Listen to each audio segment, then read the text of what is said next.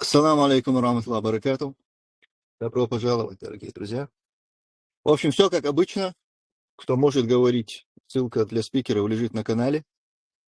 Кто не может, пишите на бот обратной связи, либо через форму обратной связи на канале.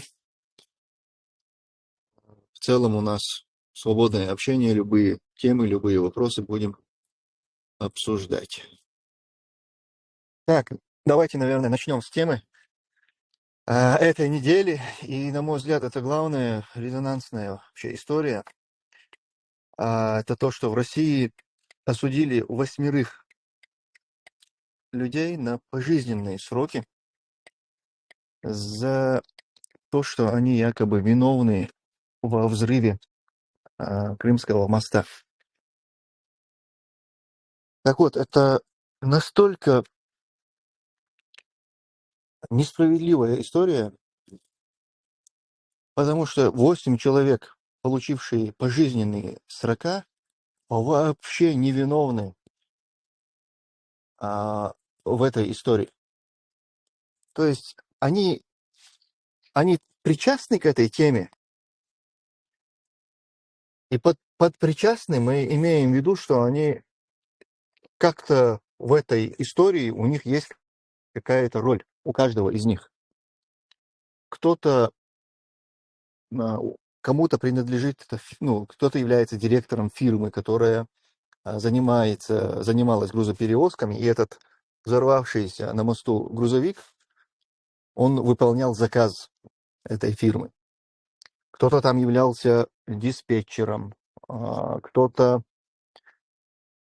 позвонил, спросил, там, может ли, знает ли кто-то там, допустим, кто может перевести груз и так далее. Но никто из этих людей понятия не имел, что в этом грузовике находится взрывчатка, что планируется взорвать Крымский мост. То есть это люди, которые вообще никак не виновны в этой истории.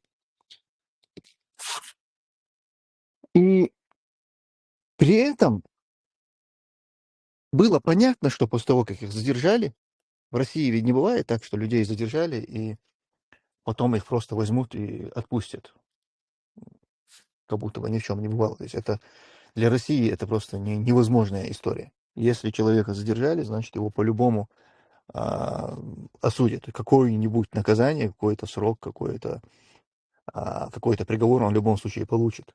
Но никто не ожидал, что они получат пожизненное. То есть люди никак не виновны в этой истории, что они получат пожизненное, никто не ожидал. Сейчас, минутку. Так вот, а в итоге все эти 8 человек, каждый из них, просто вдумайтесь в это, каждый, кто был обвинен в этом, но при этом никто из них не является ни исполнителем, ни каким-то действующим лицом в этой истории, ни заказчиком. То есть просто люди, которые оказались в этой цепочке, которых использовали вслепую, все эти люди получили пожизненные срока. Это настолько, даже для России, даже для новейшей России, это настолько ужасная история. То есть подобного нельзя вспомнить. Не было еще таких прецедентов, чтобы вот так делали. То есть в этой, представляете, среди этих 8 людей не было такого, чтобы кто-то, чья-то вина больше, там, чья-то меньше. Вот этому, допустим, мы дадим такое-то наказание, там, этому дадим такое. А нет, они все получили пожизненные срока. При этом на пожизненные срока отправятся люди невиновные. Просто вдумайтесь в это. Люди, которые не знали, что там будет взрыв, которые никак не участвовали в этом, не планировали.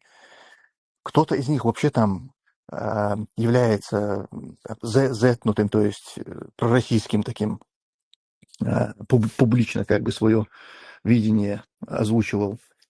Представляете, вот эти люди, сейчас они отправятся в эти колонии и будут отбывать пожизненный срок, и вся Россия, даже конченые, зетнутые какие-то патриоты, все прекрасно понимают, что они невиновны.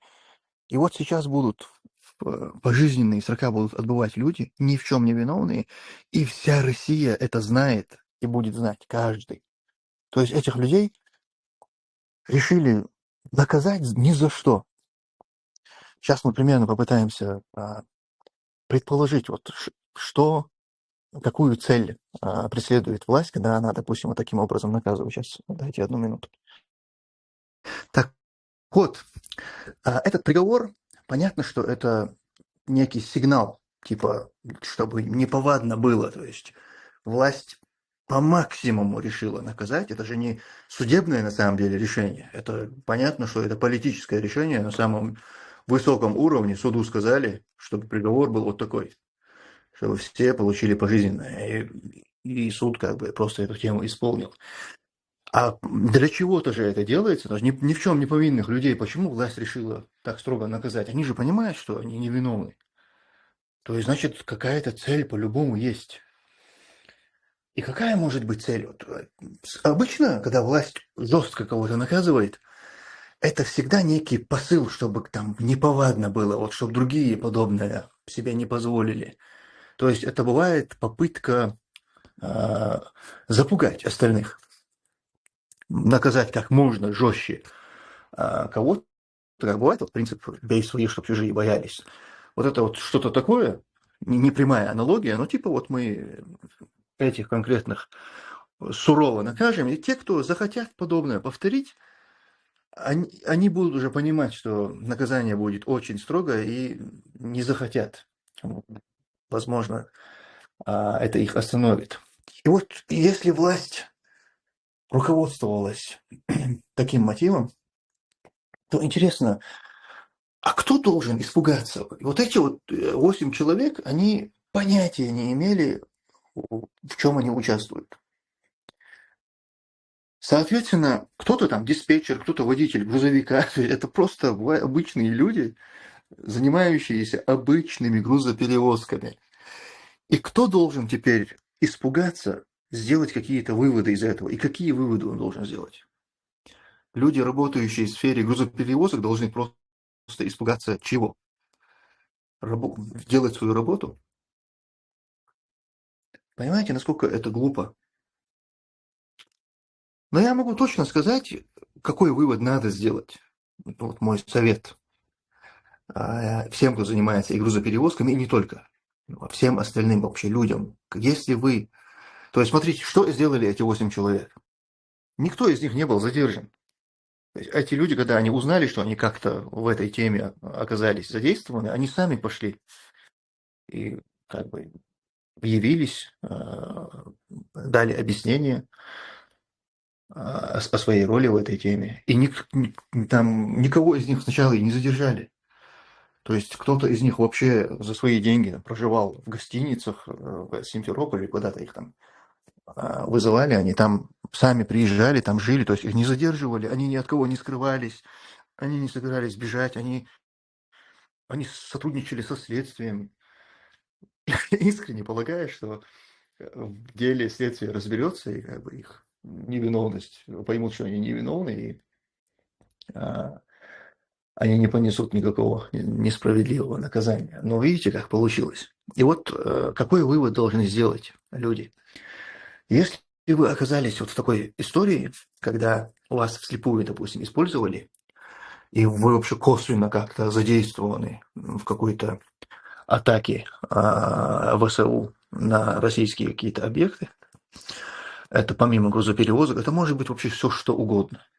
Вы, допустим, занимаетесь какими-то, я не знаю, подарками, там, в цветы вы продаете, допустим, вот кто-то у вас букет цветов заказал, доставку, а потом этот букет приехал, и там, допустим, что-то оказалось взрывное устройство, ну, как это я приблизительно сейчас накидываю от себя. Все что угодно. И получится, что вы вроде как, вы вообще никак в этом не задействованы, вы продали просто букет цветов, а по ходу доставки его подменили или туда заминировали, что-то произошло. То есть вы, по сути, невиновны, вы просто продали свой букет цветов. Но в деле по-любому вы будете фигурировать, потому что букет был куплен у вас, доставлен какими-то другими людьми. То есть вот все, кто доставляли, кто продал, они все будут в этой теме фигурировать. И вот когда, если выяснится, что вы как-то оказались втянуты вот в такую историю, вы должны валить. Вот какой вывод как бы из этой истории нужно сделать. Потому что эти 8 человек, они могли свалить. Большинство из них, для того, чтобы определить их роль, что они как-то задействованы, на это понадобилось бы время ФСБшникам. Пока они это догнали бы, их уже давно не было бы в стране. Но они не ушли, потому что они невиновны. Они думали, что раз они невиновны, то с ними ничего не случится. А в итоге они залетели на пожизненные срока. Поэтому вывод, который нужно сделать, это что если вы вот так оказались задействованы, ни в коем случае нельзя вообще надеяться, что с вами поступят справедливо, что там вы из-за того, что вы невиновны, с вами ничего плохого не сделают. Нет, ребята, вы залетите, возможно, на пожизненное. Так что вот, наверное, правильный вывод, который из этой истории надо сделать. Ну и попытайтесь как-то вот через себя эту тему пропустить. Вы представьте вообще, вот знаете, можно предположить, что невиновного человека могут осудить в России. Это вообще как бы не проблема. Такое сплошь и рядом происходит. Людям подкидывают какие-то наркотики, подкидывают оружие. Ни в чем не повинные люди залетают. Это в России вообще поставлено на поток.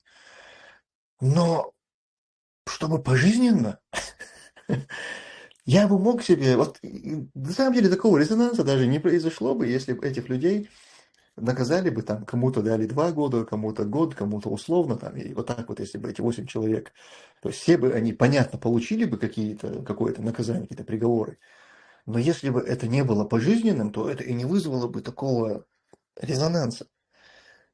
Но эта история выходит вот из обычной российской судебной практики тем, что здесь ни в чем не повинные люди сразу группой получили пожизненные срока. И все прекрасно понимают, что, то есть очевидно, что они невиновны. Для всех, для любого. Вот чем эта история выделяется из этой обычной российской практики. Короче, это просто нет слов. Сейчас это решение, конечно, будет обжаловано, оно подлежит апелляции, но надежды на то, что там как-то решение изменят, на самом деле почти нет. В общем, ни в чем не повинные люди сейчас отправятся сидеть свои пожизненные срока, представляете? Будут дельфином в форме, ну, как это называется, поза дельфина, поза ласточки, будут ходить вот так вот. Абсолютно не опасные для общества, ни в чем не виновные люди. Вдумайтесь. Тумсо, а кроме этих 8, кто-нибудь еще был э, подозреваемым, кто смог сбежать? Или прям они оптом их поймали, то есть всех? Не, насколько я в этом деле разбирался, там больше никого нет. И их не поймали, никто из них не пытался убежать, то есть там не было поимки. Они просто вот сами пришли и их просто задержали.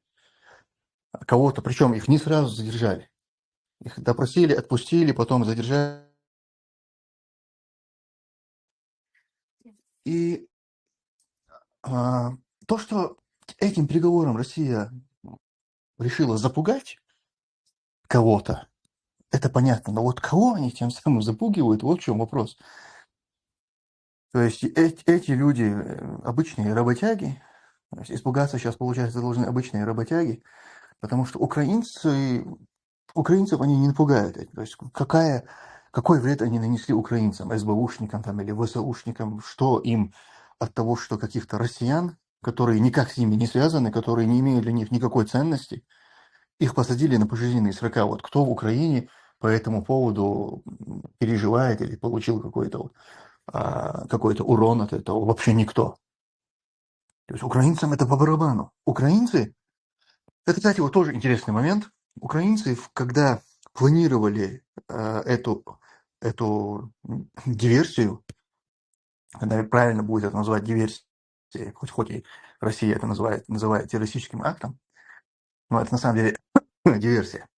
И вот это, когда они планировали эту диверсию, в смету этой диверсии, когда они закладывали, вот, допустим, столько-то тонн, 21, по-моему, там тонна или 25 тонн тротиловом эквиваленте. То есть они подсчитывали, да, 25 тонн, допустим, тротила, столько-то там, полиэтилена, например, чтобы это все завернуть. Вот, значит, столько-то денег выделить на то, чтобы это перевести, значит, какие-то там еще расходы закладывались. И вот в этой смете у них была заложена жизнь невиновного человека, водителя этой фуры. Изначально, когда они планировали эту диверсию, уже было понятно, что там должен будет быть водитель, как минимум один, а возможно еще там с ним будет сменщик. То есть грузовик, который будет ехать и который они должны будут взорвать дистанционно, они понимали, что за рулем должен быть как минимум один человек в этой кабине должен быть. И он погибнет. Это стопроцентная жертва. То есть другие жертвы, машины, которые в этот момент могут оказаться рядом, которые тоже, возможно, погибнут, это вероятность. То есть может, а вдруг там не будет никакой машины, и никто больше не погибнет. То есть это стопроцентно заложить невозможно. Но то, что водитель погибнет, это прям стопроцентно. И вот эту жизнь невиновного человека туда изначально заложили. Это, кстати, интересный момент. Если бы такое сделали чеченцы, если бы наше сопротивление такое сделало бы, до сих пор там ООН, все организации, защищающие права человека, все бы до сих пор об этом говорили, нас бы обвиняли. Но здесь кто-нибудь слышал, чтобы этот вопрос вообще поднимали? Что невиновного человека там убили? Никто об этом. Западные партнеры молчат, ООН молчит, никакие правозащитные организации, никто по этому поводу вообще вопросов никого это не вызывает. Так вот, если там, где закладывается в смету, закладывается жизнь невиновного человека, который должен погибнуть, нет вообще никаких иллюзий, что этих людей запугать можно какими-то посадками россиян, вообще никак с ними не связанных. Поэтому это абсолютно как бы глупая история. Украинцев этим и не напугают, и никакой урон им тем самым не нанесут. Украинцы больше, наверное, будут еще злорадствовать, как бы радоваться тому, что еще и россиян своих же посадили. А вот кто действительно в этой истории испугается, это обычные работяги, особенно работающие в этой системе грузоперевозок. Вот они теперь поняли, что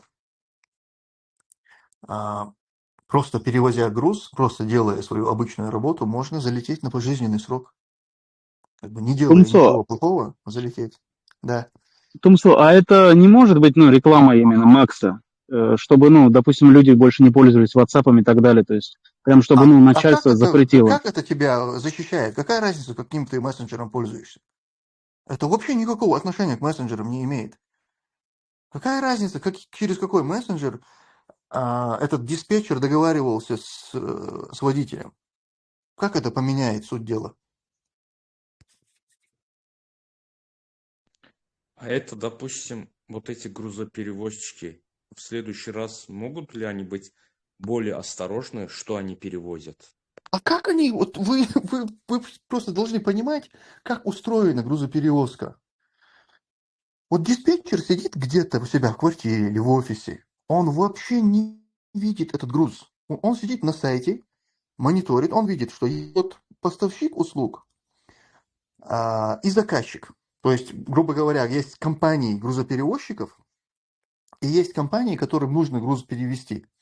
Этот диспетчер видит заказ, допустим, перевозка столько-то, там заявлено, например, это палеты какие-то, электроника какая-то, холодильники, допустим, цемент, там, я не знаю, что-то такое.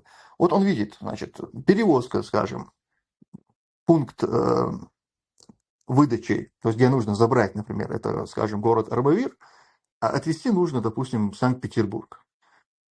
Платят они вот столько-то. Так, он это видит, все. Он ищет перевозчиков, он предлагает, смотрите, есть вот такой груз за такую-то сумму. Берете? Те говорят, да, берем. Все окей, берите. Этот получает за то, что он вот эту, как бы свел этих людей, он получает из этого свою комиссию, этот диспетчер. Теперь этот грузоперевозчик. Компания сама вообще не знает, они не видят этот груз, они не могут его проверять. Им вообще это запрещено. Водитель тем более не может. Водитель, он просто приехал туда, подъехал к этому месту, к складу. Там бывают специальные такие подъезды для этих фур. Он вот так подъехал к этому месту. Ему работники этого склада загружают на этих специальных таких машинах, загружают этот груз. Он не может туда зайти, он не может его проверить, не имеет права, он в основном закрытый. Они это все загружают, машину опечатывают, и он на этой машине просто едет и увозит его в пункт доставки.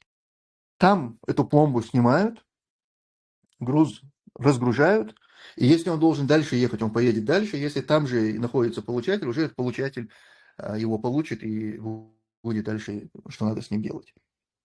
Вот так это устроено. То есть они в принципе не могут это как-то изменить. А те, кто должны были проверить этот груз и не допустить а, опасных каких-то грузов, не допустить того, чтобы взрывчатка попала на Крымский мост, это служба безопасности. Это вообще нужно было начинать с того, что в Россию заехал этот трак с этой взрывчаткой, и он проехал пограничную службу ФСБ. Они проверили этот груз и запустили в Россию 25 тонн взрывчатки. Но на пожизненные срока посадили ни в чем не повинных людей. Хотя надо было там начинать, надо было выявить тех, кто допустил, что машина заехала со взрывчаткой. Как она могла заехать со взрывчаткой, если там есть все необходимое для того, чтобы проверять, выявлять. И это их работа, они обязаны это делать. Они запустили в страну. Раз, вот кто должен был за это понести ответственность. Потом, непосредственно перед тем, как заехать на Крымский мост, служба безопасности, обслуживающая этот мост, проверила этот грузовик. Тоже не выявила ничего и пропустила. Вы знаете, какое наказание они за это понесли? Уволили просто этого руководителя этой компании, обеспечивающей безопасность. Представляете, человек, который должен был это, служба, которая должна была это выявить и обезвредить, по сути, они никакое наказание не несут, один человек там просто увольняется. А те, кто никак не могли это и не должны были этого выявлять, они садятся на пожизненные срока. Вот вам и Россия. Нормальная диверсия вообще. Но это уже получается второй раз. Первый Крымский мост, второй там паутина была, да, точно такая же схема. Да, кстати, очень похожая схема была и с паутиной. Бедный этот водитель, который участвовал в этой паутине, что с ним стало? Наверное, тоже ему дадут через 2 года пожизненное. Это больше, знаешь, на что похоже? Истерика безысходности. Действительно, с ума сошли. Дать пожизненное вообще невиновным людям. А организаторов не могут поймать. Как будто истерика из-за того, что не могут поймать настоящих виновников. Кого попало. Да что вы удивляетесь? 20 миллионов человек они просто так завалили из числа своих же русских. Им вообще как по барабану. Главное, чтобы дело было. И При опять-таки, советах Ленин, Нико, Сталин, Нико более 20 миллионов просто грохнули, а делать нечего. блин, вот это уже вот показывает их безысходность. То есть ни Крым не смогли проконтролировать, ни эту паутину. Это, знаешь, ситуацию напомнила в 2014 году в Грозном, да? Нет, подожди. Когда это дом печати сожгли? В 16 или 14? 14. Там, да, 14. И там тоже, в общем, большой шум был. Но реальных же виновных, в общем, устранили, но кого-то еще надо бы наказать. Наказали 27 человек, неповинных людей, просто убили в Не, большом это городе. не связано, Рашид. Это не связанные между собой вещи. А почему тогда вот это 27 человек, тогда это с чем связано было тогда это? Вот это. Это вообще другая история. Ладно. Ассаламу алейкум. Могу сказать тоже слово? Да, конечно, алейкум салям. Я вот как сотрудник тоже не ментовской, не органов, а вообще государственный сотрудник, так скажу, с безопасностью очень большие проблемы в России. И если вообще вот так захотеть, здесь можно такой бардак устроить. И не догадаешься, кто, что, откуда. И то, что с мостом тоже так случилось, я вообще не удивлен. Возможно, даже, я думаю, это все подстроено, как это сказать, ну, как перед второй чеченской делали же теракты, и потом обвиняли Нохчи. И точно так же это и может быть, скорее всего, ну, я не удивлюсь, вот честно не удивлюсь, что это может быть построено самими властями. Да, не то, что построено, а допустили это, чтобы потом держать народ в страхе. Сейчас народ в страхе. Что будет с теми популярными людьми, которые пропагандировали предателей после того, как этот режим падет? Например, Чимаев, после того, как режим падет, как ты думаешь, останется ли он в памяти как чемпион, герой, или же запомнится как предатель, или же забудут? И я думаю, что люди, пропагандировавшие, они, ну, это все-таки разные степени. Есть явные пропагандисты, занимающиеся прям пропагандой. Это те люди, которые должны нести ответственность непосредственно, как вот во время Нюрнбергского трибунала, там в качестве подсудимых были и пропагандисты тоже. Поэтому есть те, кто должны непосредственно нести ответственность.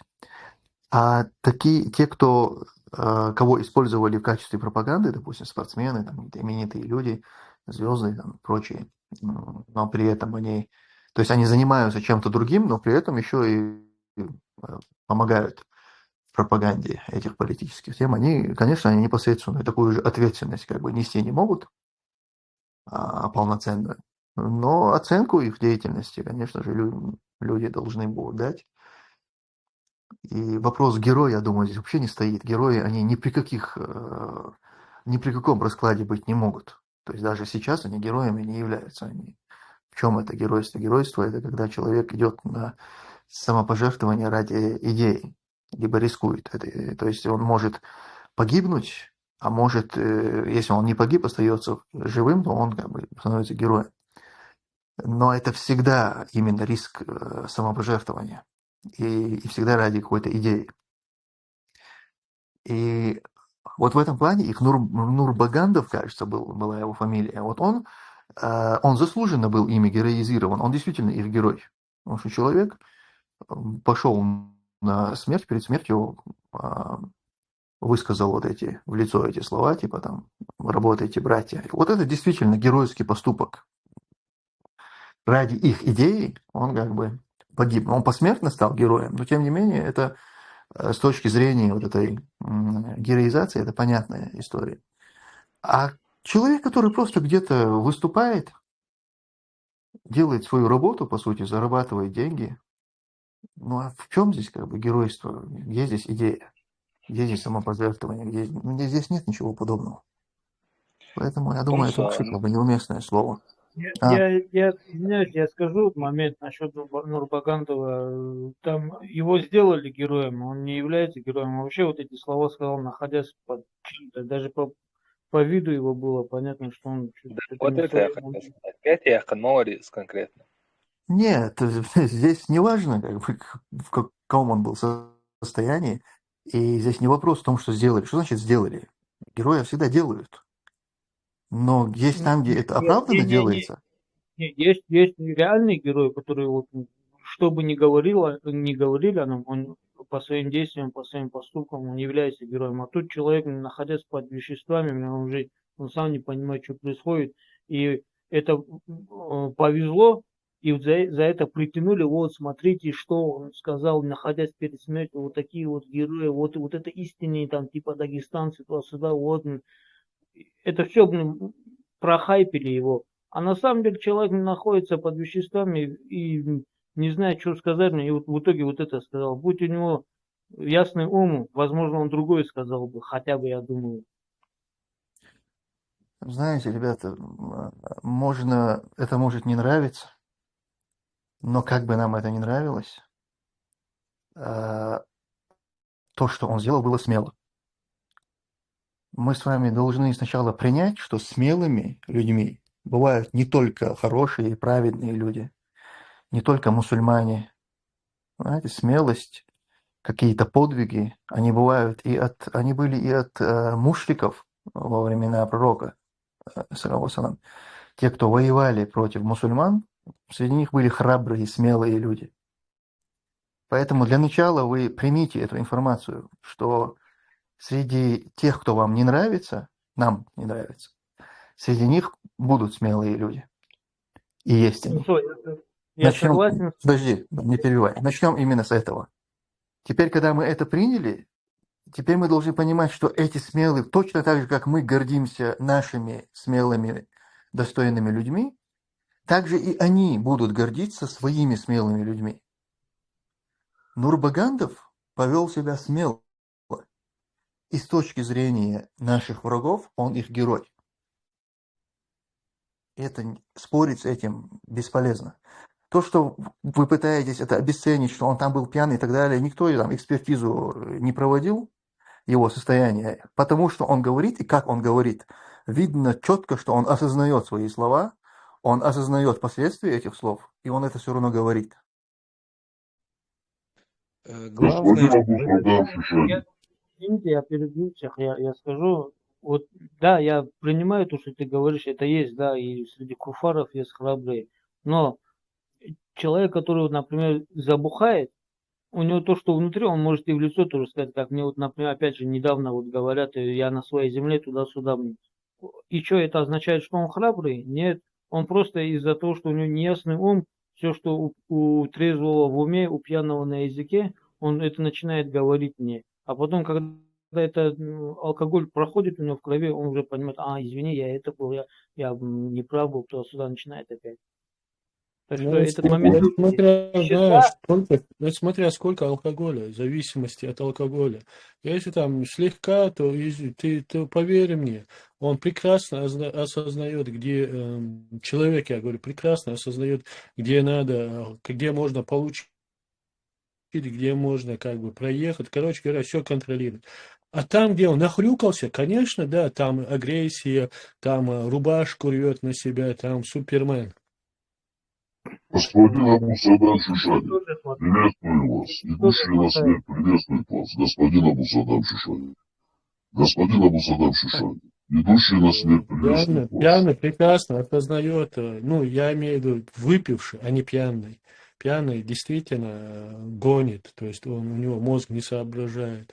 А выпивший человек осознает, где очкует, имеется в виду, там, где надо очковать. Сабурден двини диси миссии вала. Сабурден сам минута. Очковал. Господин Абу Садам Шишани, прошу прощения, господин Абу Садам Шишани, идущий на смерть приветствует вас. Можно вам вопрос, господин Абу Садам Шишани? Ты уже полно превратился. Ты решил еще одну попытку сделать, да, все-таки? Господин Абу Садам Шишани, вот вы говорите много про предательство.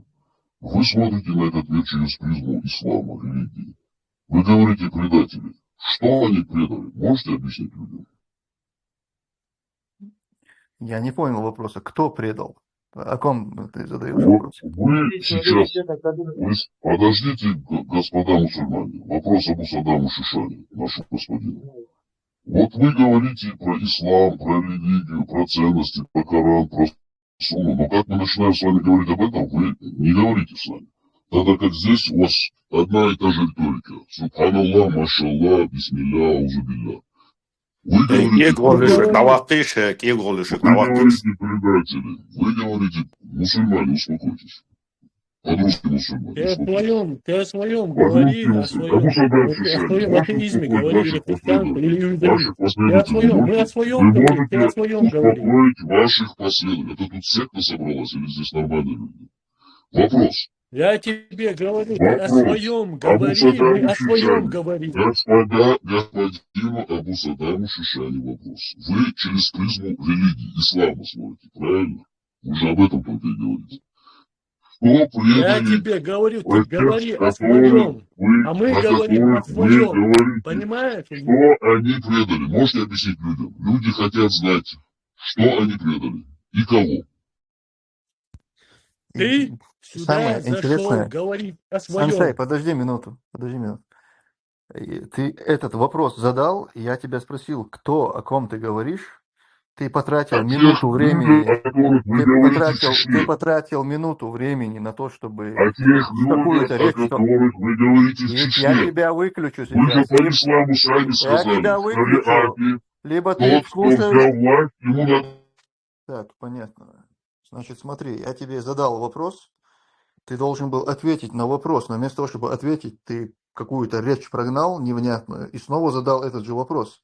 Но твой вопрос мне непонятен. Ты говоришь, через призму ислама смотрим на предательство, а что они предали? Кто они? Объясни нам, пожалуйста. Все те люди, которые находятся сейчас на данный момент в оккупированной Чеченской Республике, мусджахиды, шахиды, джамаатчики, джихадисты, что они предали? Вы же сами в своих заявлениях говорите, в исламе тот, кто пришел. Так, муджахиды и джихадисты, кого только ты не назвал. А кто говорит, что муджахиды что-то предали? Что за бред? Может быть, ты кого-то другого слышал? Может, кто-то иной что-то, кого-то в чем-то обвинял? Я за других отвечать не могу. Я предателями называю только тех, кто предал нашу свободу, нашу борьбу, перешел на сторону врага, стал их марионеткой. Я про них говорю, что это предатели. Его окончательно отключили, да? Можем говорить. Нет, не отключи, не Но окончательно. если... Подождите, господин Абу Саддам Шишани, это так неинтересно. Абсолютно неинтересно. Вы же политический деятель, мусульманин, исламский деятель тоже одновременно. Они предали, вы говорите, через призму ислама. Но они поклоняются Аллаху и держатся на Коране и Сунне. А вы всегда говорите, господин Абу Саддам Шишани, что в исламе тот, кто приходит к власти, силой даже, нужно поднять руки и сдаться. Они же пришли к власти, они мусульмане. Почему вы не признаете их власть и их шариат? Нет, потому что они не пришли к власти, будучи мусульманами. Они пришли к власти, будучи предателями. Они не являются властью мусульман. Ты можешь свой эффект голоса чуть-чуть ослабить, а то у тебя очень сложно понимать. Нет, смотрите, господин Абу Саддам Шишани, вот вы все мусульмане, вы все на Коране и Сунне, но когда вам супер братья задают вопрос, вы начинаете отвергать все. Все мусульмане, вы мусульмане, и все мусульмане здесь. Я не говорю про других мусульман. Нас интересует ваша деятельность и чеченоговорящие ФСБшные агенты мусульмане муллы. Вы чеченскую нацию забросили в религиозный мракобесие и исламский угар. И вы сегодня заявляете, имеете наглость говорить, что кто-то что-то предал. Это как вы все на Коране, на Сунне. И если посмотреть на те власти предыдущие, про которые вы как бы говорите и защищаете их интересы, ни одной мечети не построили. Но тогда как сегодняшние мусульмане построили мечети. И вы хотите сказать, что они не мусульмане? Я половину. Я его Весь половину из того, чеченский что он народ говорит, есть не мусульмане. понимаю. Как тебя там, вини. Тебе надо чуть ослабить этот свой эффект. Мне тебя сложно понять, а половина из того, что ты говоришь, не понимаю. Ваши апологеты вас подставляют, потому что у вас будут большие проблемы в Швеции, потому что эти все апологеты, которые сегодня здесь безликие, безголосые, они вас выставляют как религиозного радикала, А ты что, исламиста-джихадиста. голосы, что ли? Да, Ты что, подожди-ка, что ли? сенсей, секунду, можно вмешаюсь? Пускай у нас будут проблемы там в Швеции, в Германии, в Ирландии, я не знаю, везде. У вас будет Просто это проблема. У вас немножко... везде проблема. Хорошо, ну это отлично, в твою пользу, значит. Просто немножко... Нет, это не в пользу мою или в чью-то. Это в Хорошо, пользу не в твою человечества, пользу. здраво Можешь мыслящего. просто этот свой, как его, звук немножко сделать нормально. Но ты же можешь его чуть-чуть понизить, я не знаю. Тебя действительно плохо слышно. Приходится напрягаться, чтобы понимать вообще, о чем ты говоришь. Сделать Вы можете, что-то я вам задаю просто короткие ответы, как ваш покорный слуга, господин Абу Садам. Да Задается задавай простой эти вопрос. вопросы без проблем. Вот тут дело не в твоих Один вопросах. Дело простой в том, в вопрос, качестве да. Вы твоего можете просто звука, ответить, я понимаешь? буду молчать.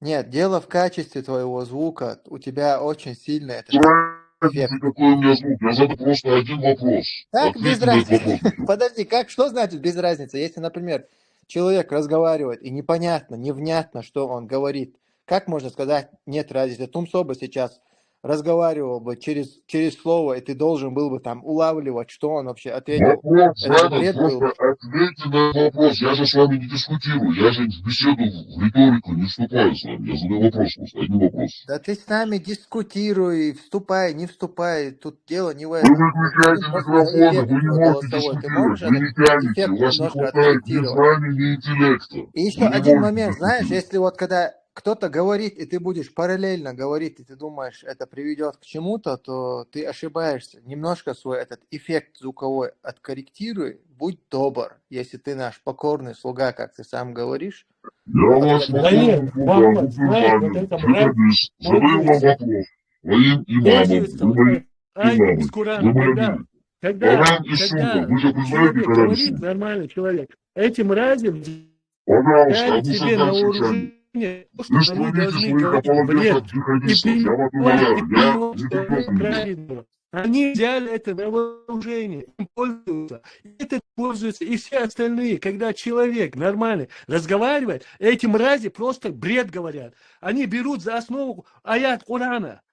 Когда Сура велись 9, проповеди по Сура улицам Мекки, 9, аят 5, выходили господин курайшиты и Сентенбах, это не... говорили, кричите бред, чтобы его не понимали. Вот эти вот мрази, они пользуются этим. И здесь, и в других чатах, везде. Они начинают бла-бла-бла.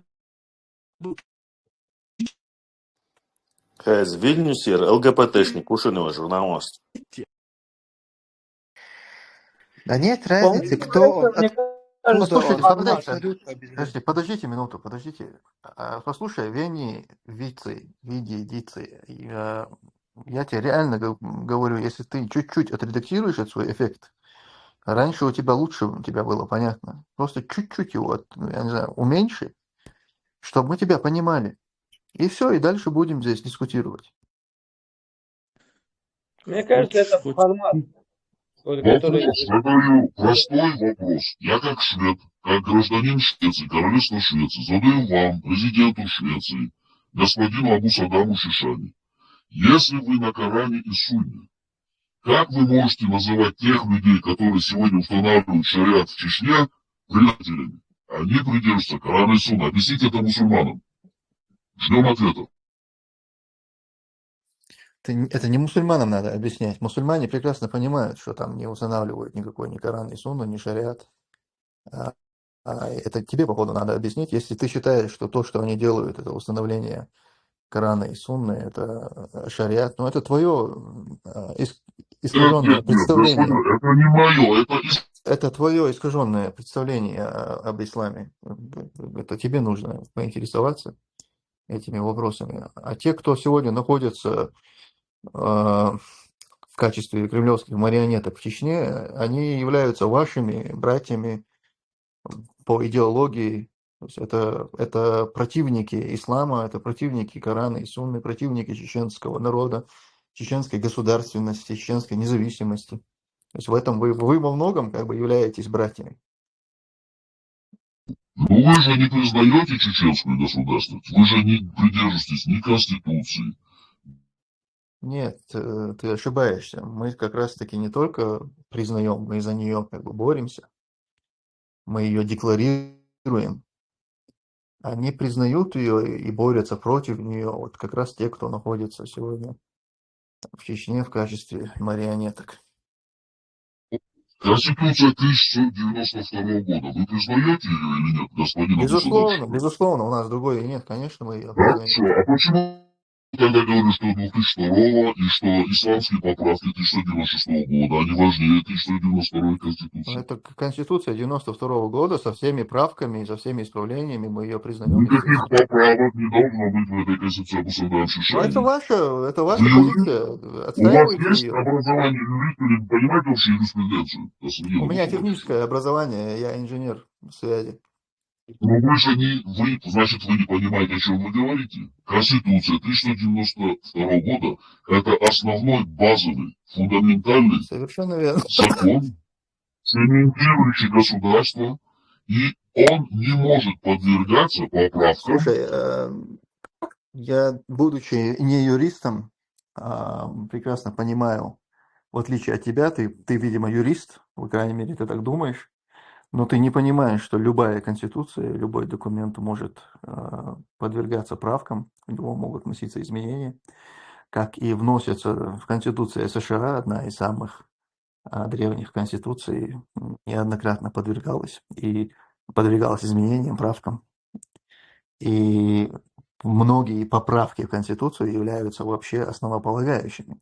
Они, когда отстаивают право на ношение оружия, они как раз-таки всегда ссылаются на поправку. Первая поправка, вторая поправка. Так что в этом проблем нет. Мы как раз-таки признаем Конституцию 92 года со всеми ее правками, изменениями. Считаем этот документ основополагающим документом, основным законом нашего государства. А вы, если вы считаете, что поправки, то есть получается у нас с вами база-то одна, мы эту Конституцию признаем, только вы не признаете поправки. Но вы имеете право на такую позицию, просто отстаивайте ее без того, чтобы не признавать. Скажите, мы эти поправки считаем неправильными, мы считаем, что их нужно отменить. Но если мы уже говорили с тобой об этом, ты же уже не вытянул этот спор. Если ты не признаешь сами поправки как факт, то есть что их нельзя было, ты говоришь, делать, тогда и Конституцию таким же образом мы очень легко с тобой опровергнем. Тогда и Конституцию нельзя было принимать. Потому что вы ссылаетесь на то, что не спросили у народа, когда делали правки, но у народа не спросили и когда Конституцию принимали. То есть вам нужно определиться, на что вы опираетесь, когда вы говорите, что этого быть не могло. Зачем вы выключаете микрофон, господин Абусадам Шишани? И к тому же вы ссылаетесь на американскую конституцию. Вот вам, джихадисту, радикалу, исламисту, нужно ссылать на судовую конституцию. Потому что в этой конституции Коран и Сунна. А Коран и Сунна подразумевают, что все законы принимаются и даются от Аллаха, и ссылаться нужно на Коран и Сунну.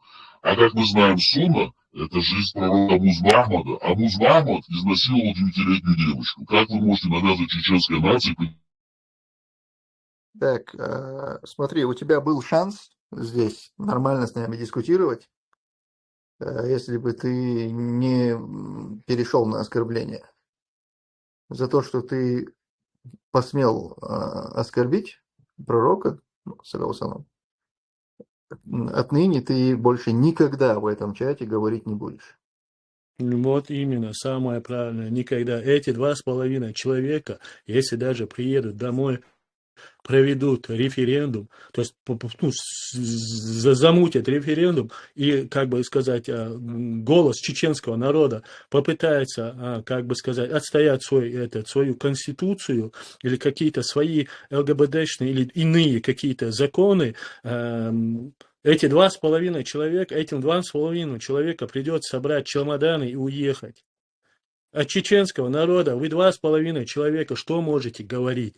Что вы можете мусульманскому народу, у которого все завязано на традициях исламских, о чем вы говорите? Вообще, что вы хотите принести чеченскому народу? Сами там в кружок соберитесь, себе где-нибудь организуйте, я не знаю, на каком-то острове свой ЛГБТшный кружочек и живите тихо, мирно, чтобы вас, как бы сказать, не слышно, не видно не было. Черти. А вы заметили Да, я добавлю.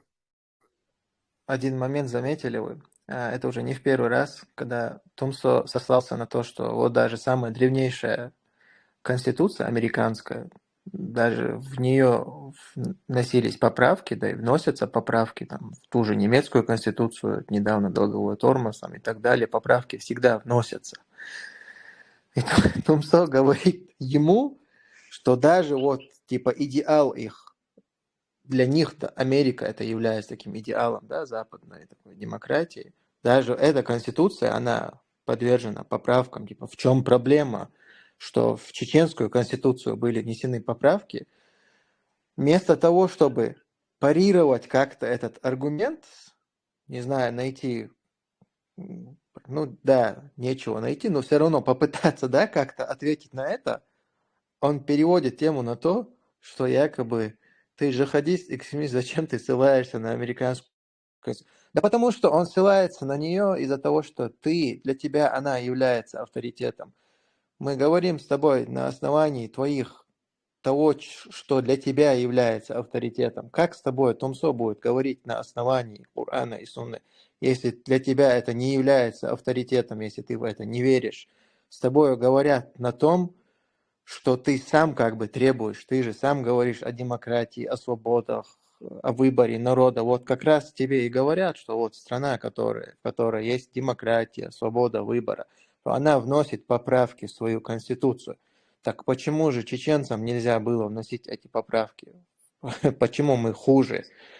Вместо того, чтобы просто ответить на этот аргумент, ты перешел на вот эту вот явную грязь, и ты это сделал специально, чтобы тебе здесь выключили микрофон, потому что тебе больше нечего было сказать. Ты вот ударился вот в эту свою постоянную тему. Он ударился в мракобесие, Махмад. Эти 9 лет, вот это самая ваша такая любимая тема, которую вы прямо, я не знаю, вокруг да около там ходите, и эту тему пытаетесь обсасывать со всех углов. Самое Можно главное, эти 9 лет. Можно, да, добавлю? Я думаю, что это вот этот из антитеррора канала Хармат, они и в комментариях часто вот это вот делают. И наш брат Мухаммад Яндави тоже с ним пытался дискутировать. И как он сказал, я перестал с ним дискутировать, потому что у этого человека нету хребта. Он с одной темы перескакивает на другую. Он сам, вот как Мухаммад сказал, он сам требует вот это, и потом начинает переходить на другую тему. Ты ему объясняешь, он начинает переходить на другую тему, и в конце он начинает вот это, вот, как ты сказал, 9-летний возраст. У всех вот это. Сенсей тоже мне говорил, на них не стоит обращать внимание. Да, они там увеличились в количестве еще на 5000, но на самом деле с ними дискутировать бесполезно. У них там как-то пытался независимый диспут быть, и этот независимый диспут тоже и было явно видно.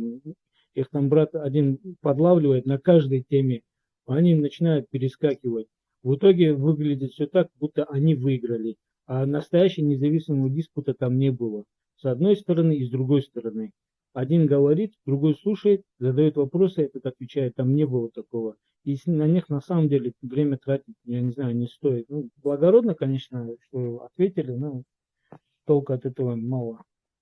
Их надо в тотальнейший игнор. То есть все те как бы доводы, которые вы им приводите. Мы понимаем, что доводы приводятся не им, а приводятся непосредственно слушателю.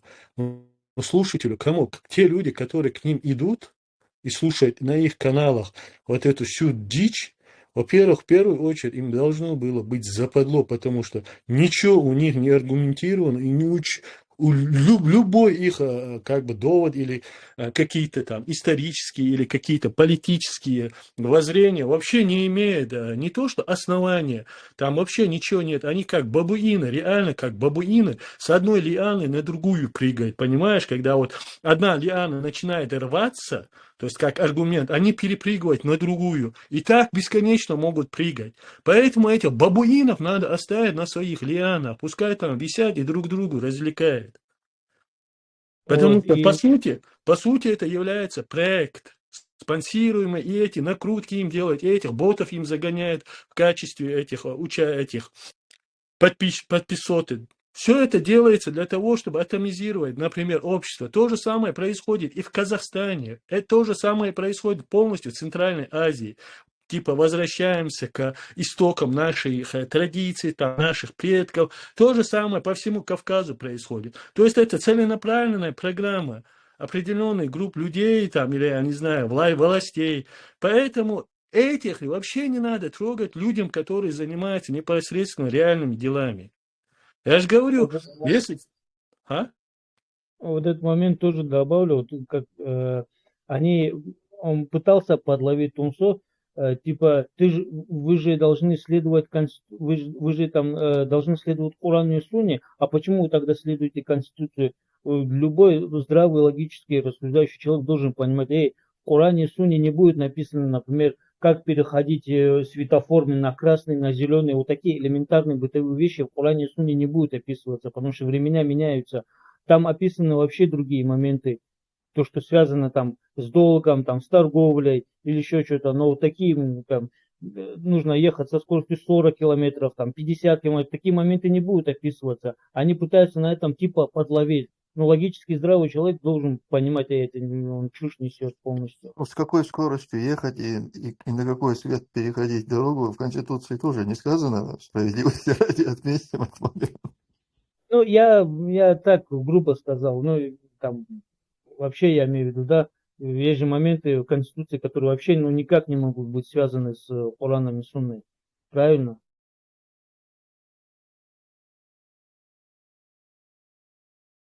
О том, что это вот в последний раз это чеченскую конституцию как будто поменяли, или что там поменяли? Сказали, что это будет на основе на Коране и Сунне. Такое было изменение в последний раз? Да, такое было. Это изменение начиналось еще с 90-х годов, с 93-го, по-моему, когда Дудаев еще тогда размышлял, что мы шаг за шагом будем идти к именно Корану и Сунне, то есть шариату. Это еще оттуда, еще с тех времен. Ту конституцию, которую они говорят, тут же Муслим детально все это раскидывал, что она была на попыхах принята для того, чтобы опередить как бы вот эту российскую утверждение российской государственности, которой своей конституции не было. То есть, чтобы наше государство, оно уже существовало с основанием, то есть, конституции первее ихней. А дальше уже сам Дудаев, наш президент, непосредственно рассуждал, что нужен шариат. Потому что все это дичь, то, что есть, все мы как бы перепробовали, все это не работает. А вот эти бабуины, они вообще ни в этом ничего, ни в этом не смыслят, ни в другом, ни в чем они не смыслят, абсолютно, даже в традициях, адатах, ни в чем они не смыслят, абсолютно. Просто вот верхушек нахватали, то, что им методички кидают, они вот, даже эту свою методичку полностью не читают, они верхушек там раз пройдутся быстро, короче. Да, их главарь там может там прочитать, что ему, какая у него сегодня лекция, что он должен зачитывать перед своими этими бабуинами. А далее эти вот придут, господин, там, вот это вот словоблудие, вот этот вот мусор словесный, и в итоге вышел героем для своих бабуинов. Поражает вот больше всего то, что вот они на самом деле знаниями обладают. Вот как один ученый говорил, знание это то, что усиливает человека. Если в нем есть добро, оно это добро, знание усилит. Если в нем есть вот это вот гнилье, оно вот это гнилье усилит во много раз, как вот эти наши дагестанские муфтии, как чеченские муфтии, вообще муфтии вообще всего Кавказа, которые поставлены, московские, татарские. То есть гниль, которая у них есть, оно усилило эти знания. И они вот это знание берут, то, что им выгодно, подстраивают под конституцию куфаров и пропагандируют это вот так, как пропагандируют СВО, что это типа джихад. Хотя ни одного слова не было про Палестину, что там было, что там сейчас есть. Ни один из них не сказал, потому что понимают, рука кормящая, нельзя ее кусать. Еще что хотел сказать, вот возвращаясь к этой теме Нурмагом, Нурбагандова, что российская власть может его считать героем. Главное, чтобы дагестанцы сами его героем не считали. Там Да, дело вот не в я, дагестанцах, там дело в идеологии. Те, кто на этой идеологии находится, он для них, безусловно, является героем. И это вот в отличие от любых там Чимаевых, Махачевых и прочих. То есть они, вот эти люди, там, UFC-шники, какие бы они бои не проводили, как бы красиво там, нокаутами они не выигрывали, они вообще никогда собой не жертвовали и не жертвуют. То есть нет вот этого, нет храбрости, смелости отдать свою жизнь ради идеи, пусть даже гиблой, заблудшей, но идеи. Поэтому в вот плане чисто оправданности геройства Нурбагандов, безусловно, для них герой, он как бы заслуженный герой для них. А вот эти все чуваки, они абсолютно не являются героями. и Чуваки в насчет смысле кто? спортсменов, Чуваки, в Кто это? смысле, любые вот эти бойцы, там, борцы, UFC-шники, чемпионы и прочее. М. Ассаламу алейкум. ну, Алекса, можно добавлю, брат, зачем ты скажешь? Вот Алейкум ассалям. насчет спортсменов тоже говоря, если посмотреть со стороны шариата, какую пользу они несут. Да, спорт это хорошо, это правильно, мы на Кавказе всегда спортом занимались. Ну а если с другой стороны посмотреть, каждый молодой человек, он хочет вот этой славы добиться, а туда не каждый попадает, если у тебя спины нету. И это ложная надежда, ты надеешься на это, у тебя ничего не выходит, в итоге ты теряешь смысл, как будто в этом только смысл жизни заключен. Поэтому сейчас вот эти поп-ММА пошли, туда идут, всякую дичь несут, начинают лишь бы ради хайпа этого творить то, что раньше вообще никогда не делали бы. И это портит молодежь. Если посмотреть плюсы и минусы, минусов от этого намного больше. Да, они там пропагандируют спорт, они там как бы рекламируют нашу республику, но посмотреть в перспективе минусов от этого еще больше. Нет? Не, смотри, это Тумсо, извиняюсь. Вот спортсмены тоже могут, да, героический поступок делать. Допустим, это Мухаммед Али, у него же героический поступок был, правильно? Мухаммад Али, рахмаллах, он вообще против системы пошел. Из-за этого он для нас героем не будет. И как Тумсо говорил про Чимаева, если ты хочешь как быть похожим на Мухаммада Али, он и проигрывал тоже, у него были поражения, и не был он таким выдающимся спортсменом, посильнее него были. Но он стал великим, потому что он пошел против системы. Так же ты говорил, Тумсо? Ну, почти, близко к тексту. Ну, вот у Тумсо, Хабиба, хотел спросить вот по поводу вот этих вот политических, ну, сейчас, которых вот арестовали. Возможно, что их арестовали ради того, чтобы в ближайшем будущем, то есть их обменять, потому что, ну, в России, ну, может, какие-то политические заключенные уже закончились, то есть прям, ну, с таким им громким делом. Кого Да нет, арестовали? полно там политзаключенных в России полно. И как сейчас много их никогда не было. При этом возможно ли там, что в будущем их какие-то обмены? Ну, не знаю. Исключать, конечно, ничего нельзя. Вы видели историю, недавно это произошло, боец тоже по ММА, намаз там делает, к нему подходит один из русской общины, и он, короче, дал ему пару раз за то, что он с ножом хотел напасть. И после этого, короче, эфир был, один, там, не знаю, бывший спортсмен, что ли, дагестанский политик разговаривает против трех русских, тоже там они какие-то должны все, один услушник, что ли. Вот если вы посмотрите этот эфир, вы такой испанский стыд будете ощущать, если вообще какой-то патриотизм есть у вас.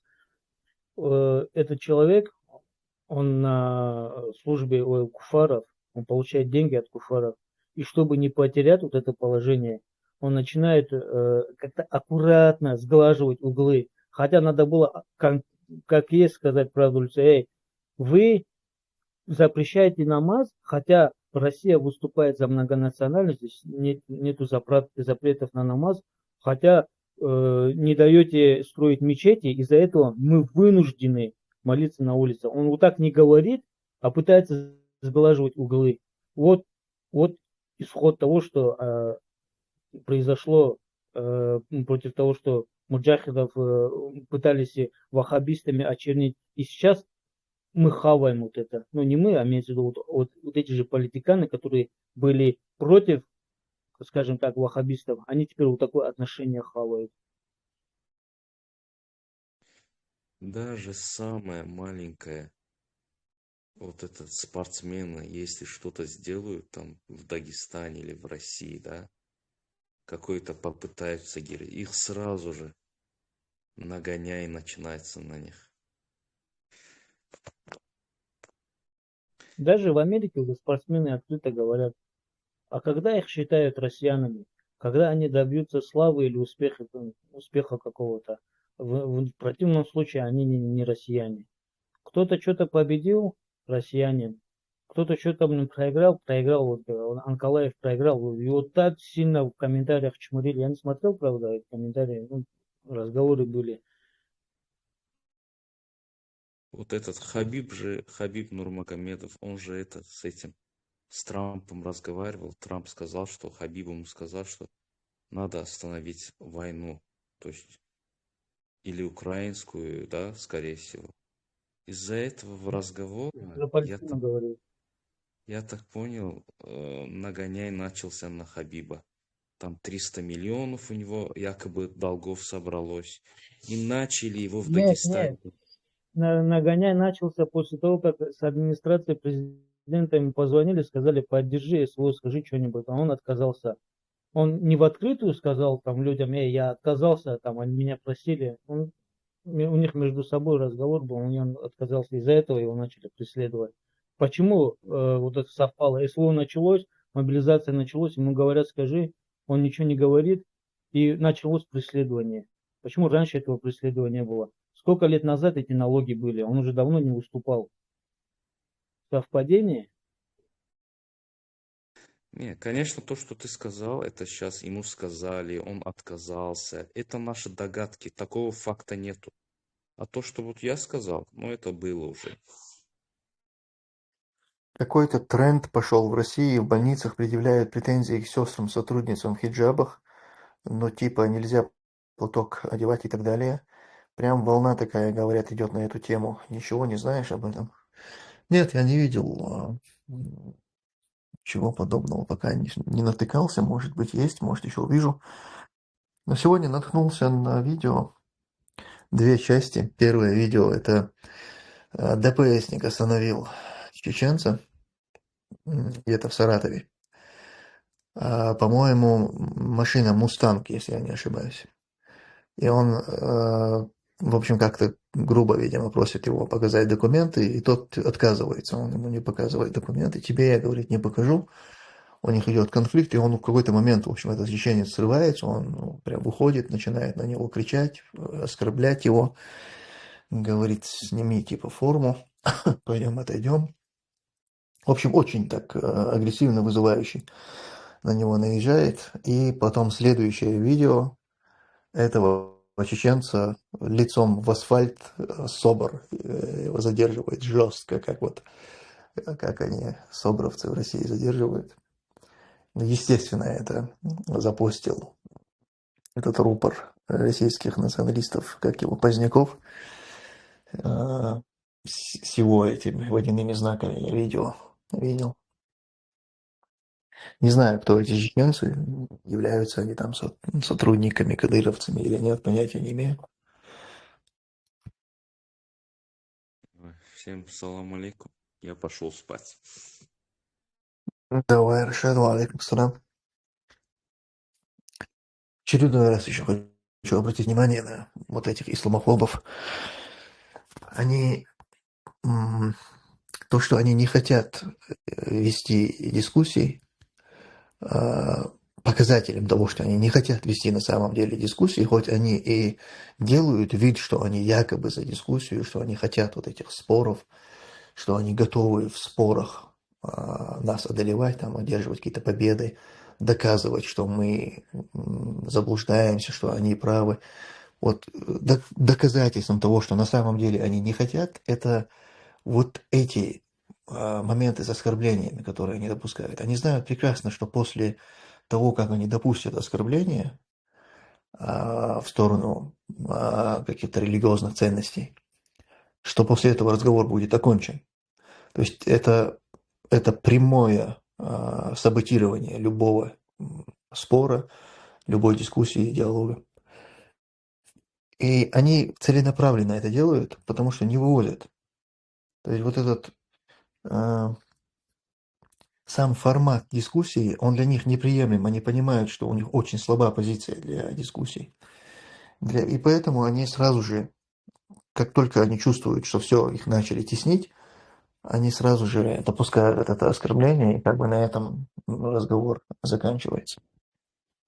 Томсо, ты видел новость, что ФБК признали террористической организацией? А только сейчас, это разве не давно было? Нет, вроде бы недавно. Тогда нет, не видел. Иск, говорит, был подан 22-го, BBC пишет, октября, но решение, походу, вот сейчас принял судья Верховного суда Олег Нефедов. Это чувак, который там отказывал Навальному в его жалобах на содержание. Короче, такой известный судья по именно таким политическим делам. Они были признаны экстремистской организацией, теперь их левел повысили, и они террористическая организация. Как сегодня там на дожде там Певчих, когда я разговаривала, интервью давала, и ведущая там сказала, теперь, говорит, вы в одном списке с Аль-Каидой, получается. Беспилотники уже обсудили? Нет, беспилотники не обсуждали. По беспилотникам ничего нового нет, в принципе. То есть по жертвам ничего я не видел, чтобы они публиковали. Вообще, вы заметили, какой штиль на местных пропагандистских ресурсах? Нигде ничего вообще не говорят про эти беспилотники. Как будто бы ничего, их и не было. Ну, что за их нож, магазин гранат, их нож. Это сегодня были сообщения о том, что двое братьев Еремеевых, в общем, один убил другого, взорвал гранату, и, в общем, то ли старший младшего, то ли младший старшего, короче, брат брата завалил. Ну, они все сотрудники это, из вот этой семьи Еремеевых. В Шелковском районе это вроде случилось. Ты слышал, что Фургалу еще пару лет накинули или хотят накинуть? Нет, не слышал. И никак найти канал этого Вознякова. А я не знаю, как его найти. Я не канал его читаю, а я наткнулся на рилсы в Инстаграме. И там были как бы на самом видео, они же ставят свои знаки. Вот там было написано, что это видео с канала Позднякова. Так, Томсо, почему тебя нет в ТикТоке? Ты как-то не доверяю я этой сети. И не нравится она мне. Как ты думаешь, Джон Джонс реально купил квартиру в Грозном? По-моему, там говорили, что ему подарили, что ли, или не знаю. Не знаю. Скорее всего, это какая-то пиар-акция, я думаю. Вряд ли ему нужна квартира в Грозном. Тумсо, вот у Google переводчика там есть чеченский язык. Он нормально вообще работает? То есть, проверяли кто-нибудь вообще? Ну, неплохо. Во всяком случае, из того, что я юзал,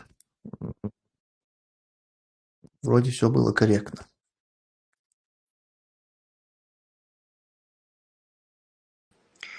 Это в плане перевода конкретных слов или целых предложений?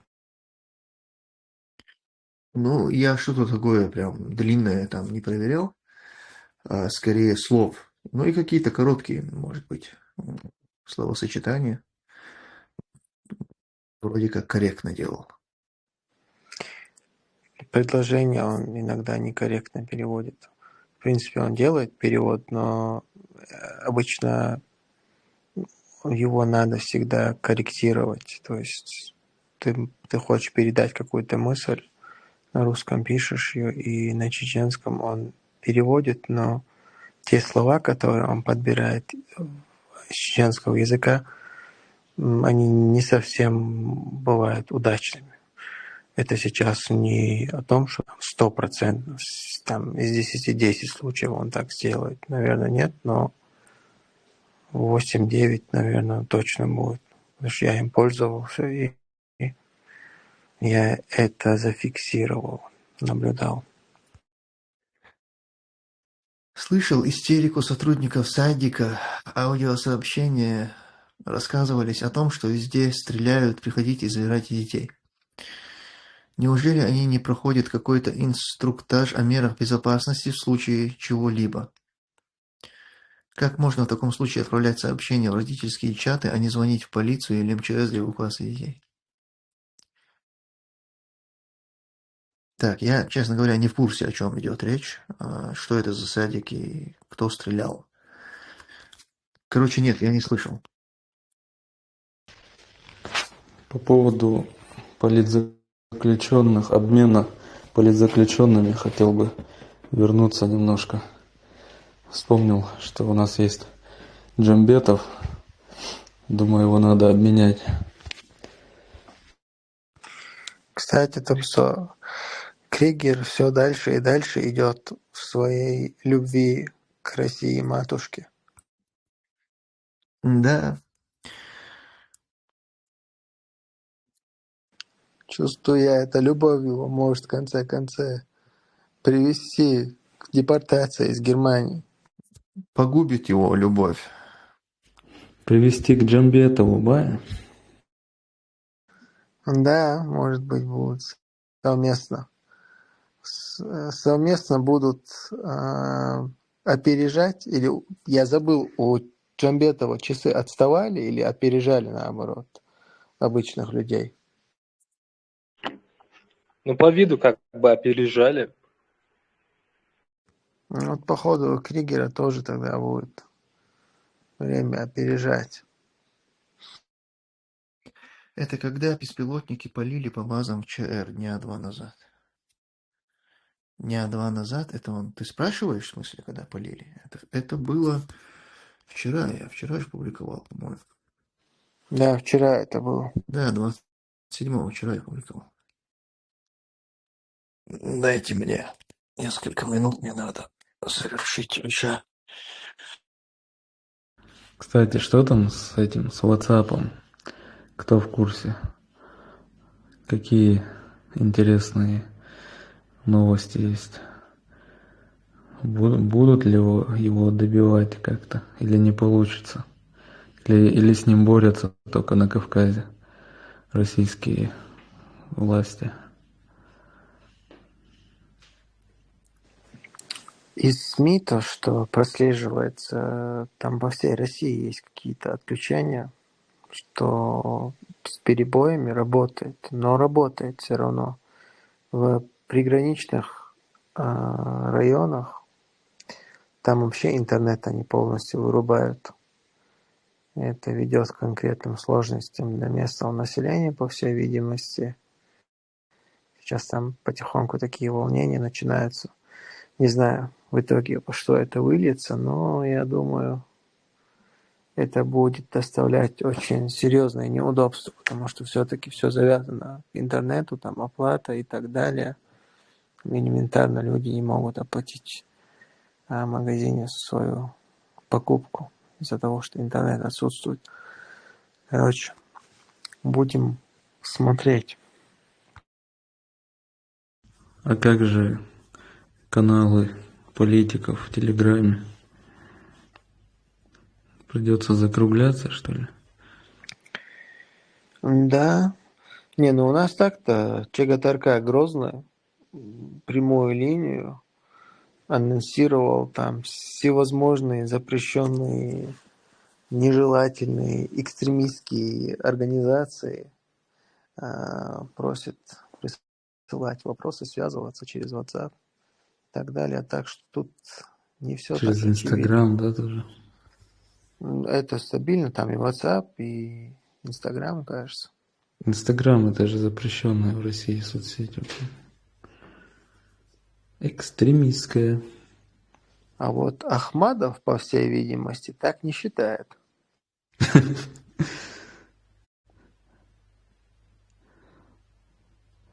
Да.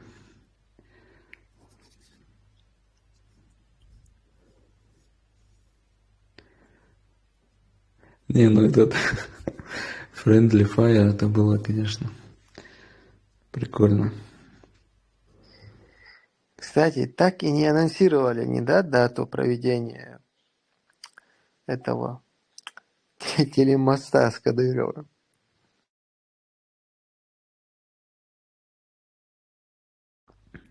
Откладывается, да, по техническим соображениям. А бедно больной человек.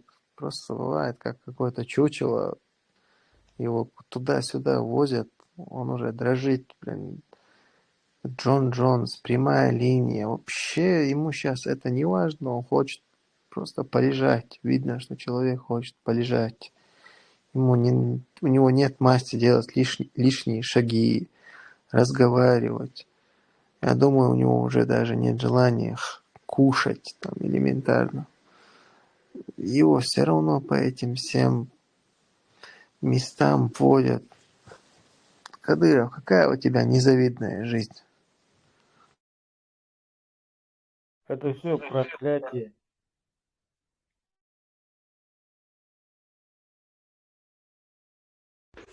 Вот она, ваша благодарность за проспекты и мосты.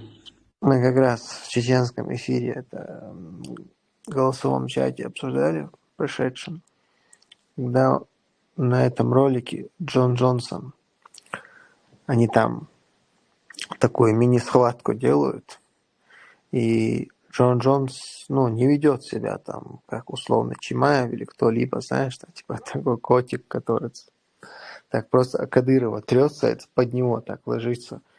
И он такой, типа, с ним, якобы, типа, борется, и Джон Джонс так в районе его живота, как бы, поднимает колени, он даже его не бьет, а просто, типа, поднимает колени, якобы, типа, удары. Когда он колено поднимает, Кадыров такой дергается, у него видно, что он дрожит, и у него рефлекс срабатывает, то есть на автомате он защищает это место. По всей видимости, у него там что-то есть, что-то стоит, возможно, какой-то шланг, я не знаю, отвод.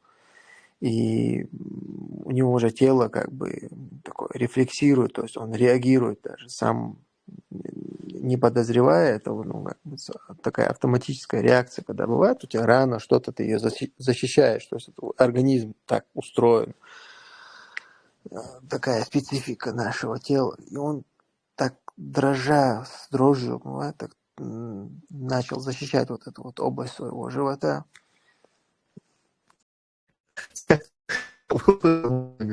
Шланг. Я себе представляю, там шланг. Таким душем. Шланг со слизью. Это У него там от которого шланг идет. Душевая тогда.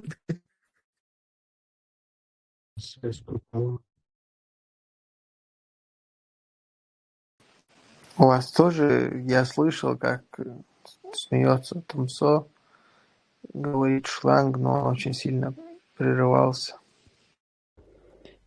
нет, у нас нормально. Я понял. Короче, шланг от душа, да, говоришь?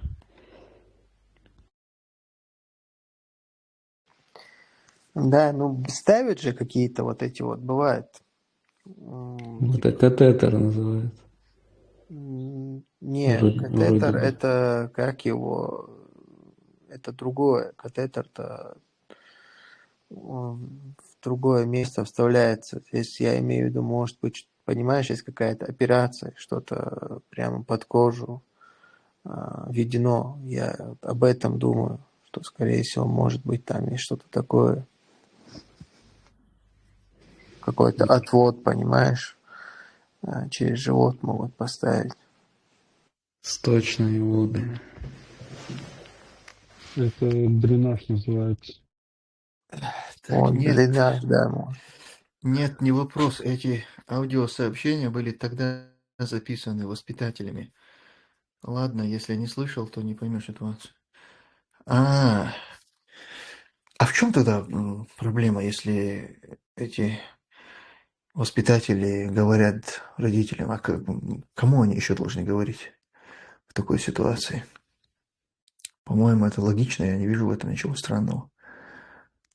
Зачем звонить в полицию, если идет налет беспилотников? Это не вопрос как бы полиции. А кому звонить? Не, в целом это логично, я думаю, это везде так бы поступили, если какая-то есть ситуация в целом глобальная.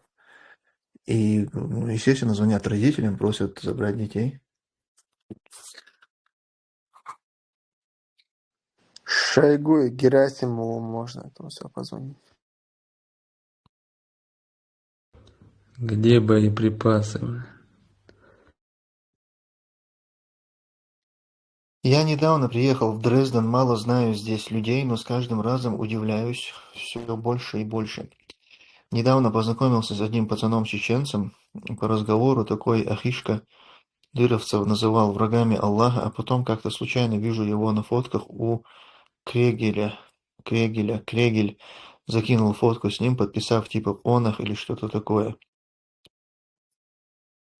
Кстати, по вот таким вот темам не нужно спешить с выводами, потому что там люди могут с ним оказаться на одной фотографии, как бы не зная всей подноготной.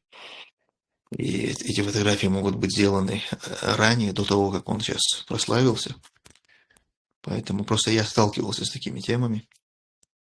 Там ребята просто приехали в Ганновер, через там третьих лиц с ним познакомились. Он просто чеченец, он там что-то пригласил, они вместе посидели, пофоткались. То есть они не знали, кто этот человек, что он из себя представляет. Ты такой сфоткался, а потом твою фотку с песней «Матушка, земля» выкладывают. Да. Не жданул так, не жданул, да? Да, такой проснулся. Уснул чеченцем, проснулся русским. Вот я поэтому говорю, знаете, вот эти моменты бывают, когда там политики, короче, тоже. Вот мы когда обсуждали, Муслим СС был здесь, насчет встречи с Путиным там и так далее. Вот эти моральные моменты, как бы, да, ну, это лично мое мнение, я считаю, это высота должности, которую ты занимаешь, не влияет на то, что типа там есть польза, и значит можно на это закрыть глаза. Я лично так не считаю. И это как сказать, это веяние нового времени сейчас. Но раньше политики, они были другие, как бы, и приходили к власти за счет, как бы, ну, противостояния чему-то. Их выбирали люди, и они вот эту волну держали, как бы. Соответственно, из-за этого даже появлялись там политические течения, там еще что-то, партии. Вот. Сегодня это все умирает, потому что ради пользы якобы и так далее. То есть все это закрываются глаза. Раньше это когда? Ну, к примеру, там времена Черчилля, там, допустим.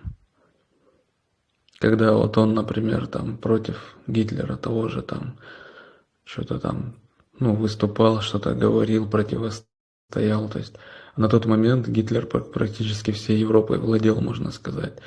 если как бы посмотреть со стороны пользы и вреда, ну, скорее всего, на тот момент было бы полезнее с ним договариваться, да, типа как сегодня там с Путиным.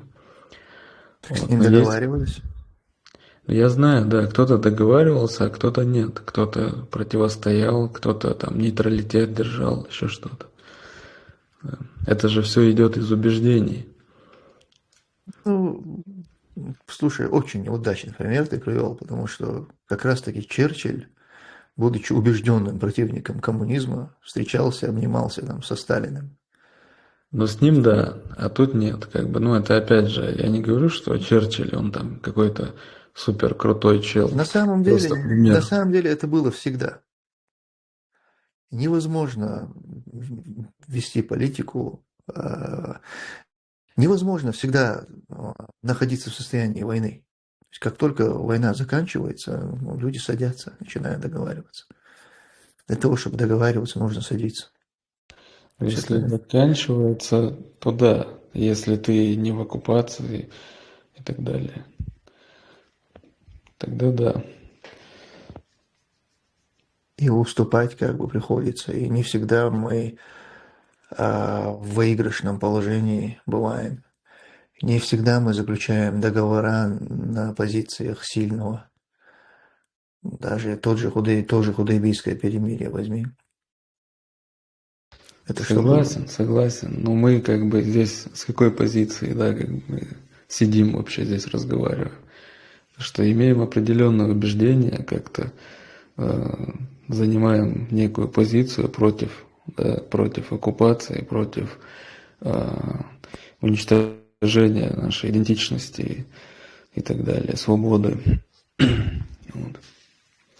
И как бы если можно понять того же там Ахмеда Шара там, или каких-нибудь талибов, к примеру, которые более-менее освободились и что-то там заняли, то как бы понять от рядового человека простого, который, ну, которого буквально вчера его родню равняли с землей, и сегодня он там с российским флагом бегает или там что-то говорит в их пользу или еще что-то. Как бы это даже не смешно. И я сейчас, честно говоря, не совсем понял. Я думал, мы говорим, типа... Ну, я думал, ты осуждаешь, типа, Шара там, или талибов за то, что они встречаются. Я в целом осуждаю, но опять же я говорю, делаю такую ремарку, что ну, их еще как-то можно понять, еще как-то можно там типа сказать, да, почему? Потому что они действительно свою страну взяли в свои руки, заняли, и как бы типа вот, ну, решают, что вот они типа решили, что можно, допустим, вот так сделать, да, вся власть у нас, с этой позиции мы можем типа вам дать там, оставить базы там или еще что-то там, или с вами встретиться, как бы, да, вся страна у нас, тогда можно. Вот, это как бы один пример. А когда ты в постоянных унижениях и ходишь, и еще себя дальше загоняешь сам своими руками, это уже другая ситуация. Или когда ты можешь этого вообще не делать. Пример тот же Чимаев, да? Или многие другие спортсмены. Или там богатые люди, к примеру, у которых намного больше возможностей куда-то уехать, жить свободно и не подвергать себя унижениям, там, не продавать свою честь, нацию, не знаю, свободу и так далее. Кстати, еще сегодня как раз слушал такой этот рассказ интересный, как 3 людей из ГУЛАГа сбежали и прошли 1000 километров. Как они это организовали, сбежали, добрались до Норвегии. Да. Так что, ну, это такой многогранный вопрос, можно примеры там разные приводить, короче, абсолютно. Но вся суть сводится к одному примерно.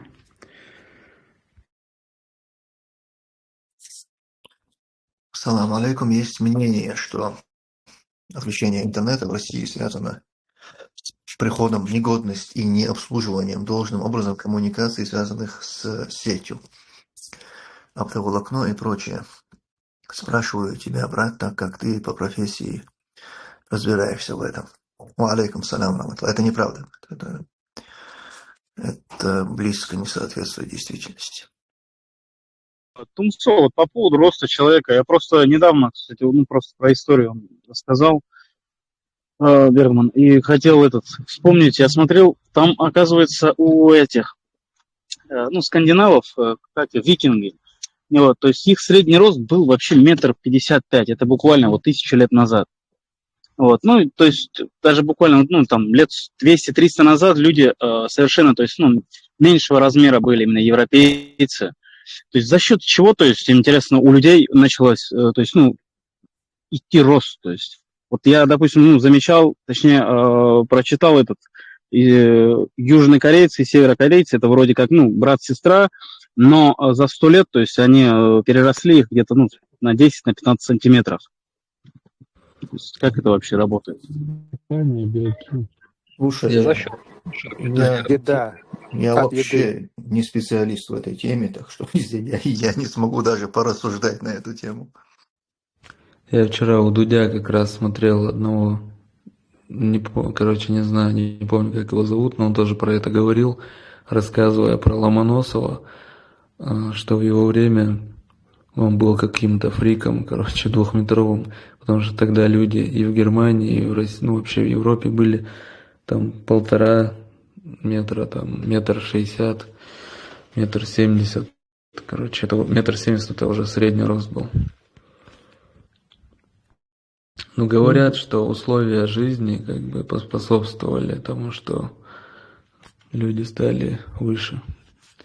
Нет, в детстве люди сейчас стали нормально питаться, нормально употреблять белки, поэтому гормон роста начал лучше работать. Наши деды и прадеды, они же в Тебя детстве плохо тоже слышно. доедали.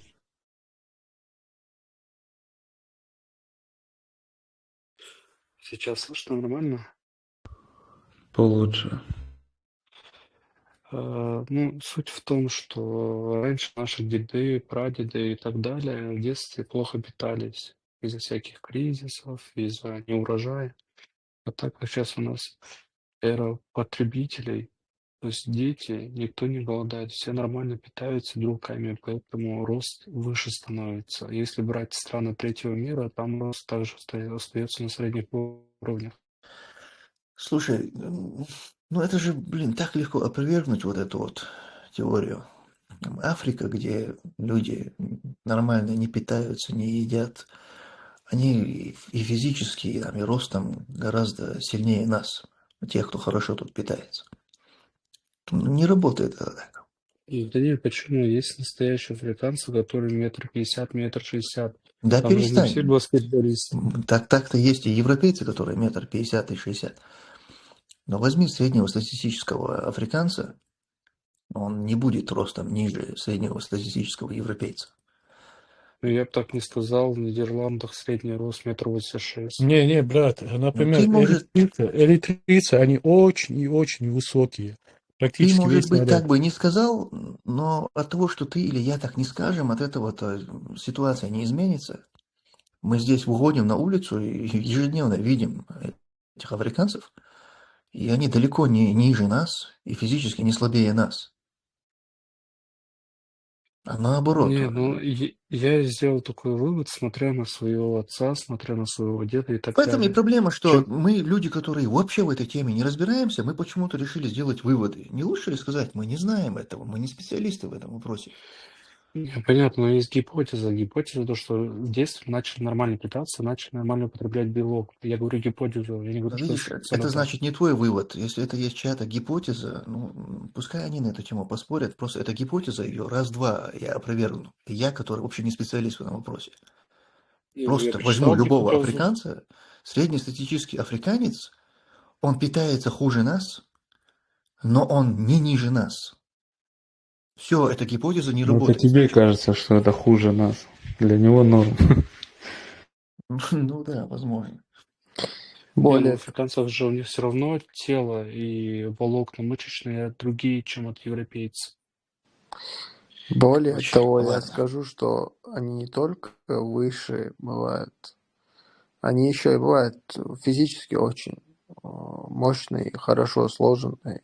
Многие из них, особенно с Нигерии, которые приезжают, я не знаю, у них как будто они всю жизнь там в зал ходили, некоторые действительно очень физически бывают, мощно сложенные. Ну, в любом Ну, случае, выглядят, да, но чемпионы все из Кавказа, поэтому я не Выглядят сказал, что... Бергман, но я бы размотал, да? я просто боролся с одним, он был как ребенок на самом деле. Выглядел как бы сложно, нормально, но какой-то Ну, ватный, я не короче. знаю, Кадырова надо спросить, как было сложно Джон Джонсом бороться. Не, ну Джонс-то профессиональный боец, как бы там, это другая история. А вот просто люди, ты смотришь на них, вроде они выглядят, просто у них, мне кажется, белок лучше усваивается или что-то там такое, как вот эти есть там, ангусы есть там, бычки, короче, этой голландской породы или бельгийская какая-то. Выглядят, да, они так. Они же в качалку не ходят там. Просто у них ген такой.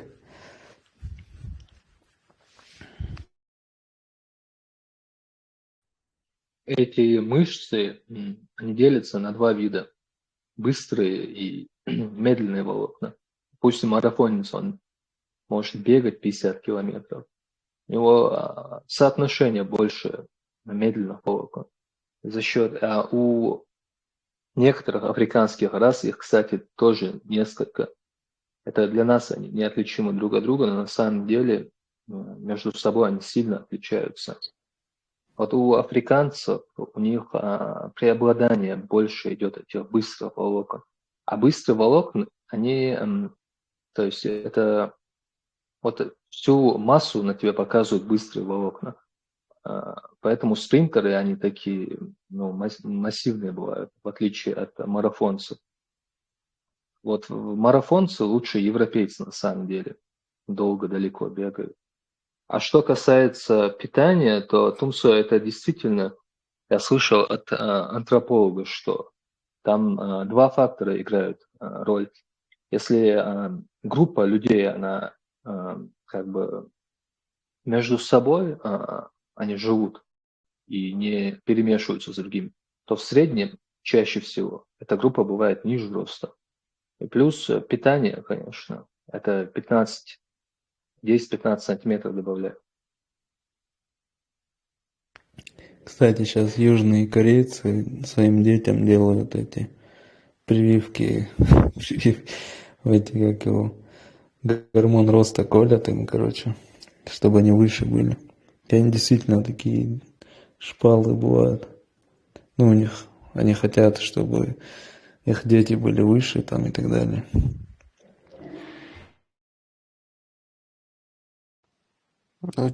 Ну что скажешь, Томсо? Будешь как-то парировать? Опровергни Я Тумсо. остаюсь при своем мнении, потому что гипотезы могут быть разными, ничего из этого не доказано. Будь он антрополог, физиолог или кем бы он ни был, пока это его мнение, это всего лишь его мнение. Кстати, как я Так, сказал, африканцу рознь. Есть очень низкие африканцы, есть по миру самые низкие люди в некоторых странах Африки. Вот. По миру самые низкие люди живут, и тоже в Африке. И самые высокие тоже. Это, по-моему, они относятся к восточным африканцам. Ну, этот это антрополог, туареги их. у него диплом есть? Туареги. Самые низкие в Памире живут, ты говоришь? Нет, В мире. тоже. Люди популярные. По миру, а не по миру. Диплом есть у этого антрополога? Вот я пытаюсь вспомнить, к чему это отсылка. Никак не могу. Пускай он этот диплом скинет на почту. Всё. Tomso.taski@gmail.com. Думаешь, тогда Тумсо примет? Тогда будет просматривать уже степень его антропологических высот. Дробышевский Казнян. Это Такой. вот этот волосатый, да, в очках Да, вот такой? он про это говорил. Да, я понял. Да не только он про это говорит, различные ученые тоже про это говорят. Про питание? А что ты скажешь, Тумсон, насчет того, что свидетельствуют о низком росте эти низкие потолки, двери, кровати и так далее? Это как сон в аквариуме, да? Чем больше аквариум, чем больше сон. Не понял, По-моему, это что значит свидетельствует? Как?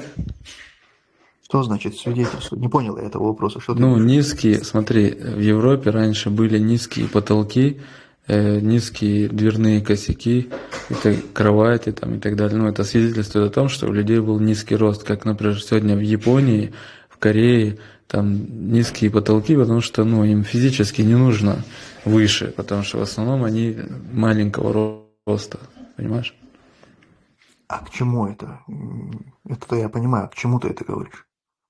Ну, к тому, что действительно люди были ниже раньше, а сейчас они выше, чем тогда. Ну, это понятно. Разве это кто-то оспаривал? Ну и получается, за счет чего они стали выше сейчас? Ну, вот об этом и речь. То есть мы ведь не спорим о том, что раньше были ниже. Мы здесь говорим о том, что почему люди, то есть вопрос был задан, почему люди сейчас стали выше. Я сказал, я не знаю, я как бы не шарю в этой теме. И далее пошло предположение, что люди стали есть лучше. А те, кто едят плохо, они до сих пор типа низкие. И я сказал, что ну нет, это не работает, потому что вон в Африке плохо едят, но они не низкие. Нет, там дело не в плохо, а в Не все разнообразии. плохо едят, Когда не все же плохо едят в Да, Африке. кстати, дело в разнообразии, а не в том, Ну что так и плохо или разнообразия хорошо. там тоже особо нет. В том-то и дело. Когда Ну плохо, как нету, как нету? ну как Там нету, есть нету. Не, дох. наоборот, здесь в Европе не было разнообразия, потому что одним ячменем питались. Там есть как раз Да, еще капуста, курица и картошка, штатс. ячмень. Короче, ребята, давайте мы просто вы меня не будете грузить. Я останусь при своем мнении, вы при своем. Но между собой дитмеги. Да, между собой поговорите, Между пожалуйста. По-братски, Не, охчачу. Бергман, скиньте свои дипломы. Я тебе никакой Бергман, ты как? Тебе как этот Я не знаю, хотя бы там переведенный об на окончании немецкий, заверенный аутизма что-нибудь можете апостилем? прислать. Салам алейкум. Алейкум салам. Вот, валейкум салам. Шерзот, вот может ты как-то вмешаешься в эту ситуацию. Не, на самом деле Даешь я... немножко такой американский взгляд на эту проблему. Не, на самом деле я эту теорию тоже слышал, что из-за еды как бы люди стали выше. Но я не утверждаю, что это правильно или неправильно, но вот здесь как я рассуждение, да, вот food for thought, да, то есть пища для раздумья с сарказмом, так. На самом деле, если так подумать, да, вот там 17, 16, 18 век такого изобилия и доступа к еде, как сейчас, конечно, не было. То есть сейчас эти фастфуды везде, ресторанов на каждом шагу, и само разнообразие еды, такого, конечно, вообще не было там 3-4 века назад, 5 веков назад. Чем там люди питались? Там овсянка, каша, мясо, и тоже там мясо в основном было примитивное. Вот ты там любые эти книги прочитаешь про средние века, это там было жареное мясо, да, вот этот матон. Сейчас, конечно, не то что изобилие, но и огромное разнообразие и очень легкий доступ к еде. В Европе, в Азии, в России, везде там. Дело не просто в еде любой, а то, что эта еда содержит необходимые, как бы, да, Да, там, ну да, макро, эти микро, там туда-сюда. нутриенты, да, nutritions. И еще насчет Африки я сказал бы, что я просто вот где я живу, тоже здесь много африканцев, вот именно иммигранты первого поколения, первого колена иммигранты. У них тоже огромное разнообразие между ними. И на самом деле вот континент Африка, там миллион разных этих рас, у них своих и племен, и они племя племени рознь. То есть вот Ну, расы вообще разные. Да, Конкретно разные говорил, расы.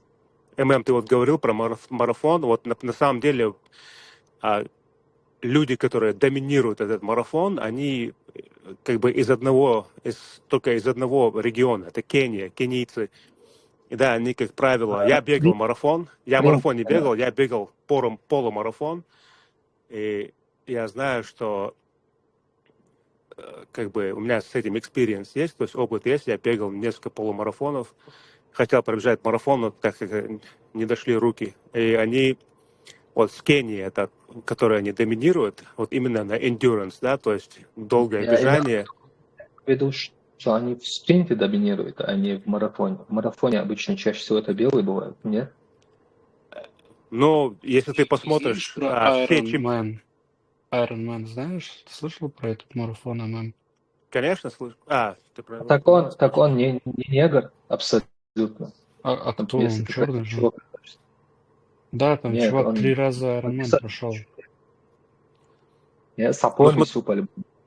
ну смотри, в Iron Man там 3 дисциплины, там велосипед, плавание и бег, то есть как бы слегка чуть-чуть другая тема, но если ты посмотришь истории марафонов, да, естественно, там белые тоже выигрывают, это абсолютно, но в основном там кенийцы как бы Топ, в мире, доминируют. топ марафонцев это черный. Но еще я вот добавлю к этому, что я очень сильно занимался бегом, когда был моложе.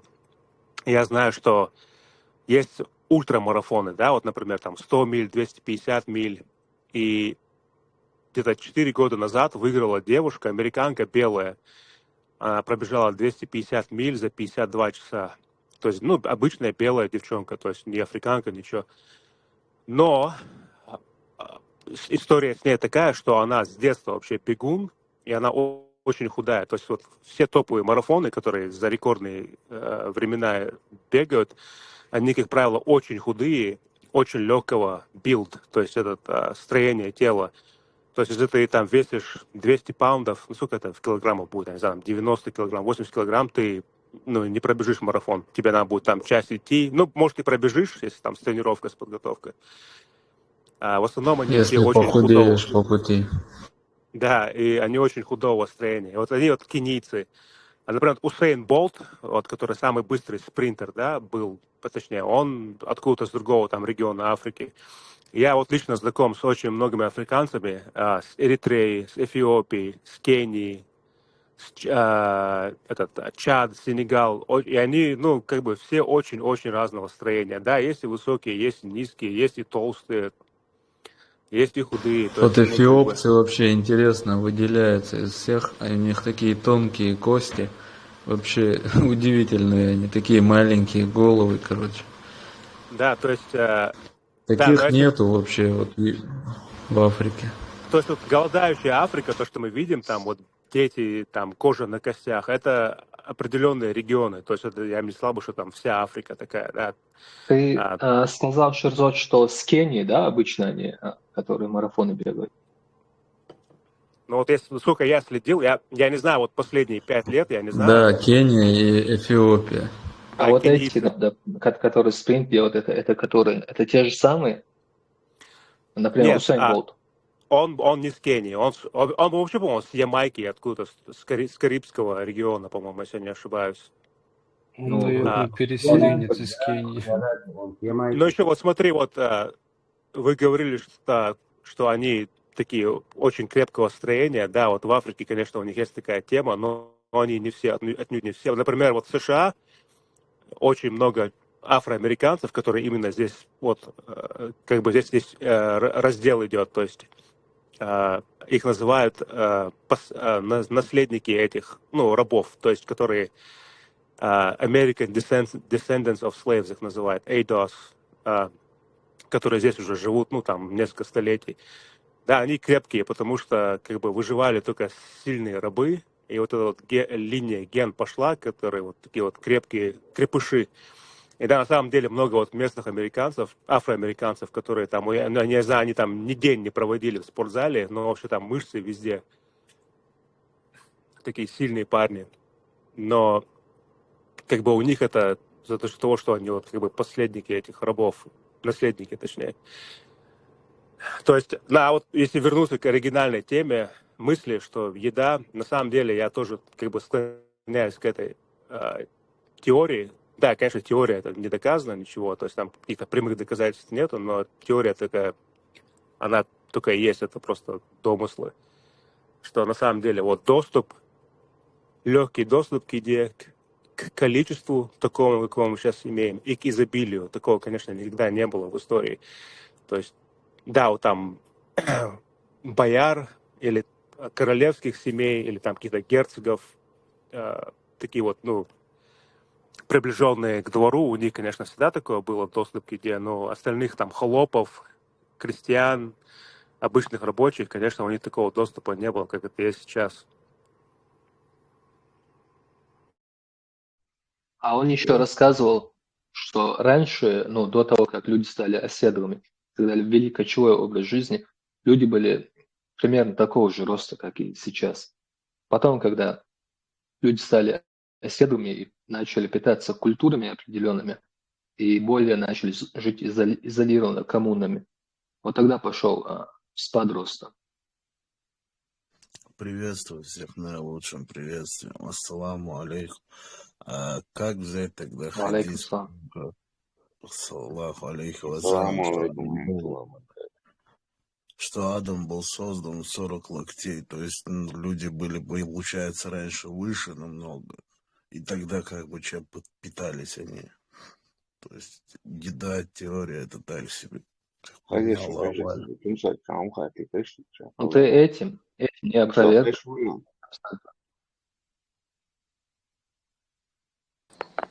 Хэшуна. Слышно тебя. Сама, алейкум. Чукуешь ты, болуйте. Махайшин.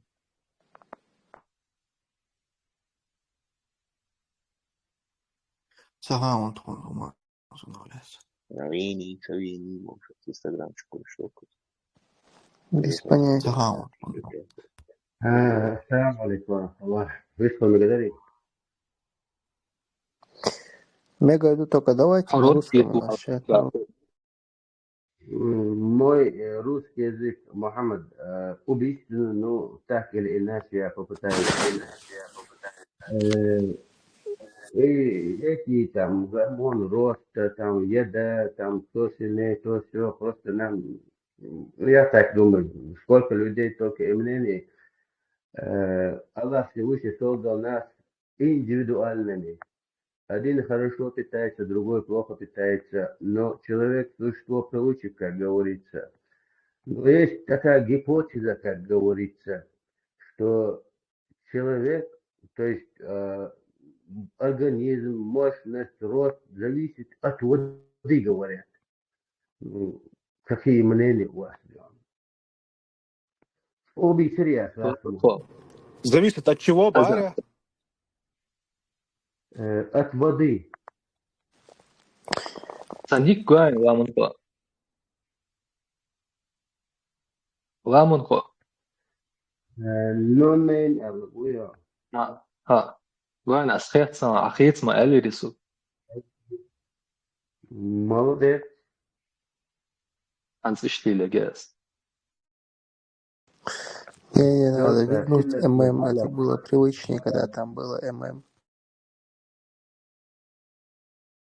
Ламунко хаяля мегиасани можно вернуть? Дело асу одичи ахайлог медегда, что валяй.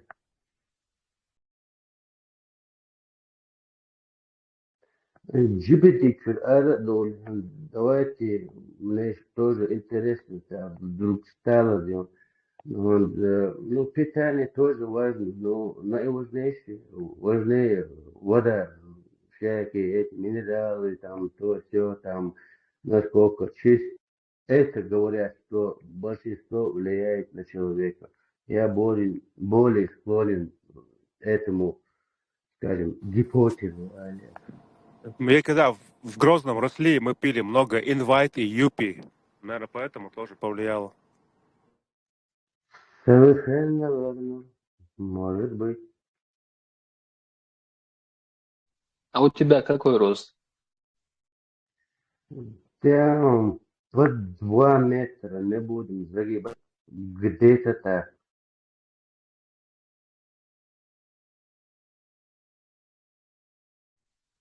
Дик Хэмелан. А какую воду пил, Ну, посоветую? Аквафина или что там? Может, зам-зам пил. Или боржоми, минеральную воду, ессентуки, что там? Серноводская. Кавминводы. Если ты живешь в кавказские минеральные воды, то вообще там будешь за 2 метра, да? Ну, как тебе сказать? Скажу по существу. Ну, в водах, как сказать, разбираться я не могу сказать, что я разбираюсь в водах. Ну, легкий, нелегкий, там, знаешь, уже чувствуется, как говорится. عميل ستيرندر دموع Дун, дарлейки, хазрат, мявный. А если кинз мараули, тогда что? Саламу алейкум.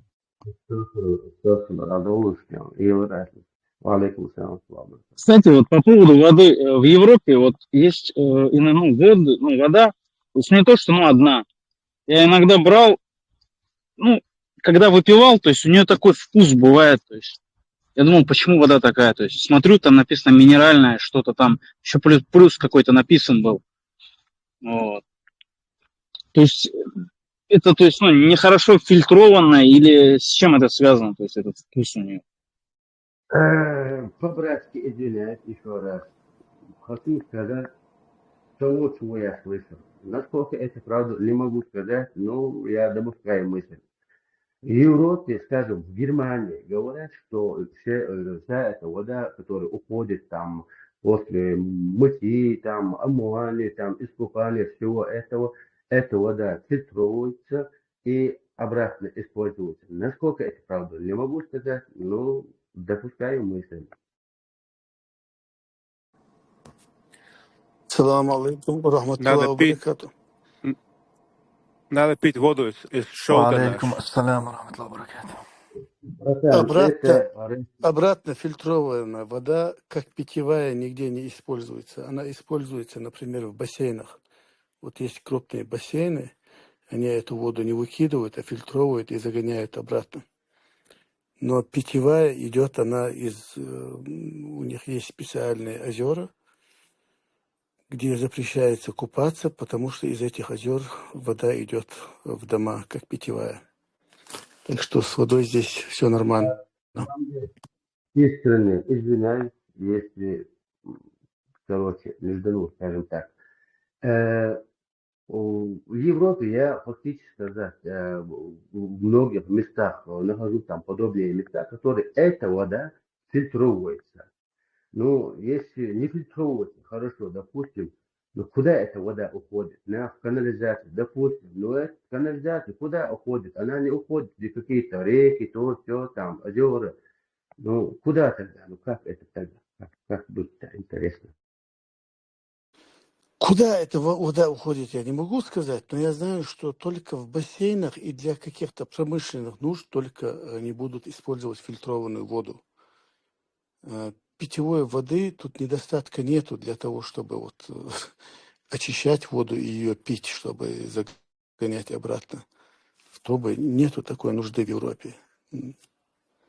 Допускаю момент, просто что интересно, когда эту воду пьешь, хлорированную воду, когда пьешь, ты это чувствуешь. Но эта вода, когда у них, из-под крана, скажем так, допускают, можно пить то все, но одни говорят, нежелательно, они говорят, там то все, так или иначе, как кто хочет использовать. Но элементарно, эта вода, куда она уходит? Есть канализация, есть, но эта вода куда уходит? Я сам наблюдал, не знаю. GPT, Эта вода вопрос задал. уходит в реки, в моря и так далее. В канализации отфильтровывается, и затем чистая вода уходит в водоемы, реки и моря. И вообще, если глобально об этом говорить, то да, вода отфильтровывается, и мы ее пьем, используем, но не в таком смысле, что эта вода сейчас отфильтровалась, а в плане, что круговорот воды в природе, он существует за счет вот этой фильтрации. Вода с этой земли никуда не уходит. Эта вода совершает круговорот. грубо говоря, ты сейчас выпил эту воду, потом эта вода совершит круговорот и обратно вернется, ты ее обратно выпьешь. Потому что вода из нашей планеты, она никуда не уходит, она не прибывает и не убывает. Понятно? Она крутится. Круговорот воды в природе. Можно почитать, посмотреть на эту тему. Но если в том смысле, что ты сейчас канализацию слил, и она потом обратно тебе прямо сейчас вернулась, отфильтровалась здесь где-то и вернулась обратно в кран, нет, такого не бывает, конечно же. И плюс, когда мы говорим Европа, надо понимать, что Европа очень большая и разная. Где-то вода, где-то здесь в Швеции или в Норвегии, например, тебе наоборот рекомендуют пить воду из-под крана, а не покупать, потому что вода здесь чистая. Но, например, в Польше попробуй выпить воду из-под крана. Это будет Валлах, совершенно это, отвратительная вода. да, тяжелые бывают. Ну, все-таки разные там тоже. А Швеции, в Дании, там, везде там доктора рекомендуют, когда ты заболел, там, подошел к доктору, они тебе сразу советуют открыть окна и много выпить воду. Ну, тоже там, ну, много камня чувствуется, тяжелая там вода. Ну, везде, как сказать, не могу, но там, где я бывал, тяжелая вода.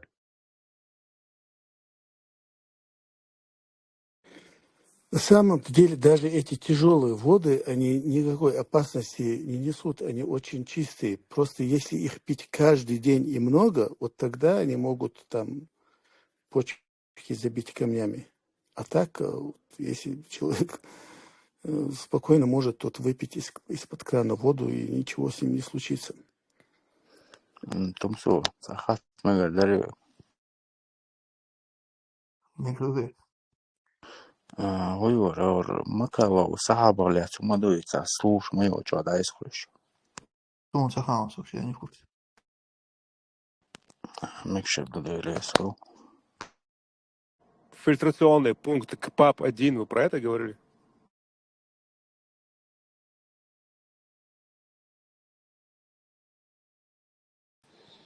К сожалению, там не было круговорота. Раньше Там вроде не, рек там не были. было доступа к чистой воде, Бая.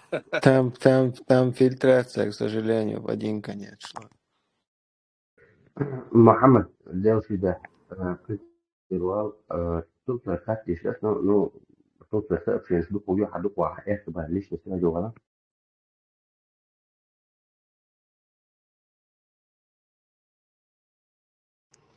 Вот здесь в Америке воду, в муниципальную воду, в питьевую воду добавляют этот флорайд. Я сейчас посмотрел на Google, как это на русском написано, что это фторид называется. Они его типа добавляют в воду, чтобы предотвращать кариес и вообще гигиену во рту, чтобы он поддерживал. И на самом деле вот вкус, вот вы говорите, там в Польше отвратительная вода, вот здесь тоже от штата к штату разные вкусы воды бывают, вот из-под крана. В основном из-за того, откуда они черпают эту воду. Вот, например, в определенных штатах, где более обильные дожди, у них залежи пресной воды намного как бы чище, ну, вкус вообще другой. А в таких сухих штатах, там Аризона, Нью-Мексико, вот в Южной США, у них залежи пресной воды как бы чуть-чуть худее, и они в основном тоже из других, как бы через многие штаты должны это по этим трубопроводам доставлять эту воду, и тоже вкус может вообще из-под крана варьироваться сильно. Нет, здесь в Европе на самом деле из-под крана воду пить это редкая история. Это только вот в Скандинавии я видел такое. То есть ни в Германии, ни в Бельгии, ни в Польше люди не пьют воду из-под крана. И она в целом, как бы она очень так прям чувствуется, что там плохая. И вот мне сейчас в личку человек, как бы знающий, пишет, что в Бельгии она фильтрует, именно фильтруется и обратно в систему загоняется. Отсюда и, видимо, плохое качество этой воды. Потому что ты ее прям из-под крана, если ты попробуешь выпить, ну, чувствуется, что она с какими-то странными привкусами идет. Ну вот в штате, в котором я живу, я пью из-под крана воду всю жизнь практически, никогда проблем не было. Да, конечно, но, естественно, фильтруют все. Вот, например, то, что ты говоришь в Скандинавии, еще это может быть связь с тем, что вот там в горы, да, в горах, где там Альпы, не Альпы, или где много снега, вот этот, когда снег тает, эта земля, эта вода, она же просачивается через землю, через почву, обратно в эти водяные залежи под землей. Ну, а на английском они называются aquifer, я не знаю, как они на русском называются, посмотреть. И почва, земля и все вот эти вот слои коры земной, это натуральный как бы фильтр. То есть она фильтруется, когда она идет, просачивается, она фильтруется сама по себе.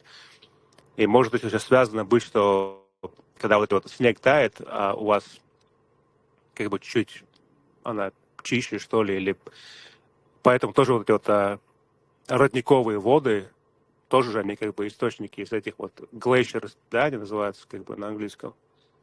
То есть с этим тоже связано. А вот в тех штатах, где снега вообще нету, снега нету, гор нету, вода вообще отвратительная из-под крана. У нас тут в Баварии есть, считается, что не во всех штатах, точнее городах, конечно. Например, в Мюнхене одна из чистейших водопроводных по качеству, сейчас будет тавтология, одна из чистейших водопроводная, одна из чистейших, как это сказать на русском правильно? Короче, по качеству одна из лучших Водохранилищ? Нет, одна из лучшая по качеству вода в Европе, короче, так скажем, в Мюнхене. Я что-то не Что она пойму. идеальна. Давно же есть эти, агрегаты, аппараты, технологии, которые перерабатывают морскую воду в пресную воду. Проблема в чем, в принципе, с пресной водой? Так эта переработка, во-первых, стоит дорого. Наилучшие воды в Европе, это даже не зависит от стран, это зависит от того, что если есть рядом хорошее водохранилище, вот в этой же Бельгии, вот как сейчас Тумсо сказал, во многих местах плохая вода. Но есть места, где идеально чистая вода, и наоборот рекомендуется пить из крана. Рекомендуют не покупать, а пить из крана, потому что рядом есть водохранилище, где-то в 5-10 километров, например. И все, и в этом водохранилище там даже купаться нельзя, и там вода, она как бы хорошая. Они не хотят слишком много возиться, слишком много там морскую воду там очищать, это же будет очень дорого. Воды-то нужно побольше. Тут недавно было наводнение, оно было как раз из-за этого водохранилища, из которого питьевая вода шла, допустим, в город Веревье. Вот это водохранилище слишком там переполнилось, были обильные дожди, и там что-то прорвало. Все, произошло наводнение. То же самое, допустим, вот в Мюнхене, он говорит, чистая вода, потому что рядом горы. То же самое в Норвегии, например. Ну, Норвегии там вообще, там у них и денег много, и как бы и они даже если водохранилище будет далеко, там протянут, допустим, трубу. А в Бельгии они вот здесь в этом коммуне хорошая вода, а в соседней коммуне вода такая, что несколько раз там чайники вскипятишь ее, там уже ты видишь по осадку, который на чайнике, что ага, здесь много всяких солей. Лучше ее не пить, лучше ее фильтровать или покупать. А вот слушай, раньше люди, когда жили в горах и разных местах, да, не обязательно в горах, на равнинах, люди в основном пили из ручейков, рек и же прочее, да, из прудов всяких. И все в порядке с ними были, не умирали там, особо не болели, так можно сказать. Плохо эти воды очищаются, там, прогоняются, все, дай Бог, сами. И тем не менее люди... Ну, Адит. И тем не менее люди, я не знаю, с такой опаской, с таким настороженным подходом к этой воде, как бы сказать. И тем не менее... Не, на самом деле, вот то, что ты говоришь, что раньше пили и проблем не было, это не совсем правда, потому что в те времена, когда люди заболевали от зараженной воды, то же самое холера, там, там миллион заболеваний от бактерий в воде, то, что может быть. От холеры вообще можно умереть. Когда люди умирали, в то время медицина не знала, почему они умирают. То есть статистики такой не было. То есть так тоже нельзя сказать, что раньше пили нефильтрованные без проблем. То есть тоже не совсем правда. Конечно, проблемы были и сейчас. Если ты какую-то там грязную воду непонятно откуда выпьешь, там подхватишь сальмонеллу, бацилла, кишечная палочка, то все, тебе капут, короче. Шаран, ты гидролог? Извиняюсь, что спрашиваю, но мне интересно. Я гидромедцентр образования. А вот знаешь, раньше в арабских странах примерно были те же колодцы, да, в которых вода, как бы сказать, стояла, не обязательно стоячая была, но в любом случае стояла. Эти колодцы были, да даже не в арабских странах, у нас эти колодцы были, тем не менее с людьми ничего не случилось. Ну, многие штаты жили под 100 лет, а холера, она была и в современности. То есть, как бы сказать, от нее и в современности люди умирали и умирают. Я поэтому же говорю, что не совсем правда. То есть, да, конечно, то, что ты говоришь, было, но то, что вот ты колодцы описываешь, вот у нас тоже, когда я в Грозном жил, когда вот после войны воды не было, мы все эти копали колодцы, эти насосы ставили во дворах.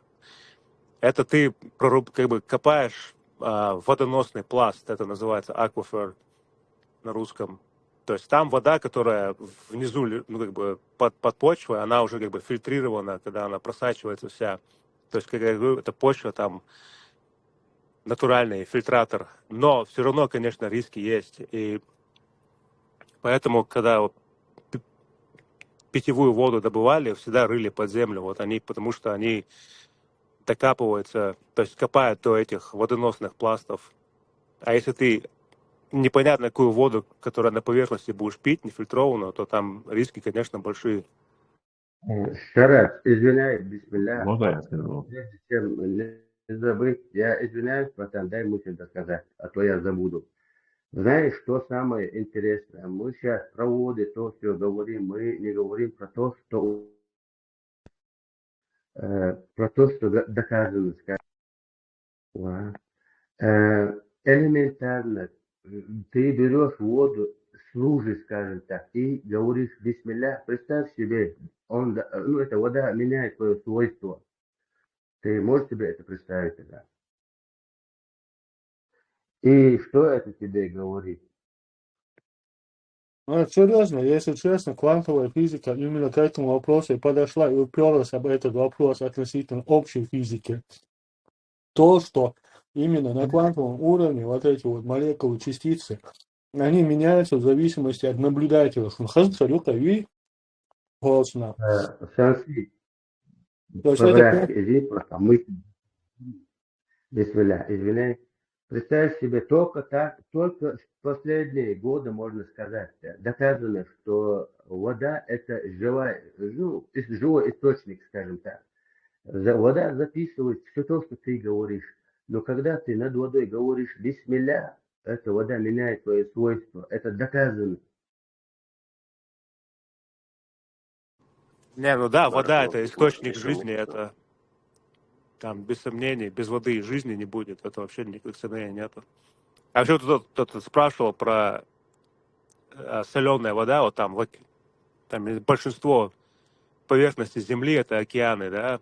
А почему вот в некоторых странах или в некоторых локациях есть нехватка воды питьевой? У них там постоянно кризис.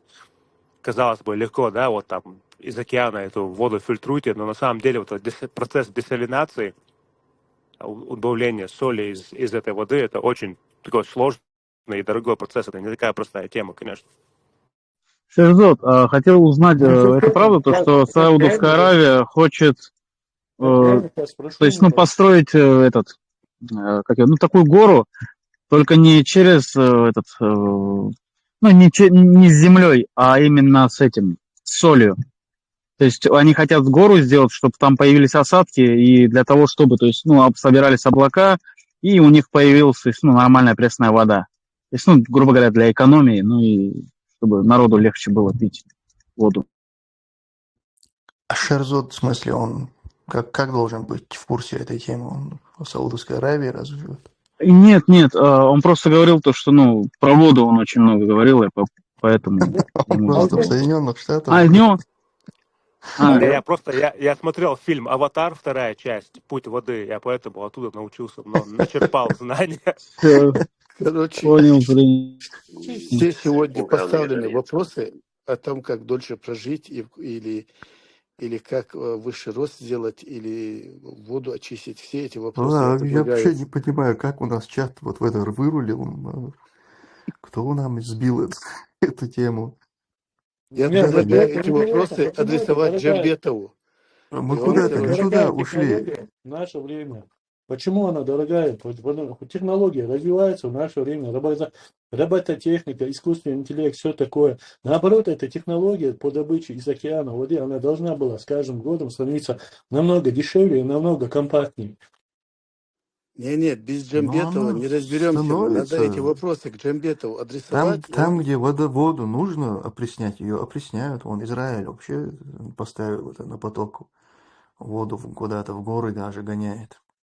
Там, где это не надо, зачем это ее опреснять? Зачем, например, в Скандинавии заниматься опреснением воды? Ага, Алла. Непосредственно в этом области Бобби Ашмусов, Германия, и вода там мир, Кузаха, имя, которое, как многие братья сказали, что вода, которая в канализацию уходит, она все равно попадает в реки. Но у него есть определенные штуфы, то есть степени, которые очищаются, и потом она уходит. Поэтому в Германии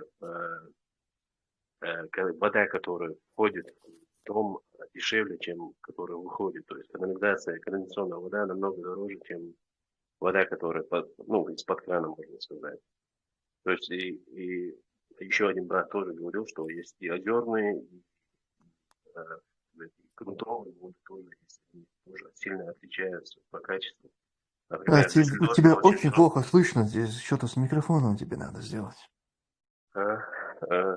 наверное, микрофон. Сейчас слышно хорошо? Он хотел сказать, вода может течь. Если ты в наушниках, то пойди в настройки и сделай так, чтобы микрофон питался именно от телефона, не от наушников. Так намного лучше. Вроде у меня наушников нету, наверное, что-то настройки надо сделать. Вот Я сейчас хотел лучше. сказать, что просто качество воды, которая уходит, очень она очищается, и несколько этих степеней есть. И именно в Германии, потому что я как бы работаю, как это называется, инсталлатер. В этой отрасли. Да, я в этой отрасли работаю. И здесь несколько степеней очистки, потом, прежде чем она канализация выходит. И по новым нормам нельзя канализацию и дождевую воду тоже смешивать нельзя. Вот здесь она идет уже в отдельности. То есть, если новые дома строят, то каждая линия должна быть разделена. И она сильно очищается. Питьевая, которая приходит, она очень хорошего качества именно в Германию. Потому что она тоже... И вообще и объекты, которые она Sicherheitsstufe 1 Oldzerzone, это, степень защиты первой, настолько она даже военный объект Харьяцкий Санчо охранять, я сказал. И такой момент, как многие братья уже говорили относительно качества воды, то есть они разные. Как я уже говорил, Дюссельдорф, Нойс, ближе к Бельгии, Ашусо, Кузаха, вода сильно отличается от качества, от их источника и Эдерцена, да, то есть Ты с поверхности говорил, вода, которая, она ты намного говорил лучше. разницу между грунтовой и озерной водой. Ты на этом Да. остановился. Да. Наверное, меня плохо слышно, я много говорю, наверное. Я просто хотел Я вот здесь, объяснить. я просто знаю, в Америке они добывают воду из этих вот грунтовые, да, так скажем, грунтовые под землей, то, что вода акваферны на английском, ну, очень грунтовая вода, Эдерцена. И из рек тоже там, дополнительная фильтрация. Здесь на самом деле очень сильные законы. Если ты в почву нельзя выливать, точнее разливать там масло или какое-нибудь там топливо, потому что она это масло или топливо, или вообще какие-либо химикаты могут просачиваться через почву в эти водяные залежи, и она может как бы заразить. Да, здесь тоже насчет этого тоже строго. Ну, здесь то же самое. То есть даже машины груженные нельзя заезжать в ту зону, где находится вот это, как его называется, вот это источник, где находится, там нельзя, запрещено. То есть здесь, например, колодец, ты просто отстойник ты не имеешь права сделать, потому что есть гемайнден, если называется определенные районы, где разрешается это делать, и где не разрешается. Даже ты можешь очень хорошую очистную систему сделать, здесь отстойник нельзя сделать. Ты в Германии ты за дождь, который на твой дом идет, и она, если эта вода попадает в канализацию, ты за это тоже платишь. То есть определенное, каждый регион имеет определенную дождевую коэффициент, и из-за этого коэффициента ты платишь деньги за это. То есть вот если у тебя есть парковочное место, и даже за это место ты получишь деньги здесь. Да, на самом деле, вот я знаю, в некоторых штатах, в некоторых муниципалитетах здесь запрещено собирать даже дождевую воду, потому что они хотят, чтобы вся эта дождевая вода просачивалась в почву обратно, вот этот круговорот, как Тумсо говорил. Если ты как бы ее собираешь, то меньше попадает обратно в почву, и, короче, круговорот там чуть-чуть нарушается. И да, вот когда они строят большие эти паркинг-лоты здесь или билдинги, когда заливают бетон, то есть там несколько ты там сотен квадратных метров залил бетон там для парковки или для строения, для чего угодно. То есть ты вот эту квадратуру уже отбираешь у почвы, которая могла бы просачивать эту воду. И чтобы это компенсировать, многие, они должны строить, если, например, в каких-то там, не в больших городах это строится, они должны отводить территорию специально для вот этого вот, для стоков воды, чтобы она там уже как бы собиралась и просачивалась себе спокойно. То есть, чем больше ты забираешь у земли поверхности, которая могла бы просачивать эту воду дождевую, ты должен как бы компенсировать это где-то в другом месте. Все, воду обсудили. Вы же смотрели фильм этот «Обливион» с Томом Крузом, когда эти пришельцы землю захватили, чтобы воду отсюда у нас высасывать? Вот вам. Ну да, здесь тоже такое же есть, специальные отстойники, есть как специальные обновление воды обязательно тоже, даже пожарный, который застаивается, вода, она должна обновляться. Просто многие братья, которые сюда приезжают, они не знают, что думают, как у нас дома, там, раз воду вылил, залил. Здесь в магазине намного дороже вода, чем из-под крана. То есть из-под крана вода намного дороже, чем в магазине купить. То по цене, если посчитать его, то есть получается себе выгоднее купить в магазине. А качество, конечно, небольшая там разница будет, наверное. Ну, просто разница от качества воды очень сильно отличается. Вот, как я говорил, Дюссельдорф и Нойс, и есть какие-то определенные районы, я часто где там работаю, там очень жесткая вода, и там есть Энхертунс, она называется, и они специально, чтобы вода не такая жесткая была, потому что арматура шумчиво оется. Просто мой совет, если кто-то приехал, здесь живет, желательно экономить, потому что когда сам платишься, это очень-очень дорого получается. За горячую и за холодную воду. Как бы у вас там в Германии не было бы продвинутая фильтрация воды, но все-таки можем повторить. Абу Халид, извиняй, еще раз, ассаламу алейкум.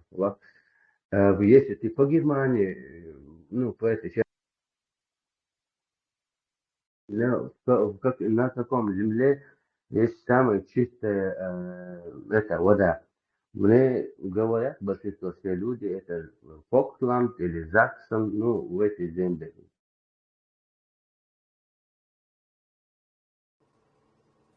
Еще в Америке такой тупняк, вот я с этим вообще сильно не согласен. Очень много вот этих гольфных полей, которые, вот этот газон их зеленый, чтобы он такой был зеленый, там в летнюю жару поливают очень много воды, пресной воды, которая могла бы стать там питьевой водой, тратится на эти гольфные поля, чтобы их поливать без конца. И вот это вот газоны, да, если ты вот там в спальные районы в Америке, в любом городе, там где-то если кто-то был, видит там вот ухоженные газоны у всех, и тоже на это очень много воды уходит, чтобы это все поддерживать. И на самом деле это вообще, конечно, такая вообще трата воды, когда вот все это поливают без конца, чтобы это все зеленое было. И еще один момент, вот здесь в Америке очень много ферм, агрикультурное хозяйство здесь очень сильно развито, очень много ферм, просто туча их. Там, наверное, самое большое количество на земле, мне кажется, может там на втором или на третьем месте в любом случае. И все эти культуры, которые они выращивают, они поглощают огромное количество воды. И тоже за счет этого, конечно, очень много вот питьевой воды тратится на это все. То есть это такой замкнутый круг. Если ты хочешь агрикультуру сильную иметь, то растительная система должна быть очень мощная. А в тех местах, где растительной воды очень мало, там у них и ферм меньше, и они выращивают культуры в основном, которые не требуют столько воды. Шарат, извиняй еще раз, хочу упрощать этот диалог, скажем так. Возьмите любую воду и скажите, Ялла. Скажите просто бисмилля, и она будет для вас полезным, иншаллах. Все, телецион, хазон. ده هو شو دعي الله دعي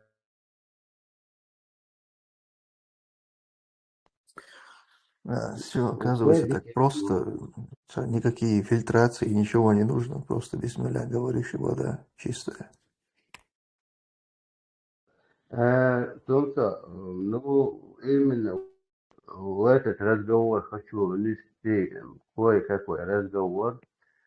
Не заниматься теми Это вещами, которые беспроигрышный вызывают вариант. чувство сомнения. Сомневайся, не делай, делаешь, не сомневайся. Ну, это Ты понятно. не знаешь, опреснение тоже таким образом происходит, если, например, морскую воду взять и бисмилля сказать, она пресной становится. Ну, я тебе скажу, она стать-то пресной не станется, ну, как минимум могу сказать, полезной она тебе станет. Полезная становится. Еще какие? Ну, просто ее пить невозможно будет, если она не опреснится. Попытайся, скажи и попытайся. Самое главное, знаешь что? Завязать верблюд и действовать, как говорится. А если сказать, То есть создать причину, имею в виду, извиняйте. А еще есть такая тема, святая вода, цунагуолы. Ну, если отмечено, мы должны это принять. Есть святая вода, зам-зам. Еще где? Есть в любой церкви святая вода а у них если есть. через марлю его просрочить бисмилля? Ты вот про это говоришь. Ну да, это тоже есть. Ну, церковь, видел, как вы эту воду, короче, делаете священной, там, святая, это то, все. Тухом сотрёнышем сами святой вода. İnan bok nui halbot, nui tani tiliye kimsarın. Tegin şunti, kazan şu oksuz beycan, halbot, nui be, ya tife bugün kulağları ya. Но я все-таки советую стоячую воду не пить ни при каких условиях, потому что там все известные и неизвестные бактерии ширион туча. Причем, если у тебя во дворе в луже она стоит, то особенно лучше ее не рискуйте ее пить. Да, особенно Не, лужную ну, воду. я имел в виду элементарно, Если там скажем, еще головастики, я помню в детстве головастики в этих лужах бывали. лужа бывает подобные вещи. Я что имею в виду? То есть течет река, и стоять, ну, река есть там, озеро, не знаю, лужа что ли. Но есть выбор, выбирай. Ну и скажи бисмилля, валла, она тебе станет как Нет, с минимум полезна. головастиками это вообще самая тема аудио. Это протеин чистый. Да, совершенно верно. Ламунхо, если ты как бы шутишь, то это нормально. Хотя вряд ли нам, наверное, все-таки какие-то такие Ну что, около Азам, а, богохульные такие вещи получаются. То есть мы говорим, с одной наузу стороны, мы билля. говорим бисмилля, это вопрос... Я по-детски Собордес, вещи субханаллах, говорю. да, мне сказать? Вопрос, когда мы имя Всевышнего произносим, это такая религиозная такая тема.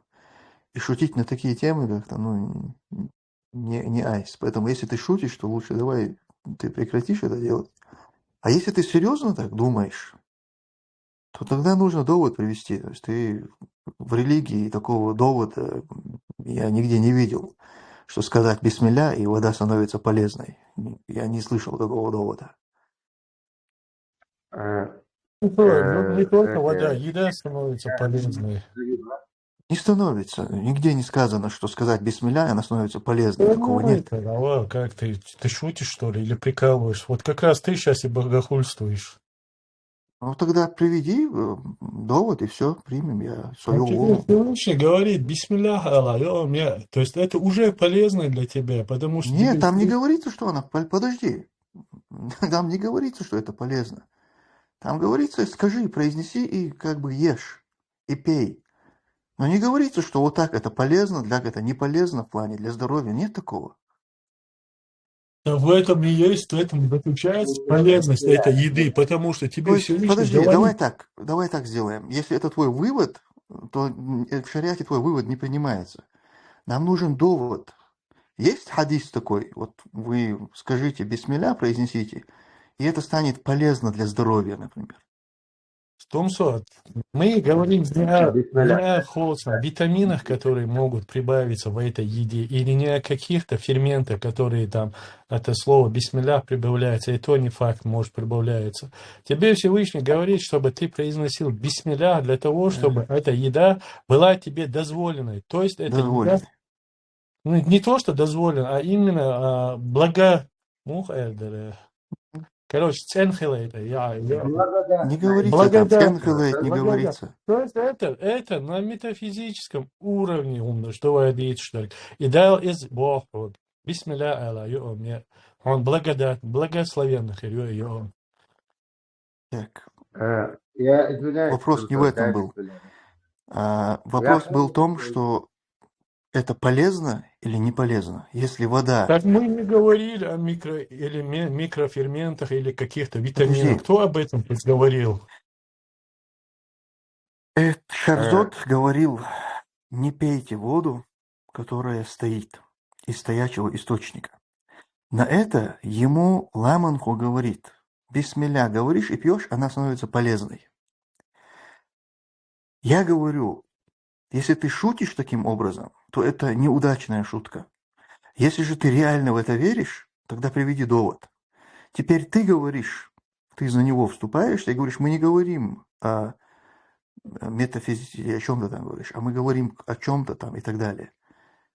Тумсо, Теперь я кто очень из нас богохульствует, или кто из нас теперь прав или не прав? Давай Ой, вернем. да, Ты но... контекст как бы учитывай. сказать. Тебе Хорошо, нигде не давай. говорится, что достаточно сказать над водой бисмилля, и она станет чистой или станет полезной. Нигде это не говорится. Нигде нет Так хадиса, тут что тоже возьми воду говорит, из что лужи, она... скажи бисмилля, и она станет чистой. Не говорится такого.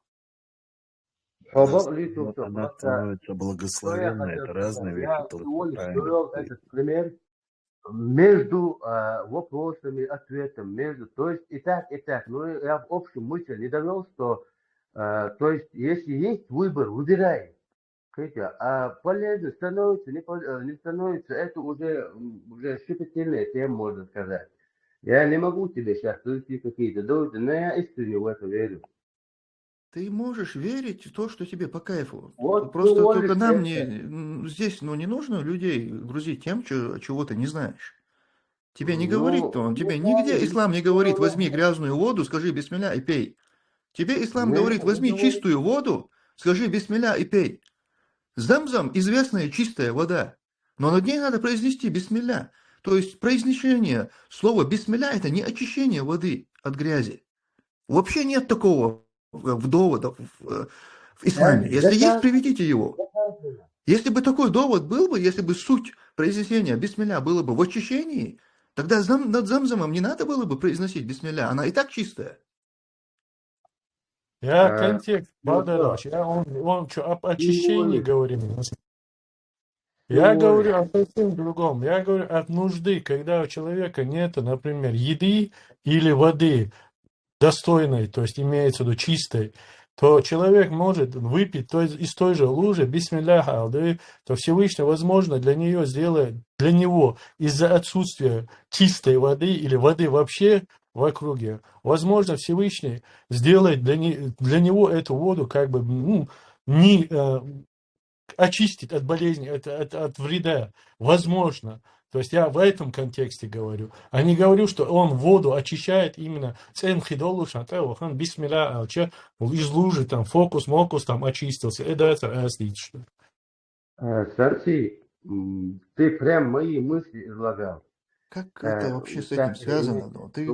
Если у тебя больше нет воды, тебе больше нечего пить, конечно, ты выпьешь из лужи, но какая связь между произношением бисмилля или вообще вот как вы это связали?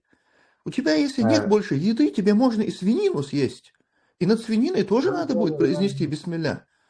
Но нигде не сказано, что от этого произношения она перестанет быть свининой. Или она перестанет быть харамной в своей основе. Это для тебя конкретно в этой ситуации, это исключение делается. Так я об этом и говорю. Я говорю, что любая еда, любая вода при нужде, без нужды, бисмилля олуш, она становится благословенной тебе с точки зрения метафизики. Какой метафизики? Горячая вода не может быть тебе полезной в любом случае. Можно просто дайте довод, и все. Не из ваши выводы. Если вы от имени религии что-то говорите, приведите хадис какой-то, я знаю, аят Корана.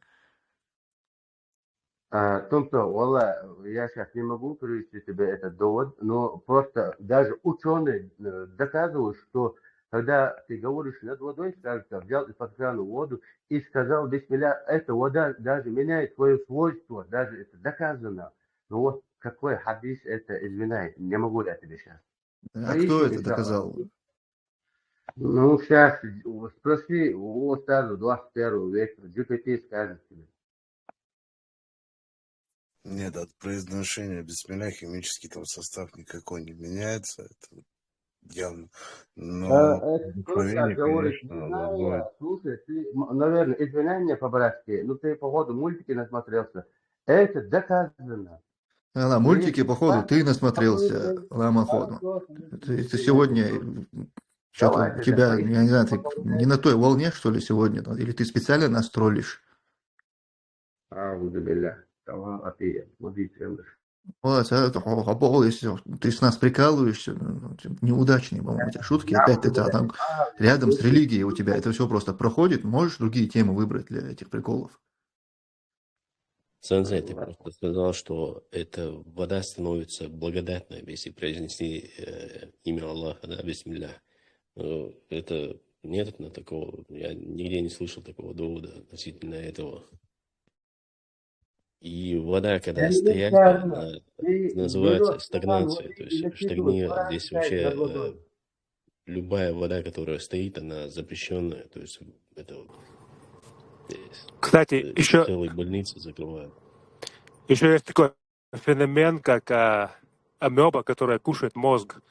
Есть случаи, когда люди заражались этой амебой из-за того, что пили воду из стоячей воды, которая стояла очень долго. А там они заводятся, и эта амеба может, она добирается до мозгов и кушает мозг. Смерть очень быстро наступает от нее. Здесь это называется болезнь легионеллов.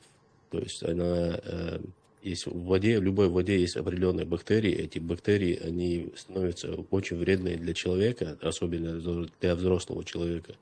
Это температура между 30 и 45 градусами. То есть, если вода Даже желательно, чтобы вода не была меньше 20 градусов. То есть эта температура очень опасна. Нельзя купаться в этой воде. То есть она, если она стоит, тем более, это она становится... Из-за этого здесь Krankenhäuser и, как это называется, детские киндергартен, как это, детские сады и вот эти специальные, где дети есть, где люди есть, там очень-очень сильно норма есть, которые очень сильно проверяют каждую трубу, каждый пункт, где качество воды, что стоит она или нет, что она не должна вообще, стоячая вода вообще запрещается в таких местах. Особенно Альтенхайм, это дома престарелых. Да нет, я не говорил, что надо пользоваться стоячей водой. Тревохан бисмилля алчецунах, короче, магическим образом и целно бож молодцу. Я это, что это допускается. А вообще, само слово бисмилля, оно придает и еде, и воде, и любому, как бы сказать, действию благодать. Эбар изначально. Тумсо говорит, где говорится, что любой еда, вода, халал из бисмилля алча, но я изначально говорил саму благодать экзистенциальном уровне. Сенсей, отравиться можно от еды, бисмилля, если она была Естественно, отравлена? можно, если тебе предопределено не то, что отравиться, а умереть. Бисмилля, уаляться, уалята, он предопределенно, Обычно, да, в любом случае, еда и вода, она мудрость.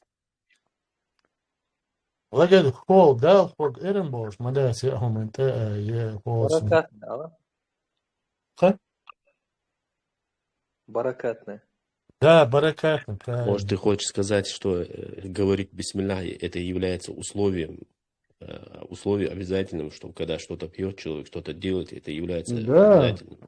в исламе это как бы себя, если тебе не предопределена какая-то болезнь, которая может спасти тебя, чтобы ты не поехал туда, ты предопределение связано, умдаться, то именно бисмилля, оно как бы баракатно становится, и еда, и вода. شو أتراب لها إزدعايا وقتها بقى يورقا Это بسم да. Да, навряд ли я такое сказал. Я урона, что Видимо, тебе показалось, я совсем другом говорил. Эйлер Ахмадасан, пиздати. А не только из Эйлер, а наоборот, Азмекиум опровергает, что Тумсо ветери, Тумсо Масагаха Бисмилла Маал. Именно опровергает. Я именно об этом Бог, где это в исламе, короче, что надо Он меняет бисмилля. химическую формулу, где это в исламе бахцо масла, или что он из отравы превращается в дивотраву. Кисоу нахсу мацабах, зо мацабах, бисмил мадак. Тут противоречие. Изначально, когда этот разговор начинался, именно на таком уровне то есть детально разложить именно на поверхностном уровне мичаху как, то есть на простых вопросах Если насчет пользы давайте сойдемся на компромиссе, а бисмилля оля я уж хемалуш. Эхарт я польза гицена. Он не только это, а он не охерет нам пользу. Бисмилля. Иншаллах. А скажи, что нет. Когда бисмилlah бошел, а пользу янсисунц. А бисмалца декош, бисмалца докош. Я просто я допустим, отсак тише гой отсахит, он тахан его замучил. Допустим, теше. Беда, да, сразу она химия была. Нет, конечно, надо объяснить, что речь вообще не идет о материалистическом, имеется в виду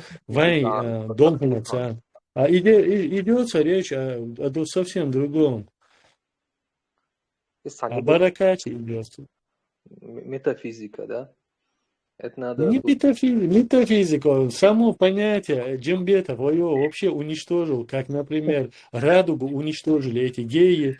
Тогда возьмем экзистенциальном уровне, бывает новое такое, синоним этому слову, пускай будет это слово. А исхуе? Постоянное, значит, да? Вообще изначально, конечно, разговор шел, почему люди сейчас выше стали. Да, Ламанхо выдвинул теорию, что из-за воды. И вот оттуда началось. Да, если надо пить этот Эвиан, да, который в бутылках, вот это дорогие воды родниковые из Альп. Серноводскую надо пить, по 2 метра набирать. Да. Да, изначально вообще все это построилось на том, что люди раньше не пили переработанную воду питьевую. Из рек, из родников пили и жили нормально, не тужили. Но Это бывала холера. Холера и сейчас бывает. стоячую никогда никто не пил. Но я же опять говорю, я не про стоячую, я не про плохую воду говорю. По-моему, Бейхе Цани даже Ламус и Цицамегмуатсон. Не то, что Дамыл. Да, есть такое мнение, что стоячая вода нежелательна, то есть Аллаху алам. Ну, вообще вода любит движение. Если вода движется, то есть она циркулирует или как-то в каком-то движении находится, то эти бактерии, они не успевают так. Ну, вообще-то в резервуарах она стоит, по большому счету. Она также стоит и в прудах стоит эта вода, по большому счету. Если подводное течение имеется в виду, если она не заливается из ключей внутренних. Но в резервуарах она, по-моему, не стоит. А что она делает? Она двигается там. Гонять Зад, может, вперед или вверх, вниз. в бок она двигается.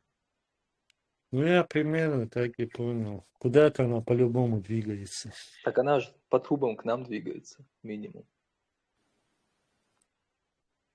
Пока ты кран не откроешь, вода что в трубах? В трубах лично в твоей трубе делает. Но от того, что она 5 минут поставила, ничего страшного с ней не будет. Ничего себе, 5 минут. На неделю ты уехал, приехал, кран открыл и начал пить воду. А так мой сосед пользовался все это время. Так что нормально все. А, хорошо тогда. В курсе хула. Не, вот стоячая вода, там же еще условия. Вот Там про она должна соседа быть. я не знал, поэтому, пардон. Сенсей просто в озерах, которые вода стоит, это другое. Определенная температура очень важна, там, именно которая Да вот, я понял, о чем лично ты говоришь, и я вообще говорю общем о стоячей воде, а ты говоришь об этих особых условиях, то есть стоячей это воды. очень важно. Тем более с тобой спорит, когда у человека узкая специальность непосредственно занимается этой водой и все, что связано с ней, тем более в пищевой, как бы сказать, специфике пищевой, да, то есть в пищевой специфике, а у кого специалист именно воды, то есть канализация, там, трубы, мрубы, вот эта домашняя вода, там вообще бессмысленно спорить. Не, я не спорю, да, Алмула, иншаллах. Я просто хочу донести правильное мнение просто, знаешь, чтобы там, да, Алмула, официально поискивал и отчуваться, иншаллах. Просто я это изучал, и я простой, если по-русски сказать, это простой сантехник, можно сказать. Но Кузага чуть-чуть по-другому, это несколько профессий там находится. Это называется САКХ, это сантехник, хайцунг, климатехник, и туда еще солатехник называется. Зачем? Ну, мы изучили. Техника, да, на это, ты учился как бы непосредственно, технический университет, институт, Нет, это не институт, это как техникум, да? Да, то есть техникум, техникум, институт. 3,5 года ты учишься вот там. То есть и работаешь, и учишься. Тут чуть-чуть, в принципе, же по-другому идет. Ну, вот в этих вопросах просто тергую албаяса, вот эти моменты, которые с водой, там, то, что просто один брат там спрашивал насчет этого, из-за этого я просто отвечаю. Адам Улахвец Рисова, я Баракова. Вот, вода, Гошин, он тут, тот же Эритрию возьмем, это африканские страны, Пекаш, они пьют эту воду, вот, без всякой вот этой вот десятикратной очистки, там, переработки ее, СВО, тудым-сюдым. Нормальные люди вырастают, высокие, стройные, там, в некоторых племенах вообще по 2 метра, в некоторых племенах маленькие, но коренастые такие, да, конечно, и смертность у них, но у них смертность не только от тифа или как это, холеры. Ну, по другим, многим другим причинам, милцерия, смертность, ну, На самом деле, это, как наш брат говорил, что это то, что нам так кажется, что, да, что очень серьезная там проблема с этим есть. И так как у нас дома, например, огни горят, здесь, например, ты никогда такого не увидишь. То есть это запрещено, чтобы огонь горело. Там такие токсины, там просто еще цонкшнах волн, баля волн, просто чуть-чуть, может быть, мы не видим это. Аллаху алам.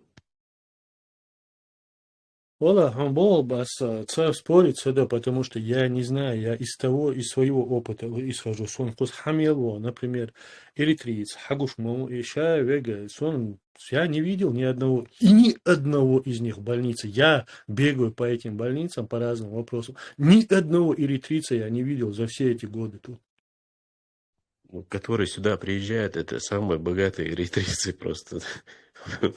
Потому что бедные себе не могут позволить сюда приехать. Это такая роскошь для них. Я не думаю, что они пьют стоячую воду. Очень в крайних редких случаях только. Карцелы, стоячая вода. А? Да я говорю, мы проехали эту тему, короче. Я где-то что-то неправильно понял, видимо, короче. Вступился в разговор. Действительно, может, что-то, короче, неправильно что-то сказал, контекст не уловил, там, начал умничать. В итоге, короче, вышли на истину вышли и разбежались. Абу Халид, ты сказал, что вода стоит денег холодная в Германии. Как ее платят? Я просто ни разу нигде, ни в каких счетах не видел, что я за воду плачу. Может, я упустил что-то? В бутылках магазинная вода стоит дешевле Йорка. Да, конечно, здесь, если тебе вода приходит, ты должен посчитать, что она приходит, как и приходит, и так она и уходит. То есть у тебя приходит счет. Я не знаю, если ты живешь на социальном жилье, тогда, конечно, может быть, у тебя такого не будет. То есть тебе никакие счета, ничего не придет. Но если когда ты сам будешь за все платить, за свою квартиру, сам все делать, тогда ты увидишь определенный период времени. Не, ну счетчик нету. В коммунальные услуги-то она входит. Но счетчика же нету, если ты ее больше потребляешь, что ты платишь больше и так далее. Счетчик воды везде есть, как его нету. Не может быть, чтобы без счетчика воду потребляли. Холодной воды? Эритрии нет. Счетчик обязательно есть. Это не может быть такого, чтобы у тебя счетчика не было. Просто возможно, то жилье, где ты живешь, это оплачивается социалом или, я не знаю, если ты сам за него платишь, я не знаю, может быть, арендодатель сам это покрывает. И так у меня было, просто я не помню, это, где этот счетчик, как считать же как-то надо это. Счетчик, если у тебя в квартире, может быть, или в подвале, то есть Зулайтунг, это где непосредственно вода к тебе заходит. Или в аренде написано, что разделяется на семьи, например, тоже может быть такое. Но тогда, может, твой сосед больше пользуется, чем ты, тогда это невыгодно. Единственное, когда ты живешь на социалке, тогда это все, или социалка, или там, когда тебе государство оплачивает, тогда еще ты не замечаешь это, а видишь, счет я ешь, по-любому. Не, сун счет 100% цаина цаза. Ну ладно, на социалке, потому что люди, которые живут на социалке, или у них социальное жилье, за которое платит как бы непосредственно организация по этой миграции. Или, например, ты снимаешь частно, сам снимаешь частно какой-то дом, да, и тебе, ты тоже опять-таки не занимаешься оплатами этих услуг, и занимаются этими хозяева. То есть ты платишь, а с Не, тех у денег, меня был... которые тебе выделяют, ты платишь им, они занимаются непосредственно вот этими коммунальными Нет, расходами. хорошо, это я понял, что она стоит денег. Но то, что ее считают, и за это отдельный счет приходит, вот такого ни разу у меня не было. Так счет не тебе приходит, счет приходит твоим арендодателям. Ну, как-то должна же арендная плата у меня тоже меняться, если я, допустим, в этом месяце больше расходовал. Почему? Если у тебя в договоре фиксированные, там, имеется в виду другие, другие расходы, если у тебя фиксированные 150, 200, там, я не знаю, то нет, у тебя не будет меняться согласно договору. Ну, тогда, получается, я могу ее сколько хочу использовать. Конечно, сколько хочешь, ты можешь в течение месяца цветом пользоваться, водой пользоваться. Просто в один момент тебе придут и хозяева скажут: слушай, чувак, короче, тут ты полгода, короче, пользовался, тут выходило как бы за пределы. Просто они изначально в договор закладывают со всеми возможностями, то есть со всеми возможными рисками, да, то есть твоим переизбытком воды там извож. И поэтому ты не вылетаешь из этого как бы фиксированного, короче, из этой фиксированной суммы не вылетаешь ты. Мгм. И света, газа, счетчик, sana шырынса проверять, герцарс. Почему может каждый месяц? Нет, Шеренца уйдет, перерасчет Шеренца уйдет так же, как и свет, и газ. Оплата каждый месяц, и еще поквартально, и еще на перерасчет раз в год. Я не знаю, как это устроено в Германии, но когда я жил в Польше, вот этот пункт воды, он в счетах бывал самый дорогостоящий. То есть дороже всего, больше всего тебе расходов месячных за коммуналку приходилось платить именно за воду, холодную и горячую. И холодная, да? Да, холодная и горячая отдельным пунктом шла. И вот там распределение было типа по пунктам, по статьям. И вот среди этих всех статей вода бывала самым дорогостоящим пунктом, то есть основная доля приходилась на нее. И это прям ощутимо было в Польше. То есть коммуналка где-то от той суммы, которую ты платишь за аренду, где-то 70% от этой суммы еще коммуналка обходилась. Я не понял, там в ваших краях там газ идет вместо плиты, комфорок. То есть газ шуцегаюи. Это кого ты спрашиваешь? Тебя, он швец, а газ и... Нет. Комфорки это электрические, да? Да. А И в в Германии? Швеции электрика, и в Польше была электрика, по крайней мере, в тех регионах, где я жил. А газ я встречал только, по-моему, в Германии нет. Или в Бельгии, по-моему, я газ встречал.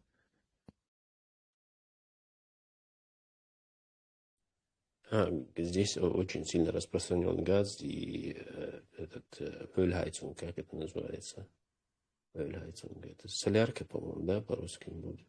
Короче, вот это на солярке Да, солярка. тоже очень часто встречается. А вот так, например, в Норвегии, я когда был, там в основном только электрические энергии, то есть эти обогреватели, то есть там, конечно... Нет, здесь, в Скандинавии, я вообще не слышал даже, что где-то газ был. Да, не видел, не слышал. Я не знаю, газ как это. Я думал, вообще давно в Европе газа нет. То есть, имеется в виду в частных домах. Сами газ, брат. А? Вот он. Сами газ. Нет, газ в Бельгии самый распространенный и самый дешевый. Юг в Бельгии, например, газ. Его нету только в деревнях. В деревнях он то истинно Ölheizung, мазута олтунах, на самом деле соляртуз, слегка там покрашенный иногда. А более или менее тут, Солярку тоже делают. Частные дома жгут солярку ну, или и как бы печка даже какая-то. частные дома, если они в черте города, рядом с городом, где проведен, или даже если в деревне, если в эту деревню проведен газ, то сразу же все эти люди этот газ обязательно в дома проводят, потому что это самое дешевое считается здесь отопление, по крайней мере, в Бельгии.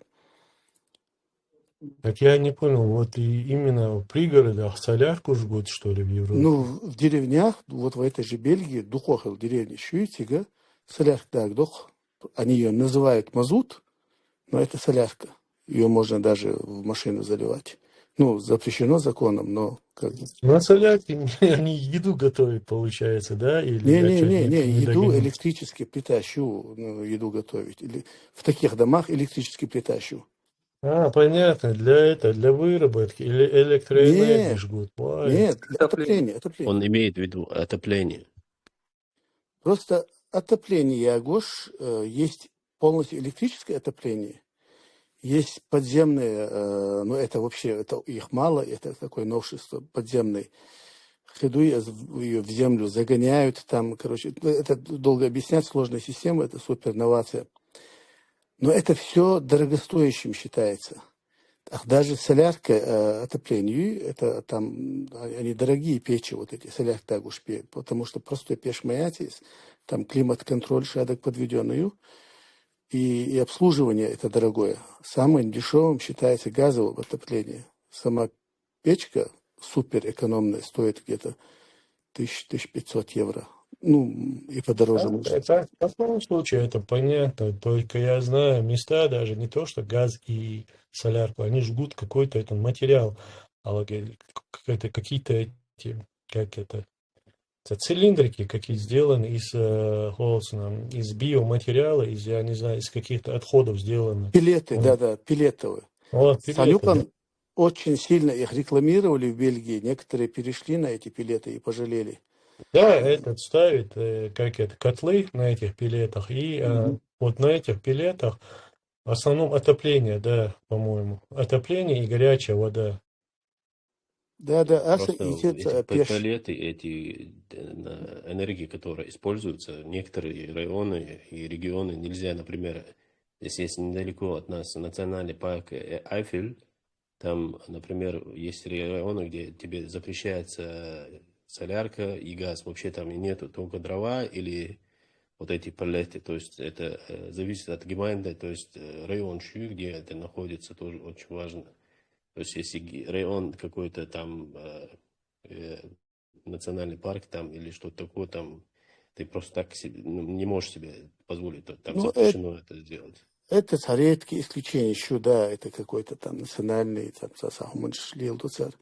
на самом деле дрова и пилеты, они также загрязняют экологию, так как и эта солярка. Потому что солярка, штаб коптит, долг шмадатихус, она ж тут очень экономные печи на эту солярку. Климат-контроль, все там заявлено, и там копоть я всегда ючь. Просто обслуживание все равно дорогое, сама эта печь стоит где-то 10 тысяч евро. Ее надо регулярно, тебя обязывает, вот эта страховка твоя обязывает, чтобы регулярно ее специалист проверял. И раз в год ты еще должен прочищать этот дымоходи, Там коррозии, прочищать. которые очищают. Я не знаю, как у вас там в Бельгии, здесь обязательно каждые полгода должен инсталлятор он приходит, очищает полностью курс бейкума, горение, это, конечно, он не коптит, как у нас, он там так хорошо горит, когда он настроит инчулдах, как он вообще даже не видно дыма, не видно бывает, почти настолько цен его ушел. Ну, раз в год духоз, обязательно раз в год, чтобы он прочистил. То есть ты даже сам не можешь прочистить, тебе должен вот этот человек прочистить и там отметить, что он все сделал, все нормально, это пожарная безопасность, кочерёл.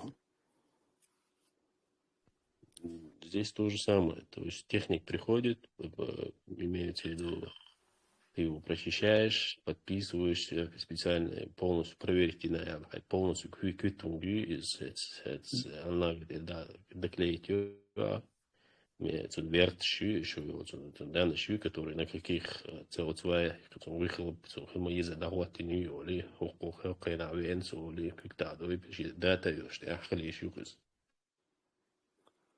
Но большинство населения тут живут все-таки галочка. Ашмабой, например, война Хабаши. Они даже не знают об этих вещах. Они везде газ.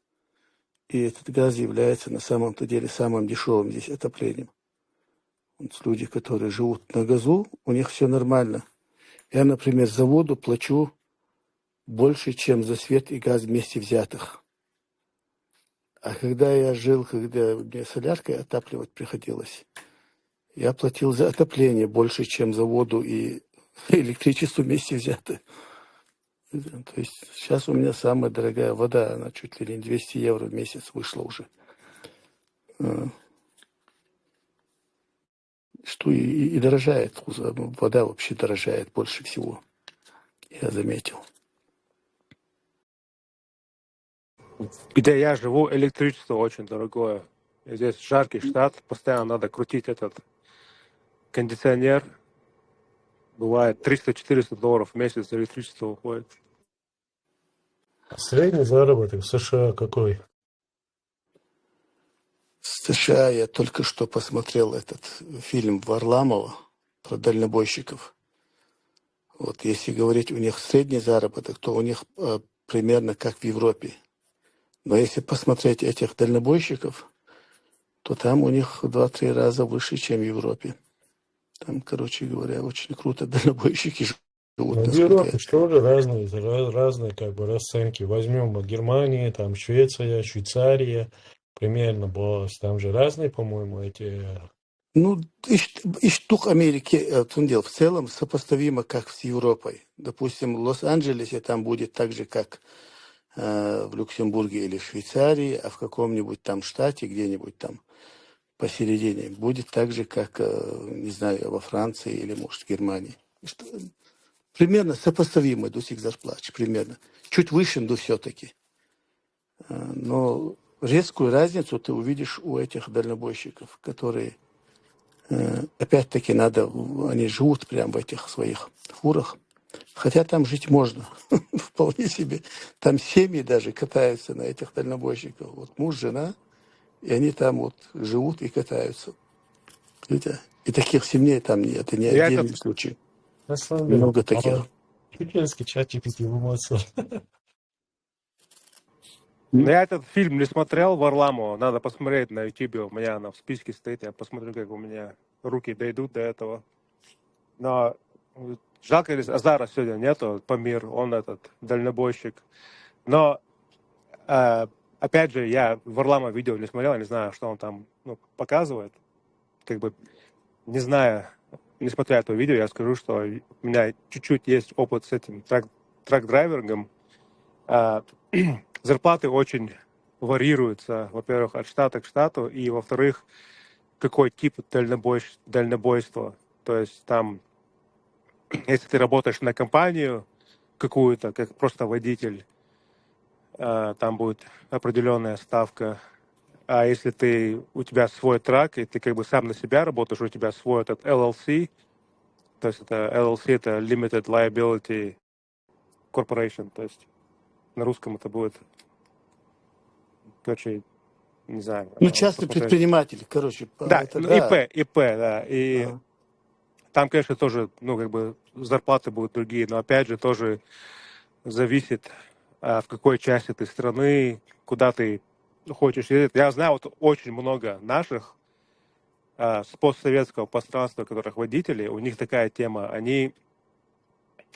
у них вот эти брокеры, то есть брокерские компании, которые им груз достают. То есть, например, там какая-нибудь там компания, скажем, к примеру, у тебя трак, да, у тебя свой трак и своя фура. То есть ты купил вот этот прицеп и трак, это тоже, конечно, стоит там определенных денег, открыл вот этот ИП, и все, я готов ездить. И, например, там компания General Electric, там, скажем, к примеру, хочет послать груз. Она, эта компания, выходит на связь с этими брокерами, которые этим занимаются.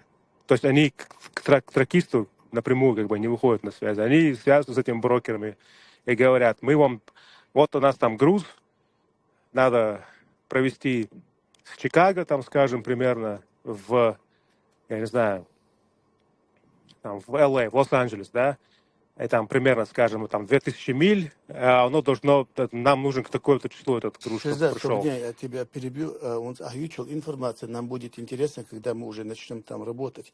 А сейчас пока ты нам лучше подкинь информацию, как нам туда добраться и сесть за трак. А дальше уже вот эту информацию, это уже потом будет интересно.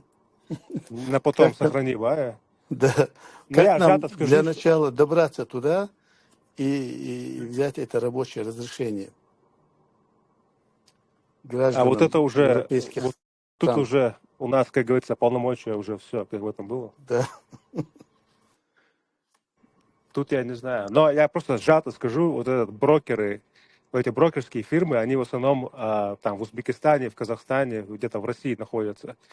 И как бы они меньше берут себе откат, и больше получается этому водителю. То есть так выгодно. 90% наших, все брокерские компании, вот Узбекистан, Таджикистан, потому что те брокеры могут на пониженной зарплате жить, там, скажем, в том же Ташкенте, там $5000 в месяц они получают, они как коты в масле живут. А если ты как бы американец, и у тебя брокеры местные в Америке, то там у тебя доходы чуть поменьше. То есть там очень много подводных камней, конечно. Там, да, и жить в этом траке приходится. Короче, чем больше ты ездишь, тем больше ты зарабатываешь. А если ты семейный человек, ты семью можешь не видеть, или, могут они, в принципе, можешь с собой взять, если они хотят. Там нюансов, конечно, тонна.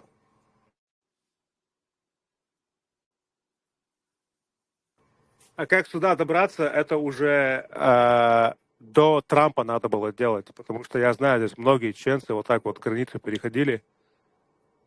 Сейчас это закрытая эта тема, сейчас уже так не сделаешь. Так что я еще к тому добавлю, я слышал, что многие вообще оттуда свалили, наоборот, что боятся этих преследований, что тут Immigration Custom Enforcement всех, короче, сгребет на улицу. С Варламовым видео там был, водитель, помощник. Это человек, который именно аренда, то есть, траками занимается. Вот, он сказал то, что 2 недели назад буквально закон вышел о том, что иммигрантов больше нельзя сажать, то есть, за руль. То есть будут работать только те, у кого есть грин-карта или граждане США.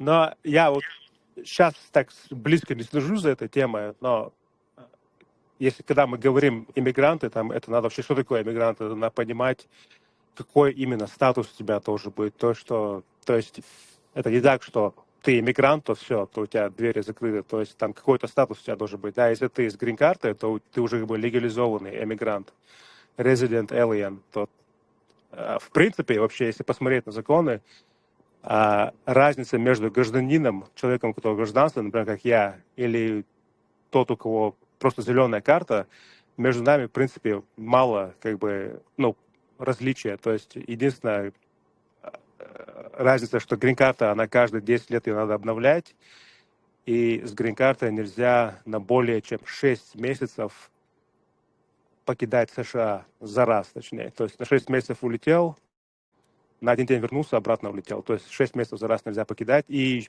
насколько я понимаю, там еще есть такая тема, ты не можешь голосовать на федеральных выборах, если ты грин-карт холдер.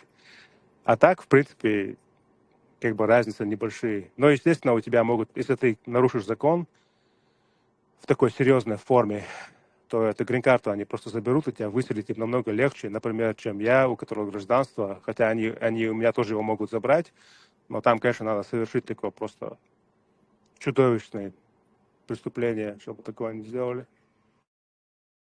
А так что, если ты иммигрант, то все, двери закрыты на трак-драйве, такого нету. То есть, если у тебя грин-карта, у тебя легальный статус, Единственное, что там сейчас они ввели, там, по-моему, тест на английский язык, то есть они требуют, но если ты иммигрант, и ты ни А, ни Б по-английски не знаешь, то да, конечно, тебя, наверное, уже сейчас это будет намного труднее.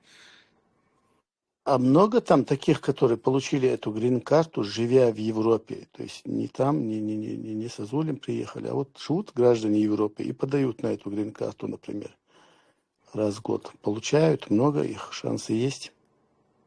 А вот это я не знаю, потому что вот я кого знал, они играли вот в лотерею, да, как бы живя за границей, живя за пределами США, они выиграли в эту лотерею и так выигрывали. А какими-то другими путями я, честно говоря, не знаю. Просто у меня гражданство уже очень давно, я этим давно уже не занимаюсь этими вопросами, я вообще не знаю, как это все работает.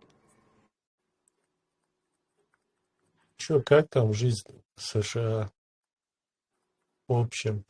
В 2 словах.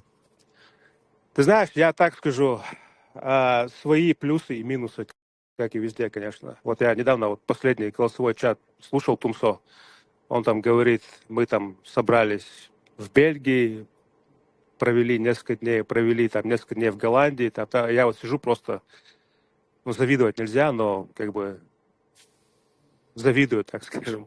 Здесь, конечно, такого нету. Конечно, когда ты в Европе живешь, и все эти страны друг с другом, там, например, я бы тоже хотел повидать все эти европейские страны, но сейчас просто не вариант, возможности нету такой. А так, свои плюсы и минусы, как и везде, в принципе. То есть, не знаю даже. А в Сакраменто и в Лос-Анджелесе не собираются? Ты сам откуда? Я на юге США, южные штаты. Не в Калифорнии, нет. Мгм. Ну, там вроде бы в Сакраменто, и, как мне сказали, и в Лос-Анджелесе по 1000 уже будет наших, нет? Я вот этот видео смотрел, вот эти Лос Чеченос. Там, конечно, судя по их видосам, там в Лос-Анджелесе вообще очень много. Сакраменто, я не знаю, это более как бы северный город, на севере Калифорнии. Ну, они говорят, что в Сакраменто их больше. Насчет этого я не знаю. Не смогу ответить.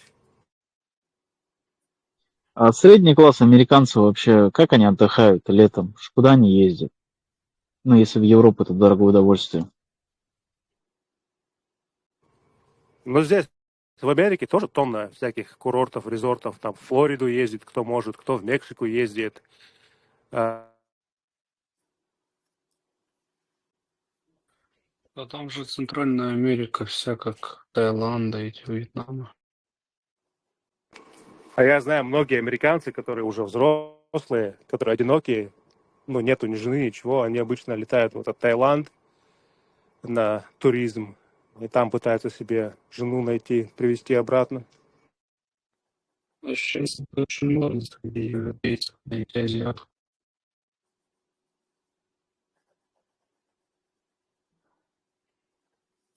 Раньше популярно было, они из Украины, из России жен привозили. Сейчас это не так популярна эта тема.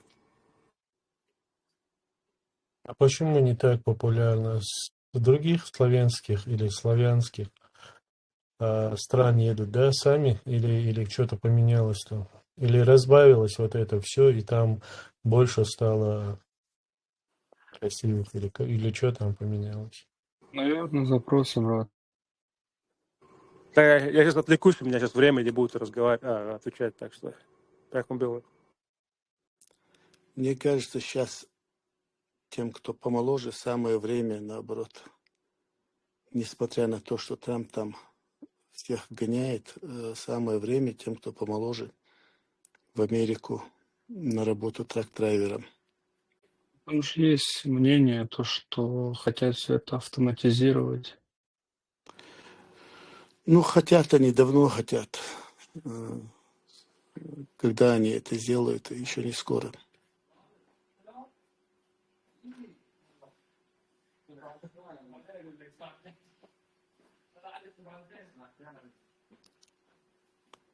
То есть они такси уже автоматизировали.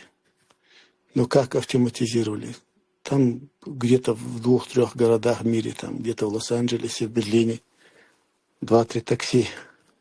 На самом деле он стоит дороже, чем обычный такси, обходится дороже. То есть, значит, массово он не пойдет. А с траками там еще сложнее. Там постоянно нужен человек, который будет следить за все ли там нормально, исправно. А если что-то случится, он трак где-то застрял, где-то в 500 километров от тебя. Все равно надо куда-то человека туда посылать. Такси еще как-то можно обслуживать. Это в черте города они все будут кататься. Если где-то что-то, сразу же механик прибежит, отремонтирует, поедет дальше. А траки, они же далеко уезжают.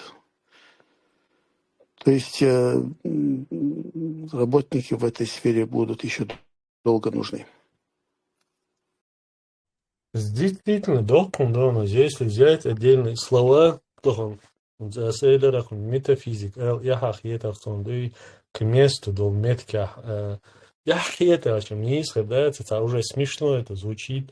То же самое касается слова, например, гей бахар мадаре, вообще к значению майерсун. Та же радуга возьмем, она тоже имела свое другое, имела прекрасный эзерез, атрибут, символ, то он как бы ассоциируется именно с этими людьми. Потом кихудар,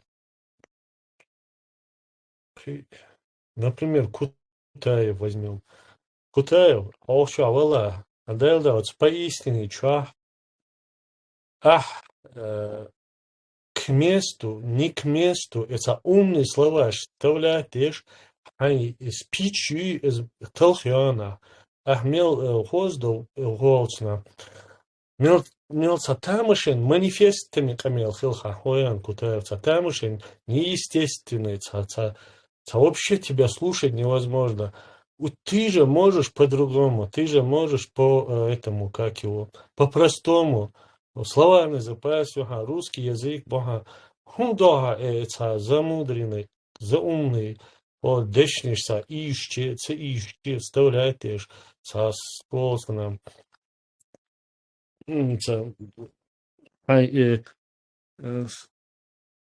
Хай камелся, хай наполнить до богу, что и толкнона на самом деле.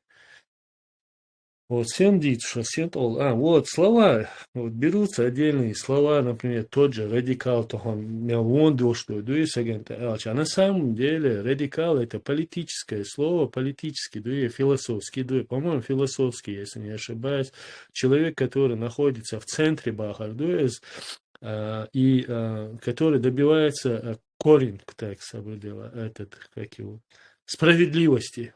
То есть ищет он не в левом, не в правом направлении, не склоняется ни там, ни здесь, а именно корень, основание, стержень основание. А то он это слово превратили, то есть ассоциируют его именно с беззаконием, то есть несправедливостью.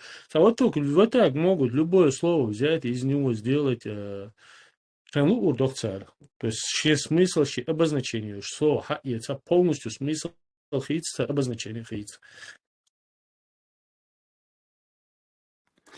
Не, на самом-то деле радикал это скорее отрицательное, чем положительное. Положительный смысл имеется в виду, наверное, бескомпромиссный, там, вот, щетунди, чакволш, там, отжал.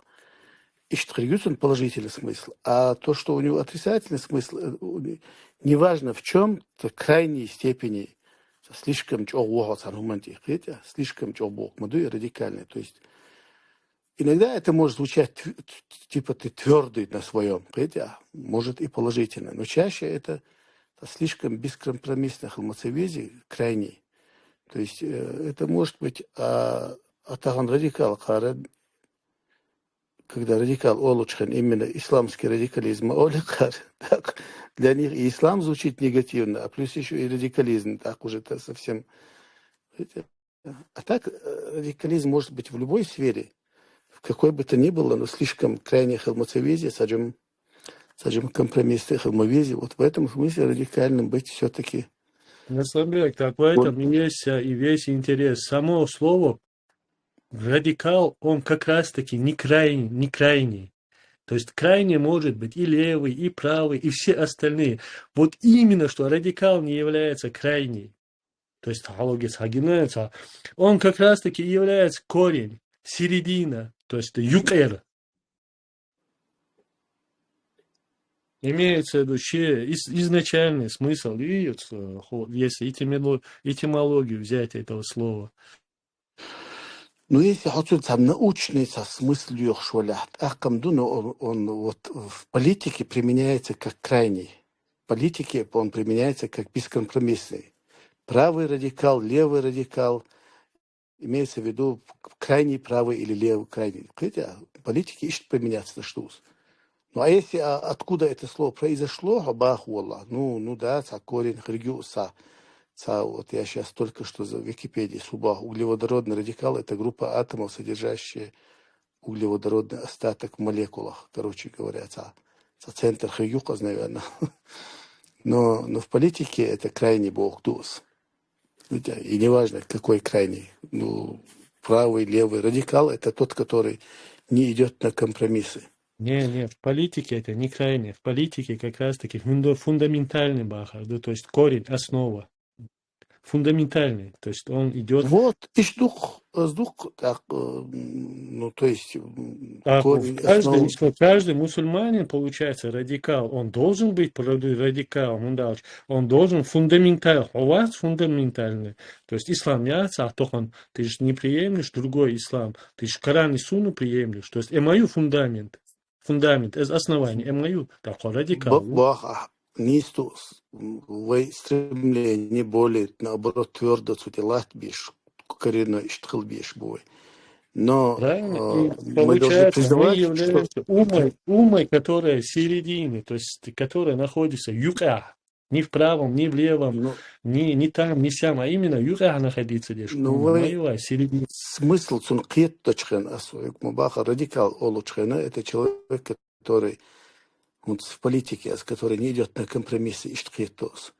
Так уже хаюк ахцехул хангерк. Так все крайне всех, кто с тобой не соглашается, ты объявляешь врагами, а иштхитом хулц хайркитом. Они поймут, если ты себе скажешь, что я исламский радикал, Оли, сразу же они поймут тебя, как будто что ты вот, значит, хочешь всех, кто с тобой не согласен, там, истребить или покорить. Бескомпромиссный, крайне правый шбу, крайне левый шбу, бескомпромиссный. Как вот раз таки радикалы... Радикальные левые олах, радикал как раз таки он пытается договориться со всеми, чтобы оставили непосредственно фундамент, то есть чтобы они не изменяли шаол метегю, шаол территорию, шаол пространство. Он пытается со всеми договориться, кто вокруг, не вмешивайтесь сюда, и мы не будем вмешиваться в ваш. Именно вмешиваются и пытаются изменить его, как бы, его среду. А вот которые не идут на компромисс, не идут на договоры, ничем не соглашаются, вот как раз-таки это правые и левые, крайне правые и крайне левые.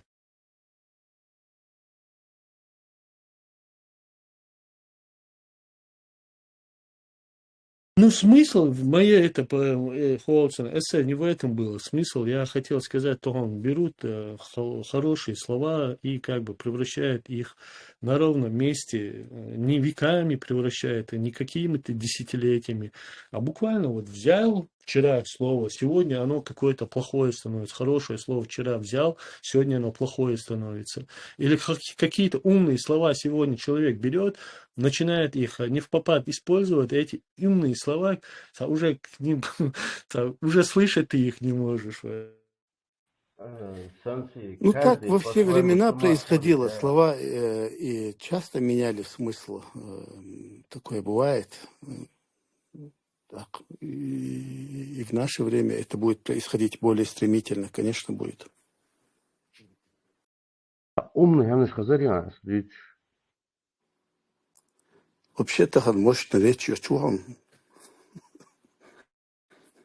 Дело просто интересно, هم نشتيت اش تعالوت دون نشتو ثم شو ورس وقت لا تخيفتون خلص ديت اش وديون شو أروق اش حوت موها وشو ده وانا خلينا سنجو واسير وصون وده حاجة إيش دوشتر أصلا إيه ده بقولك دريها استغفر الله استغفر الله Так богохульник, це Элиранцу. Просто один долг, а мял, بقولك شيش ال Ну вот, я да, понял разница боится юкает. То есть ты, ну в какой-то момент ты случайно сбогохульничал, это не значит, что богохульнику.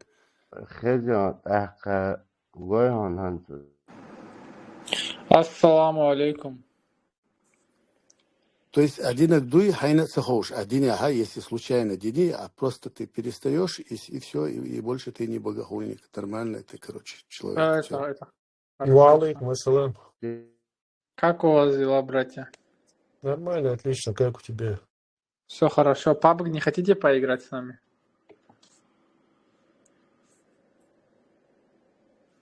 Во что поиграть? Не туда зашел, походу. В PUBG. Пацанов Не, я собираем. тут- Ну, надо идти туда, где играют, наверное, а не приглашать Я тех, думал, кто... здесь в группе с кайфом поиграем с мужиками. Не, здесь не для игр собрались люди. Все, брат, понял. Извиняюсь.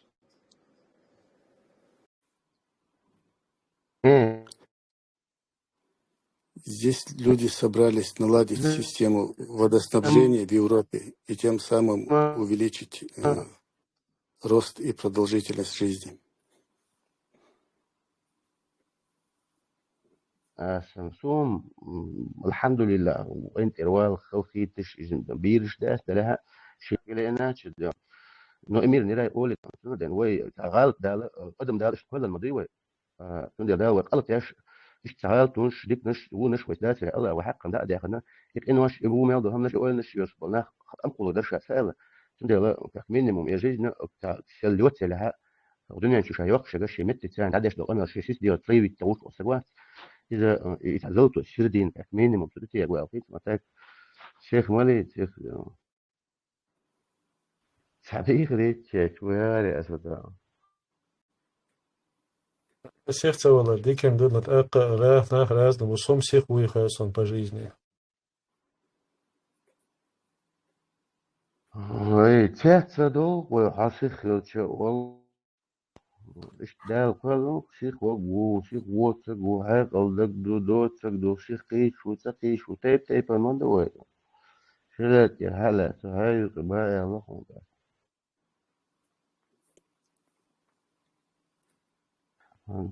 примерно أنا أثبت وحلق أميل إنك الدور تحت ساعات يشتغل درجة بس بقولنا وش يقدر حلق ألدو تهم نخلات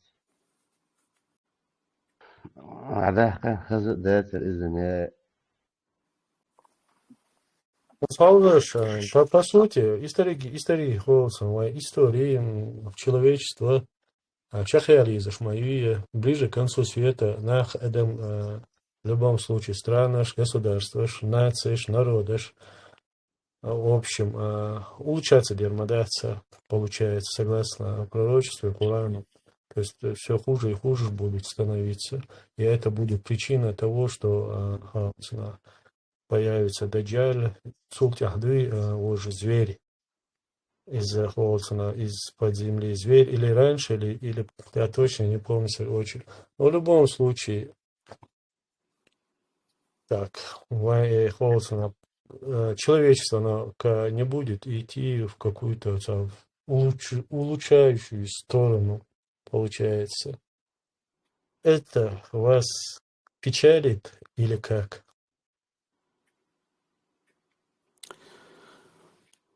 С этим просто надо жить, наверное.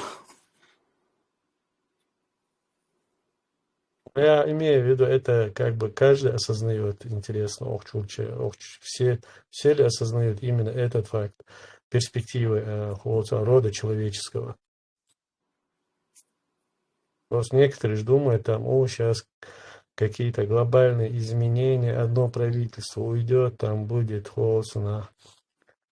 Цикл там сменится исторический, эти там падут, те придут, мы выиграем, они проиграют там, и будет холодно, благоденствие на земле. Да, будет Камел, да, при битве холодно под Шамом, мечах лезущих в битву. Да, по-моему, под Шамом где-то холодно в Палестине, это Даджалет, когда загонят муджахидов в определенное место. И после этого Аиса о благоденствии, это получается ненадолгое время, это благоденствие будет. Тяжелую тему затронул сенсей. Тяжелую. Да, разных Глубокий философ. от И так, воды до эсхатологии. и так тут люди в тяжелых раздумьях. Ты еще вообще тут жуть-то гоняешь. Все будет хуже. Саджем надежд. Немножко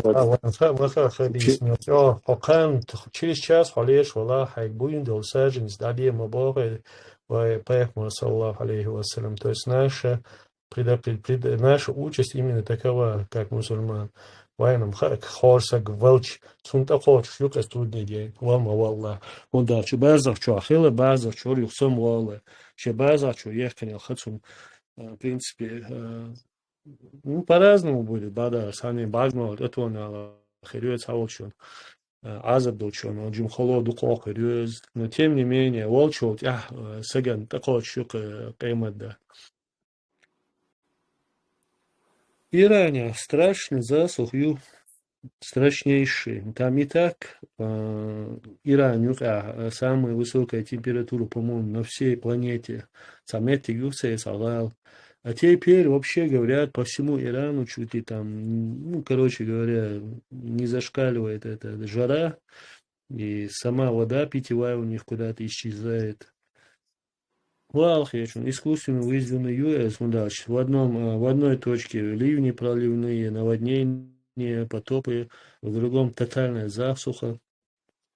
Сенсей, тут, если у нас чат на русском языке, если мы будем стараться на русском говорить, я просто представляю, мне и многим без разницы, наверное, что мы меняем вот чеченский, русский, а тот, кто только на русском говорит, ему это очень сложно будет. Слова одни на русский, другие на чеченском. Ну, а менять будет 50 на 50 у тебя русский, чеченский. Все понял, я думал, что-то я на русском все это произнес. Бывает. Ну, искусственно засуху, я думаю, вряд ли можно вызвать. Я вообще не представляю себе.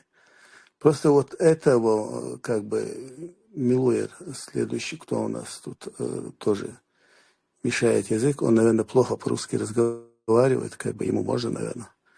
А у тебя по-русски получается хорошо говорить, сенсей. Засуху искусственно вряд ли можно вызвать, хотя, если сильно захотеть, может быть, не знаю я. Ну, я знаю, что я думаю. Там, откуда они берут ту самую воду, куда должны направить эту воду, то есть вот эти вот роза ветров и все такое, как этот Мурат Татимиров говорит,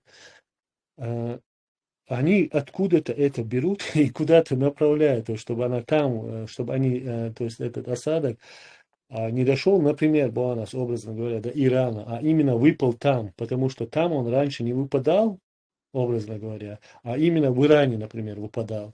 То есть он проходил все эти десятилетия, веками он проходил эти территории, а сейчас начал там, на этой территории выпадать эти осадки, а тут не доходить.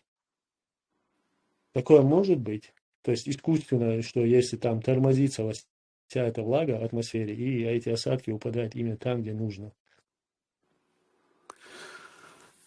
Ну, наверное, если кто-то будет заинтересован, чтобы вот проходят тучи, чтобы эти тучи свой осадок именно здесь дали, он затратит какие-то на это средства и сделает так.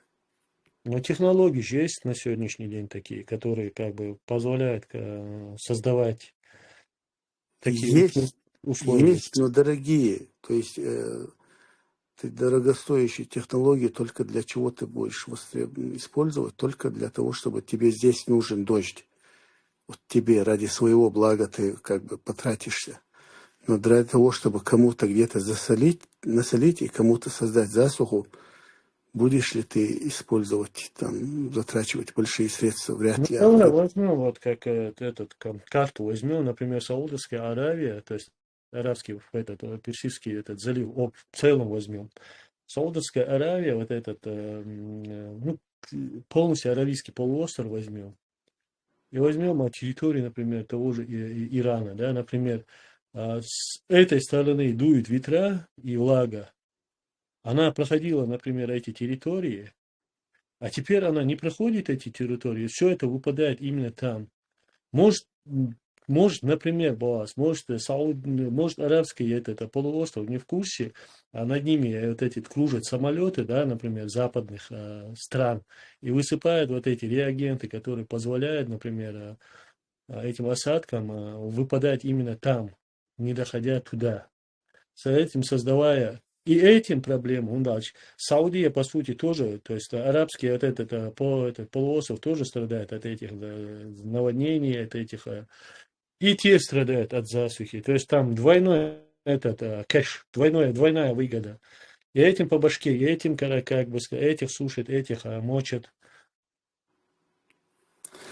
Ну, если я скажу, что этого не может быть, это тоже будет неверно. Просто маловероятно. Это теоретически все что угодно может быть. Ну вот мы чисто как теорию рассматриваем этот вопрос. Я же Приводится с очень маловероятной теорией, которая вообще даже не стоит даже, чтобы его рассматривать. Но это вообще сам вопрос, он более глобальный. То есть в перспективе, в будущем, например, те развитые страны, они будут управлять климатом. И там, где им нужно создавать некомфортные условия тем или иным странам. А это уже очень, как бы сказать, масштабный вопрос и очень опасный вопрос для...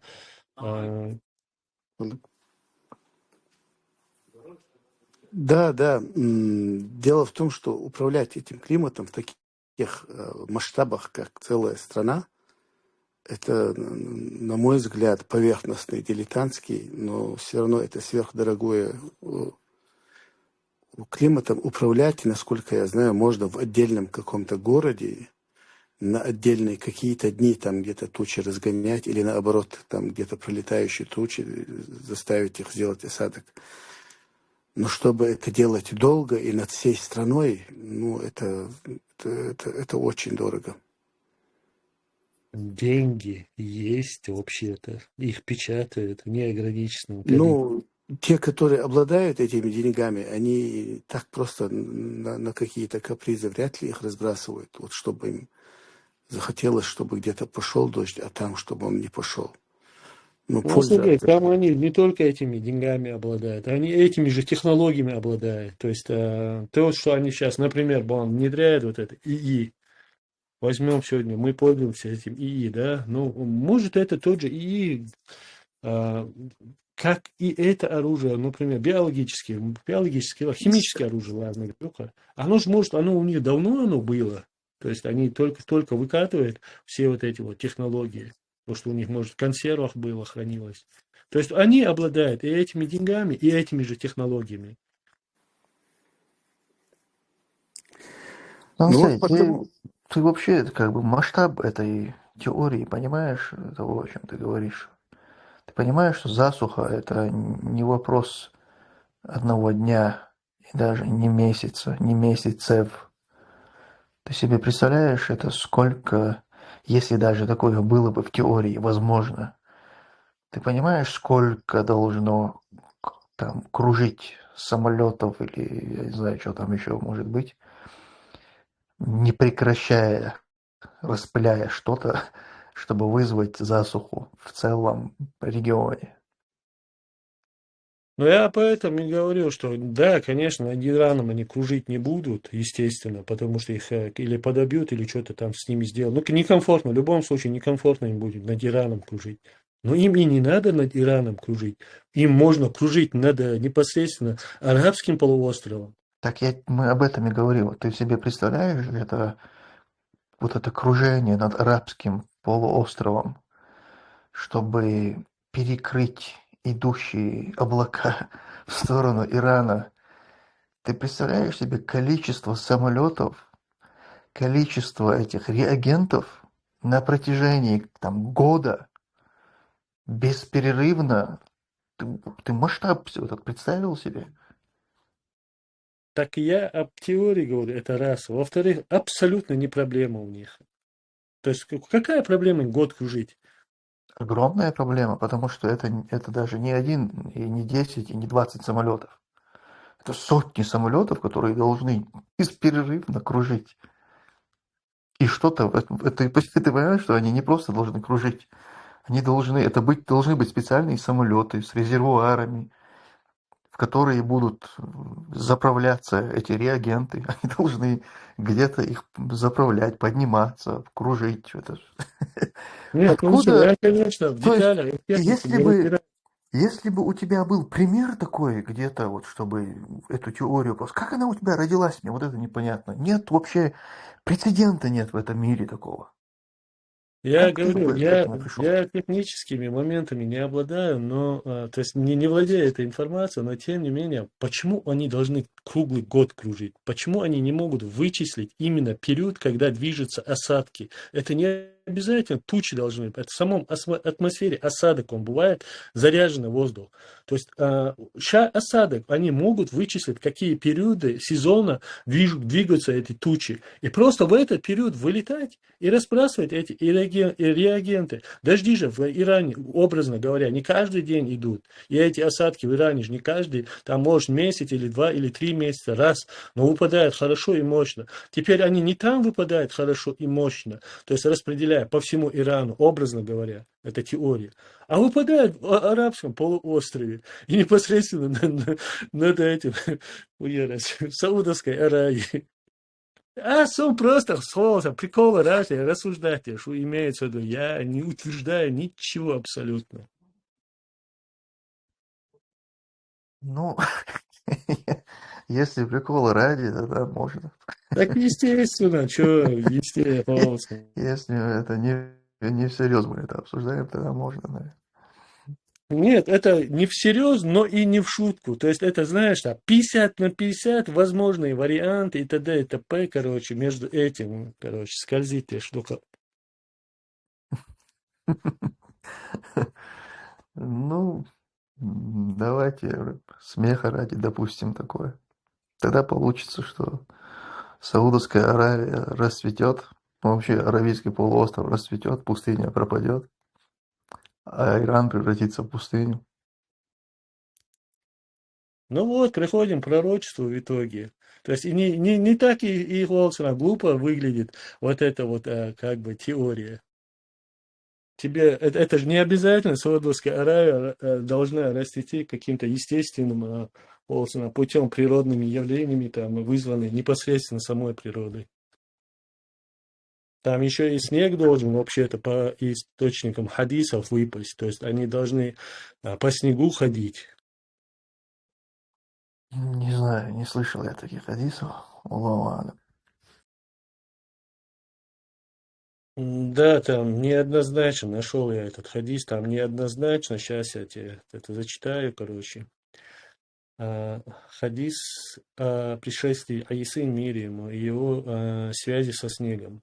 Короче, сообщается, что пророк, саллаху алейхи вассалям, сказал: «И настанет час судный, пока не выпадет снег или дождь, в скобках, с неба на людей, которые их не оставят до утра», то есть покроет их.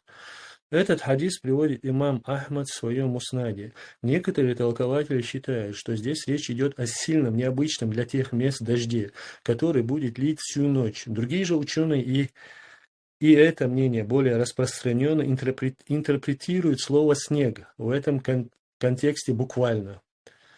Вот так вот, короче. Вот это. Но там опять, видишь, разнятся снег или дождь. Поэтому я помню, я снег слышал, Сундел. Но тут, оказывается, неоднозначный снег. Там более важный вопрос, этот хадис, он вообще сахих или нет. Потом уже можно разбирать его. Так, этот хадис приводит имам Ахмад в своем муснаде. Да, точно, это не сахих. То есть, короче, это недостоверный. Ну да, видишь, где слышал звон где-то. Да, слабый хадис про снег. Короче, забываем про это. Вообще, вот эти где-то засухи, где-то там наводнения, проливные дожди, катаклизмы, которые происходят, как правило, это все связывают, ученые это связывают с глобальным потеплением, которое сейчас происходит в мире. И вот здесь часто возникают споры в вопросах этого глобального потепления. Есть люди, которые это отрицают. Как правило, отрицающие люди – это не споры в научном сообществе, а это просто обычные люди, абсолютно не шарящие в этой теме. Они это отрицают как невозможный факт, типа человек не может повлиять на природу, на климат. И у меня всегда возникал вопрос, я помню еще раньше, когда особо не вдавался в эту тему, я всегда не мог понять, почему люди отрицают влияние человека на климат Земли, возможность этого влияния в глобальном смысле. Ведь никто не отрицает, что, допустим, поставив кондиционер у себя дома, ты контролируешь климат в своем помещении. То есть этот вопрос То есть когда масштабы уменьшаются, когда мы говорим не о масштабах всей планеты, а когда мы говорим о масштабах помещения, причем даже крупного помещения, здесь никто это не отрицает, никто не говорит.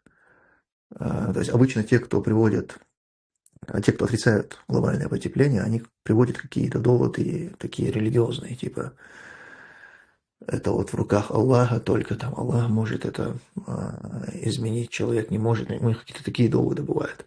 Но при этом, когда мы уменьшаем это, допустим, до масштабов помещения, здесь эти доводы не работают. То есть здесь, получается, человек может в помещении у себя понизить температуру, повысить ее.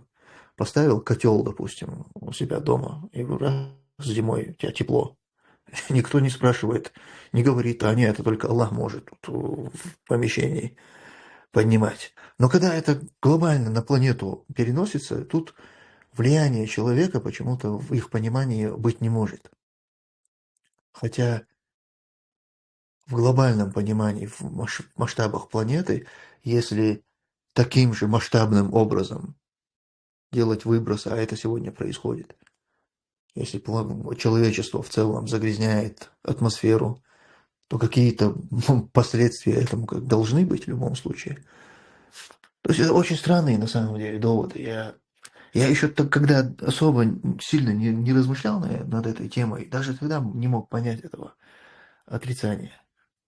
А когда уже как-то поразмыслил, подумал об этом, посмотрел на эти таяния ледников и так далее, то, о чем говорят. Потом воспоминания. Я же помню свое детство в Чечне, когда у нас снежные зимы бывали, какие-то горки, там, санки, мы что-то... А сегодня кто из наших дети, живущие сегодня в республике, они вообще знают, что такое горка, снег, майданица, там, за машинами вот эти моменты. У нас, в лучшем случае, в феврале, если неделя снежная придет, все, 2 недели максимум.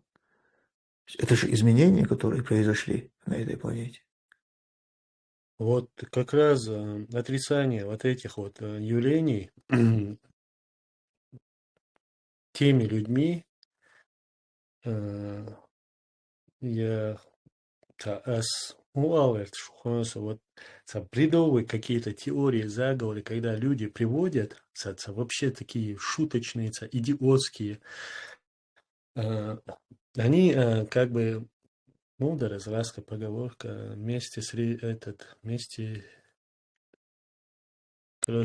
водой выкидывает ребенка, да, мудрость, что пословица мира, то есть они Ишнабас, который именно вот этот вот отрицает, приписывает это к теориям заговора, переводит в тупость и глупость. Да и вот это толково, что реальная теория заговора людей, элит, которые вот сидят и не то что управляют, а пытаются управлять глобально этим миром. Ду Сокхайтичам, ду Цасто Гумнаш, примерно даже история в Йеллоустоне, когда они истребили волков, тупо волки, и они истребили волков, тупо без волков у них начало развиваться бизоны, по-моему, олени. Эти бизоны, олени начали поглощать массово эту траву вот в этом Йеллоустоне. То есть трава, да, по-моему, листья, трава, деревья, там, высыхать все начало. Чуть ли там не до этого какие-то суслики исчезли. Когда суслики исчезли, там, какие-то бобры исчезли. Короче, полностью у них территория начала меняться. Вплоть до русел реки. Климат хитил, полностью сега, да, и вместе с, да, то есть не только ландшафт, а и климат там у них изменился. Им пришлось вернуть этих волков, чтобы вернуть все на, как бы сказать, изначально Шахил Маез. Они начали, естественно, охотиться на оленей, бизонов, и все это вернулось обратно. То есть, конечно, человек может воздействовать на непосредственно глобальный климат планеты Земля. Химически, искусственно, также вытравляя, там, убирая какие-то там виды животных, насекомых, меняться, док непосредственно, шалим, ландшафт меняется. В засухе начинается, кидар. Да, такое возможно в итоге. Об этом я и говорю, точнее говорил, что человек вмешивается, создает условия, как бы тренируется, практикуется на технологиях. Технологии не обязательно должны быть какие-то реагенты или там роботы. Технологии, опять-таки, какой-то вида животного изъять из экосистемы той или иной среды, там все меняется буквально. Это тоже называется технологии искусственные. Ну, таких примеров на Земле тоже немало. Те же китайцы, например, воробьев стреливали. Это где-то в середине 20 века было. А массовый отстрел воробьев вызвал нереальную популяцию насекомых, саранчи. И в итоге они отстреливали воробьев, считая их вредителями урожая, а в итоге это привело к размножению насекомых, саранчи, и там вообще страшный урон урожаю эти начали наносить. В итоге, короче, пришлось отыгрывать всю эту тему. Импортировать обратно. Да, поэтому я опять говорю, человек, почему-то вот те люди, они когда немножко масштаб уменьшается, тут они врубаются, что это в целом возможно. Но там, где масштаб большой, и они не могут вот это вот осмыслить это, тут они начинают это отрицать. Но то, что мы чего-то не можем осмыслить, это не значит, что в целом такое невозможно. Просто представьте, вот сколько с развитием, увеличением населения Земли очень сильно увеличилась промышленность, которая влечет за собой огромные выбросы в атмосферу. И отрицать, что эти выбросы влияют на нашу атмосферу, это очень странно. Мы, опять-таки, если мы уменьшаем масштаб, если мы у себя дома у нас начинает работать какая-то, допустим, печь, которая перерабатывает, скажем, мазут, например, ну или, я не знаю, подожги у себя покрышку какую-нибудь в квартире. У тебя невозможно будет в квартире как бы жить. Понятно, что она повлияет на атмосферу в твоей квартире. Но точно так же, если глобально миллионы этих покрышек горят по всему миру, они наносят урон атмосфере этого мира, этой планеты. И это как-то должно отражаться. Да, кстати, они вытаскивают из-под земли химические элементы, та же нефть, потом вот эта продукция от этой нефти непосредственно синтетический, ну, пластмасс, кыр. Оно же глубоко в земле находилось, все, например, тысячелетия, столетия, и как бы не наносило вред окружающей среде, океанологии. В своем месте он находился не на земле, не на флоре и фауне. То есть, естественно, все это вытаскивается из земли. А это химические элементы, которые, естественно, приводят к какой-то ну, она дышишь дистил. Крутая, умничая ляс он иногда. Так. Ну, засоряет своими химическими выделениями те или иные территории. Выделения, чем яйца сильнейшие, там микропластик, и мозг, что. И именно микропластик, какие-то болезни сейчас начинают выявляться. Микро, там вообще говорят, его невозможно там обнаруживаться. Где сейчас, и тем не менее, он конкретно изменения приносит в организм человека. А этот пластик везде валяется, по всей земле, особенно в Индии. Там это национальная, духовная скрепа национальная, или как там, вот это весь мусор собирает у себя в своей этой скрепной ганге.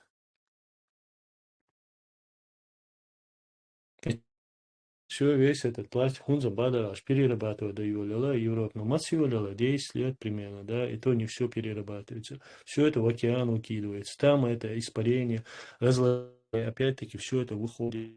То есть в земле не портила поверхность земли, не восходила холодно в атмосферу, они вытащили все это входит в атмосферу, атмосфера обратно кидает это на землю, вот этот вот круговорот опасных элементов, и, соответственно, создает изменения. Не только вот этот дым, который поднимается. Томса, что там по шариатскому суду? Ты так и не получил копию искового заявления? Нет, не получил. Так и стоит этот вопрос. Заявление сделано, а подробности не сообщены. Я вообще сомневаюсь, что тот, кто заявил об этом, подготовил какое-то исковое заявление, какие-то претензии. У нас сейчас вообще, не только сейчас, у нас, сколько я помню, это было просто громко о чем-то заявить. Этого было достаточно. Обычно такие дела, когда доходили до реального разбирательства, там выяснялось, что претензий-то и нет обоснованных.